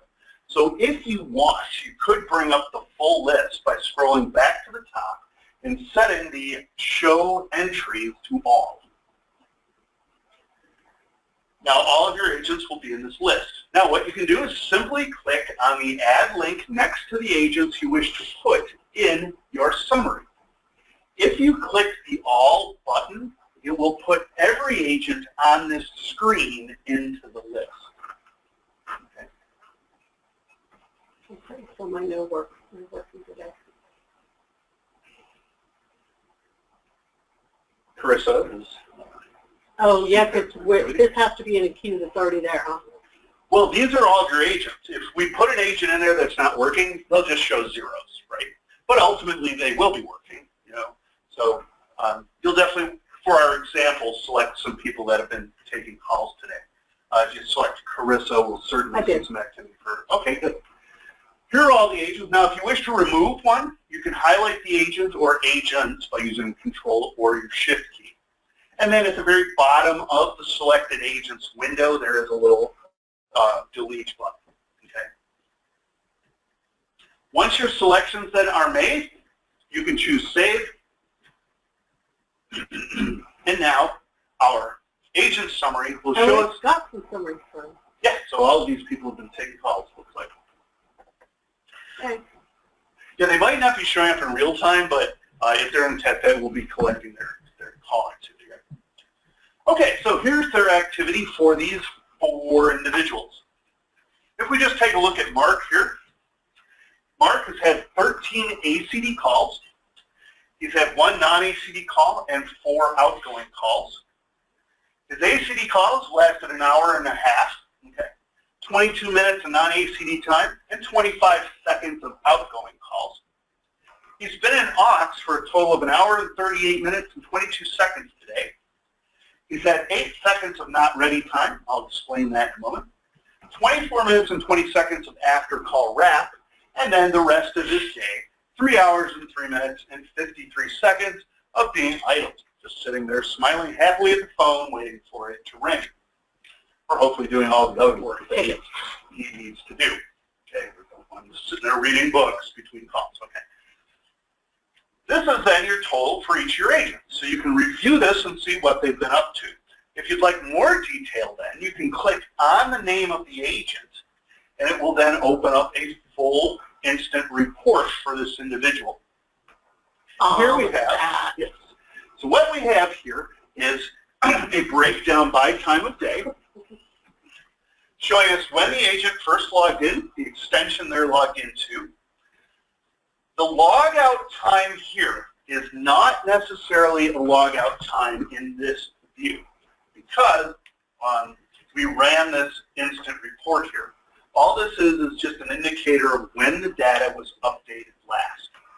On our task server, we have a setting that updates the current day's data every 15 minutes. It does this automatically instead of on demand to make sure there's no bottleneck. You have the possibility of 100 supervisors accessing this data at any time, and so we don't want constant summarization to be happening on the server. Okay, and so every 15 minutes, it's just going to update everything. This is the last time it updated. Okay. Then we see broken down by time of day, call activity. So the busiest hours for our agent Mark here, or no, I keep saying it's Mark, Theodore Mac, yeah. was between 9 and 10, and then between 2 and 3 o'clock, with 3 ACD calls each. He had outgoing calls then, and he had his one non-ACD call between 2, and 3 o'clock. We then see the individual times per hour and the activity there. Okay. Some things to look at here. First of all, the not ready time. Not ready time is simply when the agent picks up the receiver and the phone is not doing something. Not ready time typically occurs when you make an outbound call. You lift the receiver and you start dialing, and then ultimately the call connects to a trunk and leaves the building. The time between lifting the receiver and connecting to the trunk is not ready. Okay. You should not see more than a couple minutes of this at the most per day per agent. Now, that's what that is there. Okay. Work time is shown, idle time there. There is no D&D time because your agents don't use send all calls. Now here's something to point out. Okay. Notice these outgoing calls in the morning. They have no duration here. Okay. So why is there no duration but there are calls? Okay, let me explain. In our agent report, when we see the formal report tomorrow, it will total the actual shift time for the day, telling you how long they've been totally logged in. Oh, thank you very much. You just got a sip of water. Go, Nana. Very good, thank you. We will see their total shift time for the day. And if we add every duration field up here for the day, it will add exactly up to the shift time, which means there is no overlap in any of these activities. Okay, so when you have a case of an agent answering a queued ACD call, putting it on hold, and then dialing someone else, what you're going to get is an outbound call with no duration, because we count the entire duration here, okay? Because this call is still going. This is not a separate call, really. This allows us to be very accurate in the total phone time that the agent is involved in. Now, you're not losing this data. We have agent reports that will tell you the true outgoing time regardless of shift time. So sometimes you might see that they have an outgoing time here of 25 seconds for the day, but when you look at our by queue report, it shows an outgoing time of 25 minutes because they put calls on hold and then they make 3-4 minute calls to get information. So that will happen, and that will give you even more detailed data. So outgoing calls with no duration means they occurred while ACD calls were placed on hold. Other things to point out about this type of report, since there's no overlap, when an agent is shown in aux here, this is strictly the agent in aux and not on the telephone. If they are in aux and make an outbound call or receive a direct call, we will count the call as the call, and that duration will not be included here. So that lets us know that for an hour and 38, this person was unavailable and not doing any phone work. Okay. So keep that in mind. And I'll explain that more again tomorrow. All right, so there's the total activity there. If we scroll down in this view, we will see our averages then for each type of call. The next section here is our average talk time, 7 minutes and 4 seconds per ACD call. The next section is non-ACD activity, okay, showing us a 10 minutes and 28 seconds, and actually is a total of 22 minutes. This is interesting here. Notice here we have duration between 3 o'clock and right now, but no call. That is indicating that this duration is attached to the previous call there. Okay, so the call just went over the hour time frame. So it started at 10 minutes to 3, and lasted another 12 minutes after for a total of 22 minutes there. The last section then will show us then our 25 seconds of actual unique outgoing calls. So here the average really doesn't help much because we don't know the true outgoing time here just yet. This was a unique outgoing call where they picked up the receiver and dialed somebody and talked for 25 seconds. So that's our agent summary there. Any questions on this? There are graphs here, so you can see some instant graphing of some of the activity there to get a picture. If we now return to our My Call Center view, you know that we do not have a D&D time here, okay, because you're not using Do Not Disturb. If you wish to customize this table, you can do so under the Agent Summary settings. Choose Customize Table, and we can uncheck D&D time. We're going to choose Save, and now hit Update. All right. Now, the queue summary is our queue summary. Same type of feature as the Agent Summary, except you're going to look at the queues. So if we click our settings here for queue summary and choose Select Queues, we will see a list of all the queues that you are in charge of.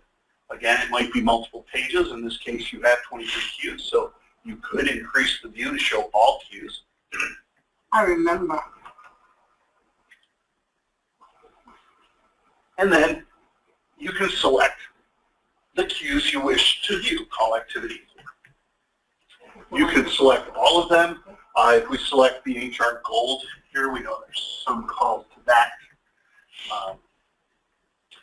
Gold Escalation didn't have any calls, but Bill HR Level 1 had some calls, yes. Okay. Of course, clicking the All button there, you can see all. Okay. Here's one thing to point out.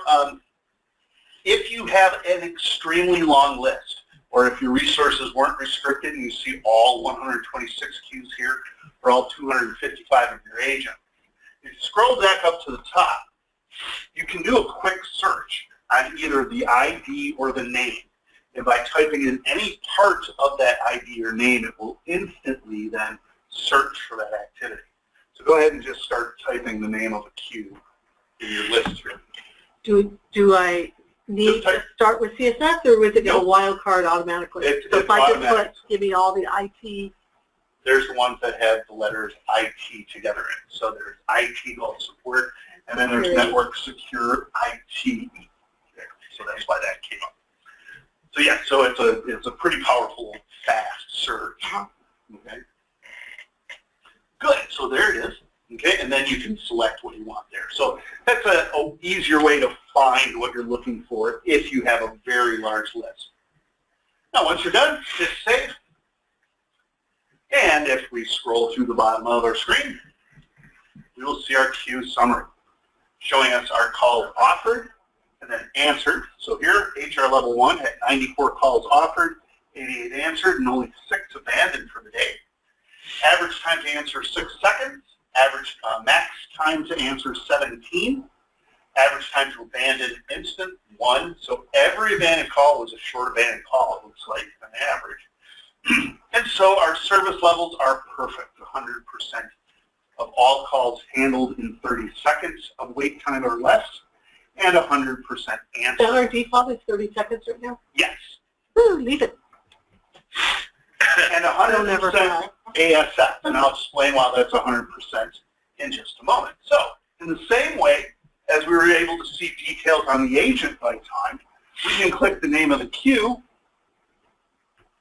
and we can now see the queue activity by time. Okay. So here we go. It looks like the busiest hour of the day was 9 to 10 o'clock. If you continue to scroll down, though, we'll see it on the right. Yep, that seems to be it. And the current hour, just 8 calls there, 1 abandoned. Scrolling down, okay, our service levels are all at 100%. The ASF is at 100%, the answer service factor, because all of the abandons were short, and they don't count, okay? So just quickly scroll down past here, you'll see our abandon activity. They were all, the longest abandoned call was 3 seconds. Everything else was instant. Okay? 6 short abandoned calls, typically having short abandoned calls is not odd. Having all calls that abandon being short, that's a little odd, especially if they all abandon instantly. Now, I mean, this could be normal, or maybe just somebody was testing something, or we get a lot of robocallers that just hit all of our lines. Oh, and then they instantly come up. Okay. Well, then that could be what we're seeing here. Aha. All right. Now, scrolling back up, just continue in order here. Our call counts. As we scroll down, again, our service levels showing 100% for both, so perfect marks. Continue. Go ahead. Scroll down some more. Okay. Continue a little bit. All right. No requeues. Okay, so we didn't see any requeues and notifications, and none here either. Answered call. So here we're going to be able to see our average time to answer, as well as our average talk times for each hour. Okay. And then our abandonment rates. At the bottom, there have been no interflows, so the interflow section will be zeros as well. And so that's our queue summary, allowing us to see details on the queue.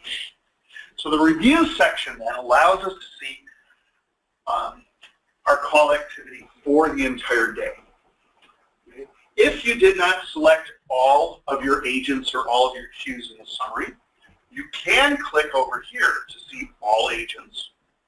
Clicking the agents there will list every agent that you are in charge of and all of their activity. So you can continue to scroll down and see that activity there. The same thing then with queue groups as well. So you can see, I'm sorry, for queues, you can see what the queues, all of the queues have done. So here's every queue where we're getting call activity. So the employee verified pass there.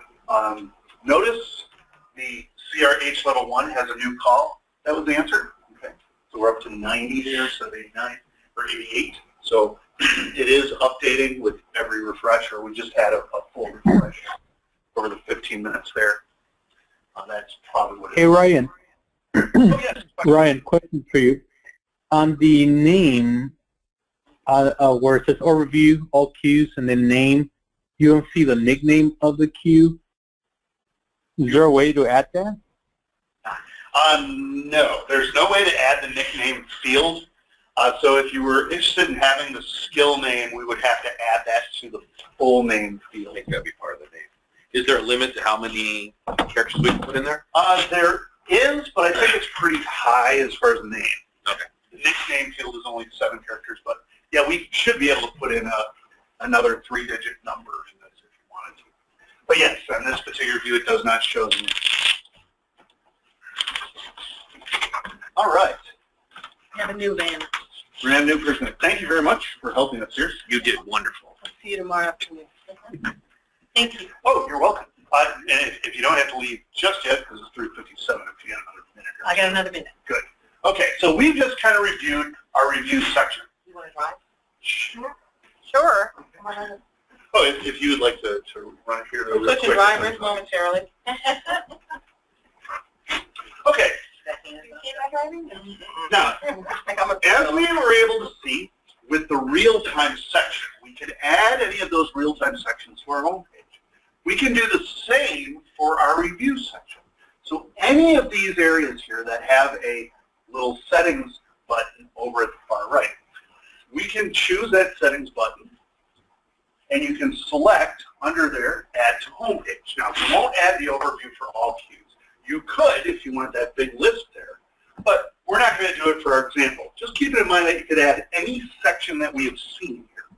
But if we return to our My Call Center view, over on the far left-hand side, upper left-hand side there, we could add the notifications, okay, by clicking on the notifications setting bar there, setting button, and choose Add to Homepage.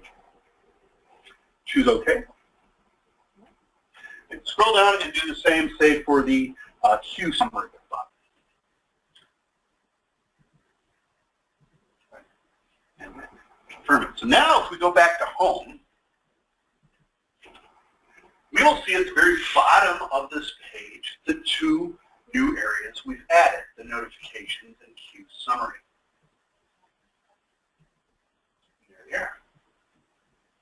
At this point then, with all of the data you want, real-time queue data, review activity of my queues and requeues, I can scroll back to the very top and choose the setting wheel there to the right of my home and choose Change Layout. Okay.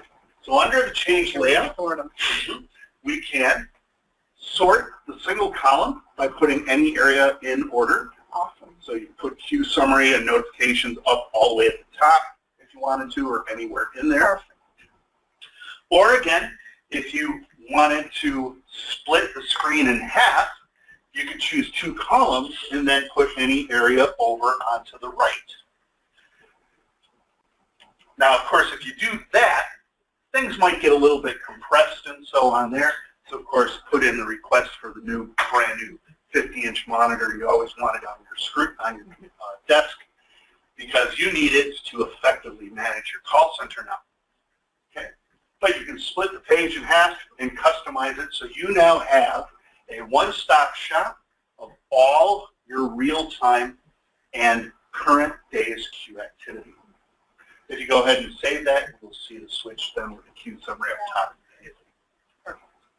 All right. Well, thank you again. Yeah, that was great. No, we're staying. All right. All right, you guys tomorrow.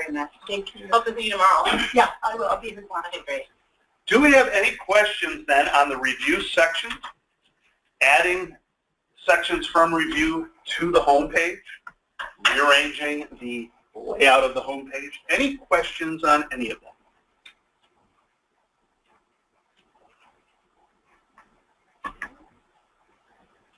I don't have a question on this, but once you're done, Ryan, I do need a refresher on how to add a queue.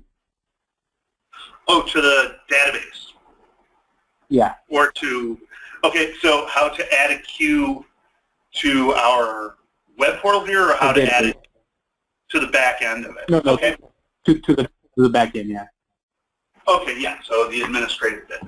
Okay, certainly, I can go through that. In case of what we have now, Tank Center on board now.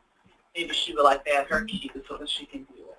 Okay, well, what we can do is sign out here. So we have a new person, so we're going to sign out there and go back to the sign-in page. Are you signing over there? I am. Yeah, so what it'll do, go ahead and sign in here. Log out of her section over her. She's on her laptop. Yes, but she won't have to, because what it'll do here is it'll notice that you're already logged in. If you continue, it will log that one off, and it will sign you in here. So if you've forgotten to log off your upstairs computer when you're trying to get on it here, you know, you walk through the call center and you need to jump onto task real quick.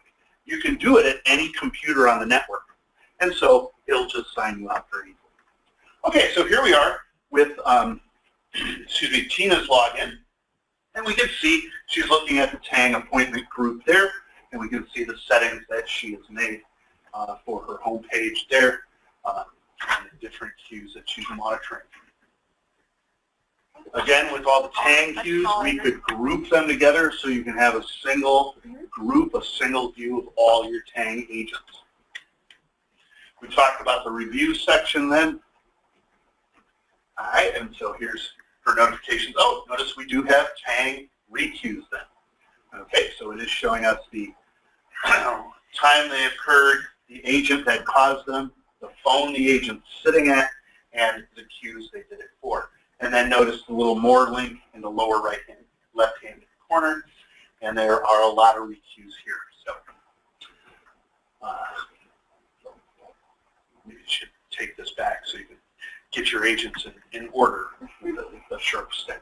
Okay, so lots of requeues there. Again, we want to minimize that as much as possible. But with the Tang appointment, as we talked about earlier, they are viewing people that are walking into the office. Sure. And so oftentimes you're just going to get up to service them, which is what you want to do. Can you help me remember if the requeue is that the call is sent back into the queue, so it's never answered, or? Yes, so what happened here, okay, so Clay was routed a call from the Tang shipping department, or ship department. Yeah.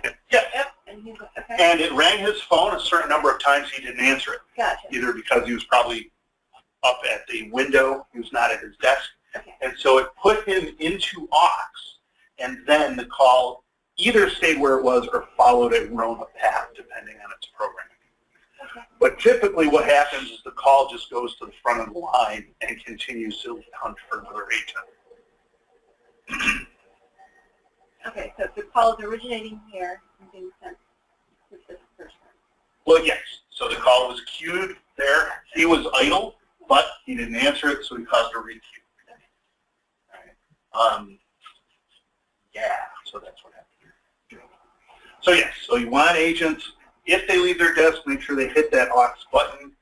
Otherwise, this will happen, and so then you want to manage that as you can. Okay, so all the notifications.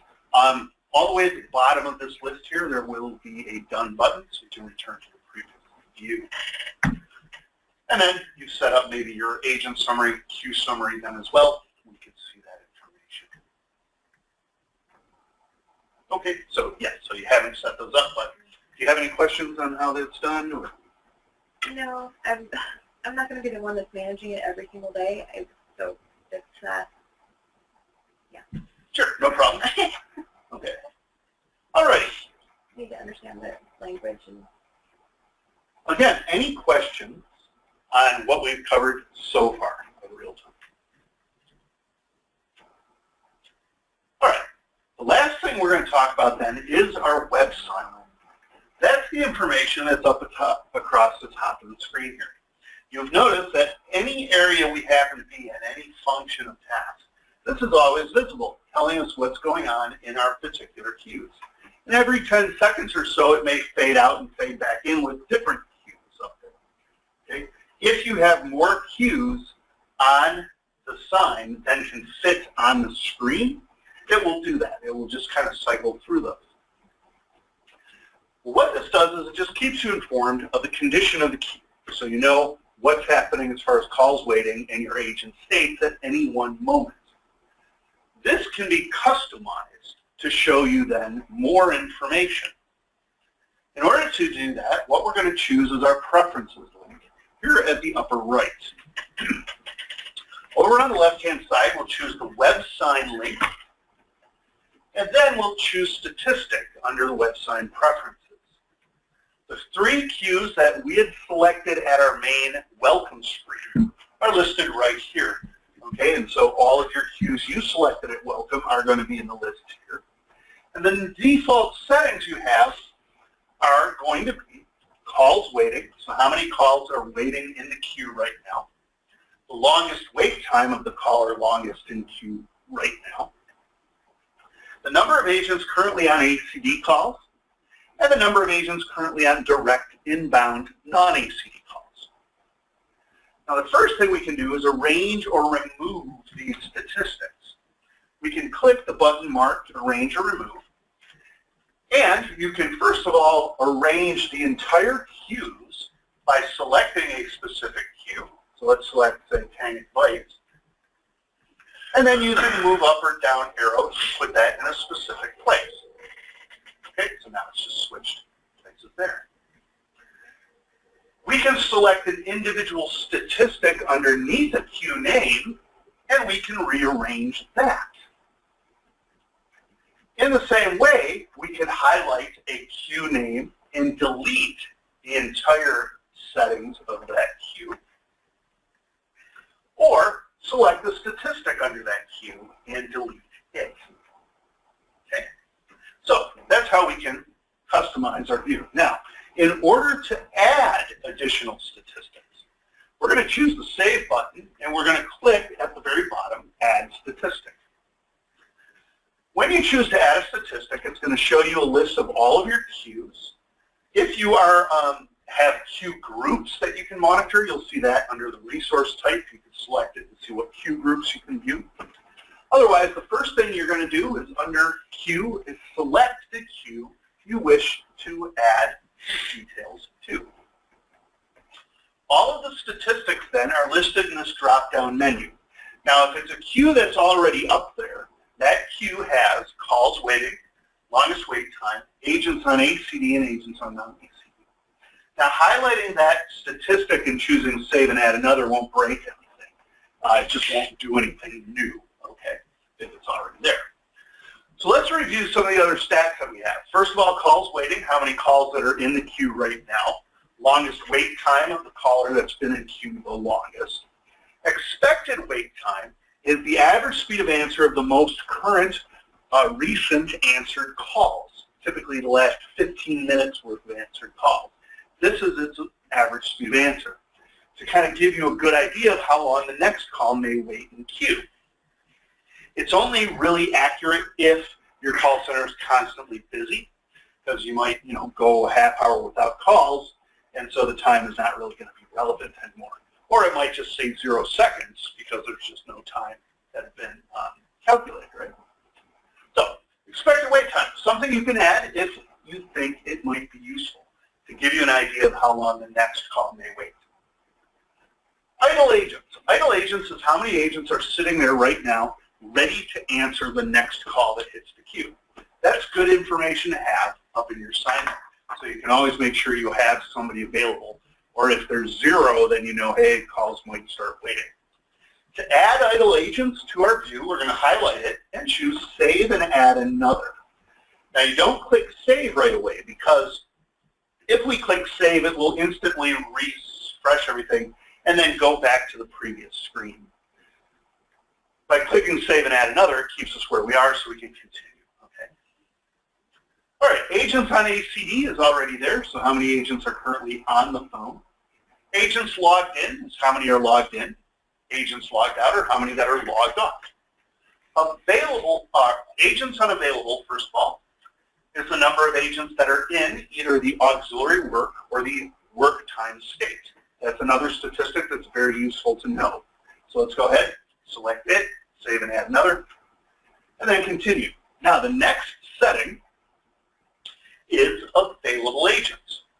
Available agents is the number of agents that are not unavailable, meaning these are the agents that are either idle or on the telephone. They're the ones that are working.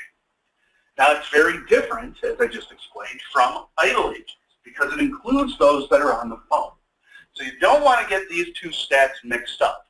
You might see all your agents available, but calls wait in queue. Because the agents are on the phone, they're working with other callers, okay?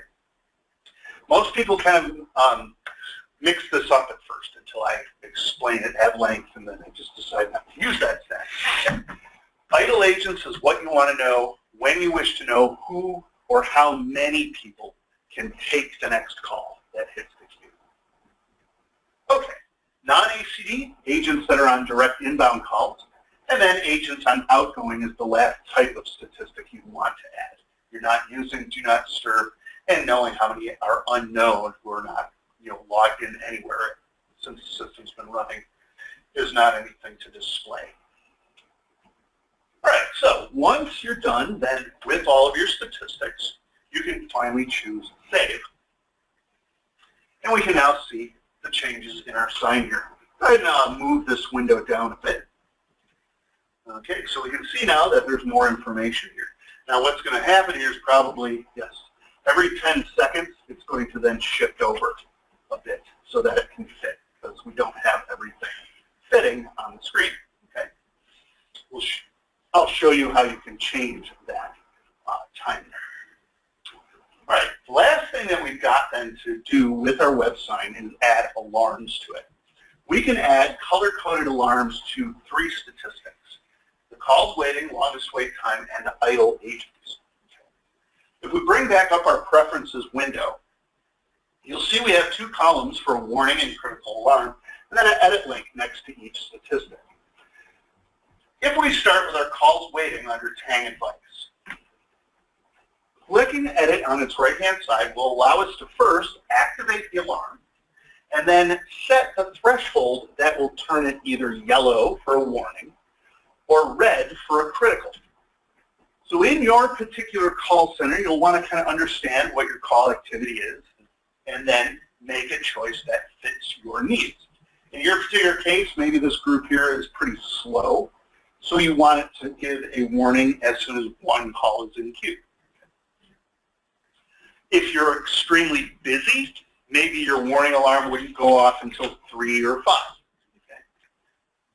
Okay. The critical threshold, of course, would be larger because it gets more severe as the number increases. So once your alarms are set there, choose Save. Now, the longest wait time alarm. This is based on the length of time the call's in queue.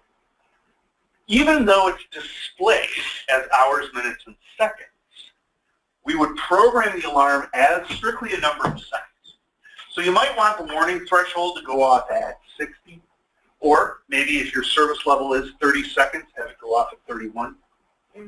The critical threshold then can go off at 2 minutes, 120 seconds, or 180, or whatever larger number you would like. Choosing save here then will save that alarm. Now the last alarm you can use that's really useful is idle agents. Setting alarms on HCD or non-HCD or unavailable, not going to be too useful unless you know exactly how many agents are working at any one moment, so you can judge the number of agents. With this alarm, we're going to program it backwards. We're going to set the warning threshold at 1 and the critical at 0, because it's going to become more severe as the number of idle agents drops. When we see one agent and it turns yellow, oh, we better watch that because he's the last person that can take a call. And then when it drops to 0, that means the next call gets in the queue and waits. All right? So if you're seeing constant 1, constant 0 agents in the queue and calls are piling up, you know you've got an issue with your agents. Great. So there's our alarms. And now we can choose done, and it will update the view. Go ahead and move this window down. Yep. Not too far. And after a few seconds, this moves over. Notice we have the yellow alarm here. Okay. Now, we can edit this alarm and the time that it takes to refresh that view. Go ahead, pull up our preferences again. Under Appearance, okay, we can set the alarm display to either be text or background. Okay, so if seeing the text doesn't grab your attention, you can change the color of the background. So now when this moves over, you'll see, go ahead, yeah, click save, and now we'll be up there. So here is the idle agents now, much more vivid. If we scroll up then, or pull up our window once again, the refresh time up in the sign there under Appearance, excuse me, we can set that interval from 10 seconds to anything you want. So if you'd like it to be faster, you can put it at 5 seconds. Slower, you can put it at 20, and then it will just hang up there. Again, it will only refresh if the screen has less space than you have data up there. Okay? If you have very tight resolution on there, you can probably put more information, although it would be hard to read, but you can put it up there.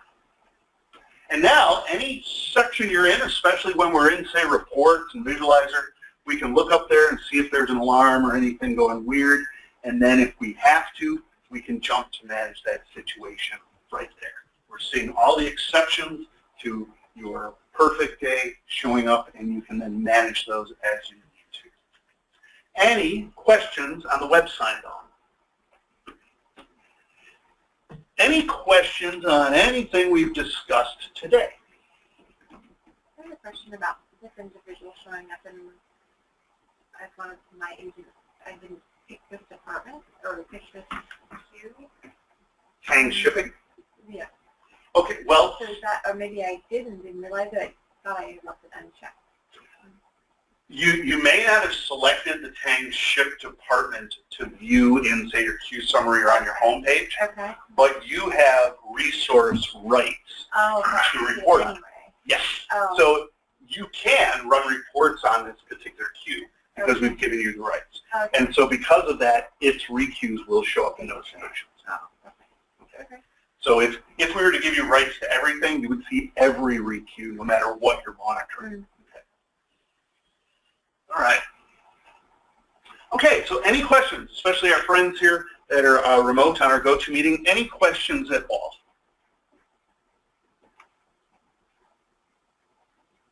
No, I don't have any. It's very thorough and interesting. Thank you. Well, thank you very much. Now, it's best practice when you're done using the Task web portal to sign out. Let's not sign out just yet, but just keep that in mind. We will sign out of it. That just releases the licensing. Although you have a lot of licenses, you're probably never going to have a situation where somebody is prevented from logging in because of licensing. But it's, again, best practice to sign out. Sornet is going to distribute all of the documentation in PDF form However, all of that documentation is also located in our help section. So over to the right of the preferences, if you go under help and then help, everything that I've told you and a lot more, including everything we'll talk about tomorrow, is contained in help. So you want to know more about the home page, the real time, how to view the particular stats, what they mean, how to add things to your home page, how to change the content, change the layout, how to edit your website, how to change your password. All of that information is here within the Friendly Help section. Okay, so keep that in mind. It's an excellent resource. Excuse me. Otherwise, you'll also have the documentation as well. All right, we'll close that window there. The preferences window is closed. Give a click to sign out, and we are done. Thank you all very, very much for your time today. Tomorrow in both sessions, the morning and afternoon, we will be discussing the reports. So also, too, if you're part of the morning session, we are starting at 8 a.m. We're starting the afternoon at 1 o'clock. So it'll give us a little more time to discuss the reports. And we'll see where we're going. So, all right. Well, great. Thank you all very, very much. Thank you very much. Thank you, Tina, for Thank driving. you. No problem. Great. Thank you, bye. Hey, Gio, don't hang up yet. I have a question for you. Yes. Oh, yes. And I guess, Gio, if you wanted to talk about the database, or someone wanted to talk about the database. I forget who that was. Yeah, there's a queue that we missed. Okay. Q85, and I was wondering if you can give me a refresher on how to add the queue to the database. Sure. Absolutely. All right. Well, great. Thank you all very much. I think I was born to have a cane. I like that little thing. I don't know where the little pointer is that points red, but Is this room available? that's on the table. Is this room available for half an hour? Am I available? Yes. Is the Oh, room right now? available? Yes, it is. I have an in-service to complete, and by the Okay. time I walk back, and I understand. We do that sometimes. We're just going to be talking tech. Great. okay, all right, thank you. Okay. Database. All right. We can program the queue manually, but I think the easiest way to do that would be to run the database update wizard. That's shown here in our console. Since after the training is all complete, we did want to reset the task server here to run as a service. So this console will actually go away. I'll create a link to the database update wizard shortcut, then so you can run this. But database update wizard here to update any of the information in our database. We can simply click that. We're going to sign in with task 01 as our password and click the synchronize button. Okay, so here it's showing us all of our brand new queues that are in the phone switch that have been added since task had been updated last that are not in task. Now there's nothing in this list here. If I show synchronized resources up here, these are all the ones that are currently in task right now. And you said that Q85 was it? That was new? Yeah, that's the one. That's the one. So that's already actually in our database. Let's open up. Here. I didn't see it last week. It wouldn't have been in there last week at this time. It would have been in there maybe as of Thursday last week. Yeah, I got the client that was logged on today. He said he couldn't see his queue. Does he So have does he have access? 85, 86, and 87? I don't know. So looking at the spreadsheet that Gio sent to us, 2, 3. of the skill Right. set. That's So, for Christopher. Yeah, let's go look at, Brian, can we look at Chris? Yes. So here's Bear Service right there. Yeah. So it is in task. Why is it under that name? Bear Service. Isn't that intercollegiate athletic? Okay, it's been Bear Service since I've been here. Yes. Now, let me pull up the web portal. Yeah, what might have been that the issue is that I didn't reset everything here or start task. So these new queues might not have any real-time data in there, although there will be reporting available right away. And we can do the restart pretty much any time we want. But let me log back into here. Yeah, it's number 79030.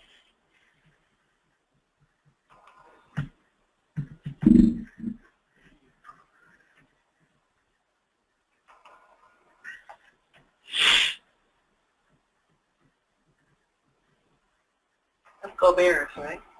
Mhm. You should say go Bears and just go Bears. There it is. Okay. So that's That's good now, yeah. 1-800 go Bears. Yes. So once I restart the task software, these agents would show up.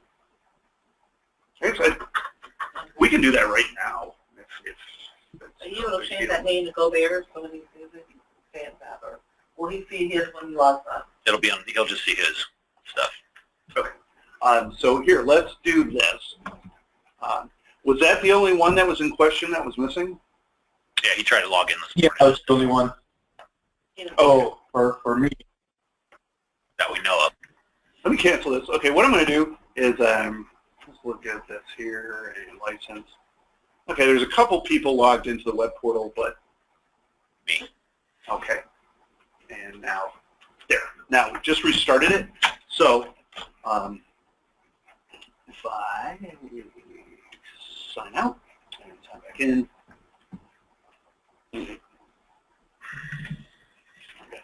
username. Okay, so everybody's going to kind of refresh here.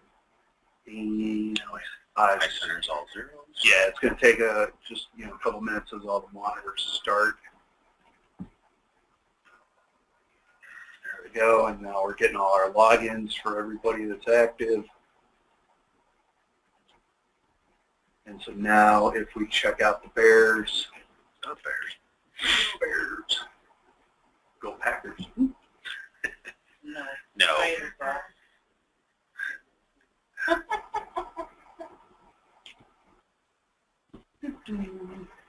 It's just up here.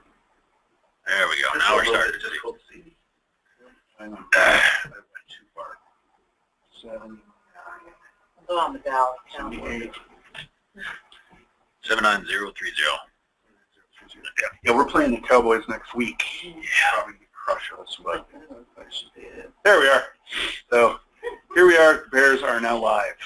Also, all the CSS people should be live as well now. So, all right. So in the future, anytime we add anything, we need to do a Yes. restart. So, with the database update wizard, you would have to run that. Oops, over here. You run this, and then it will pull in everything. Mm-hmm. This can be set to run automatically. However, what that would do then is just pull in everything that's new.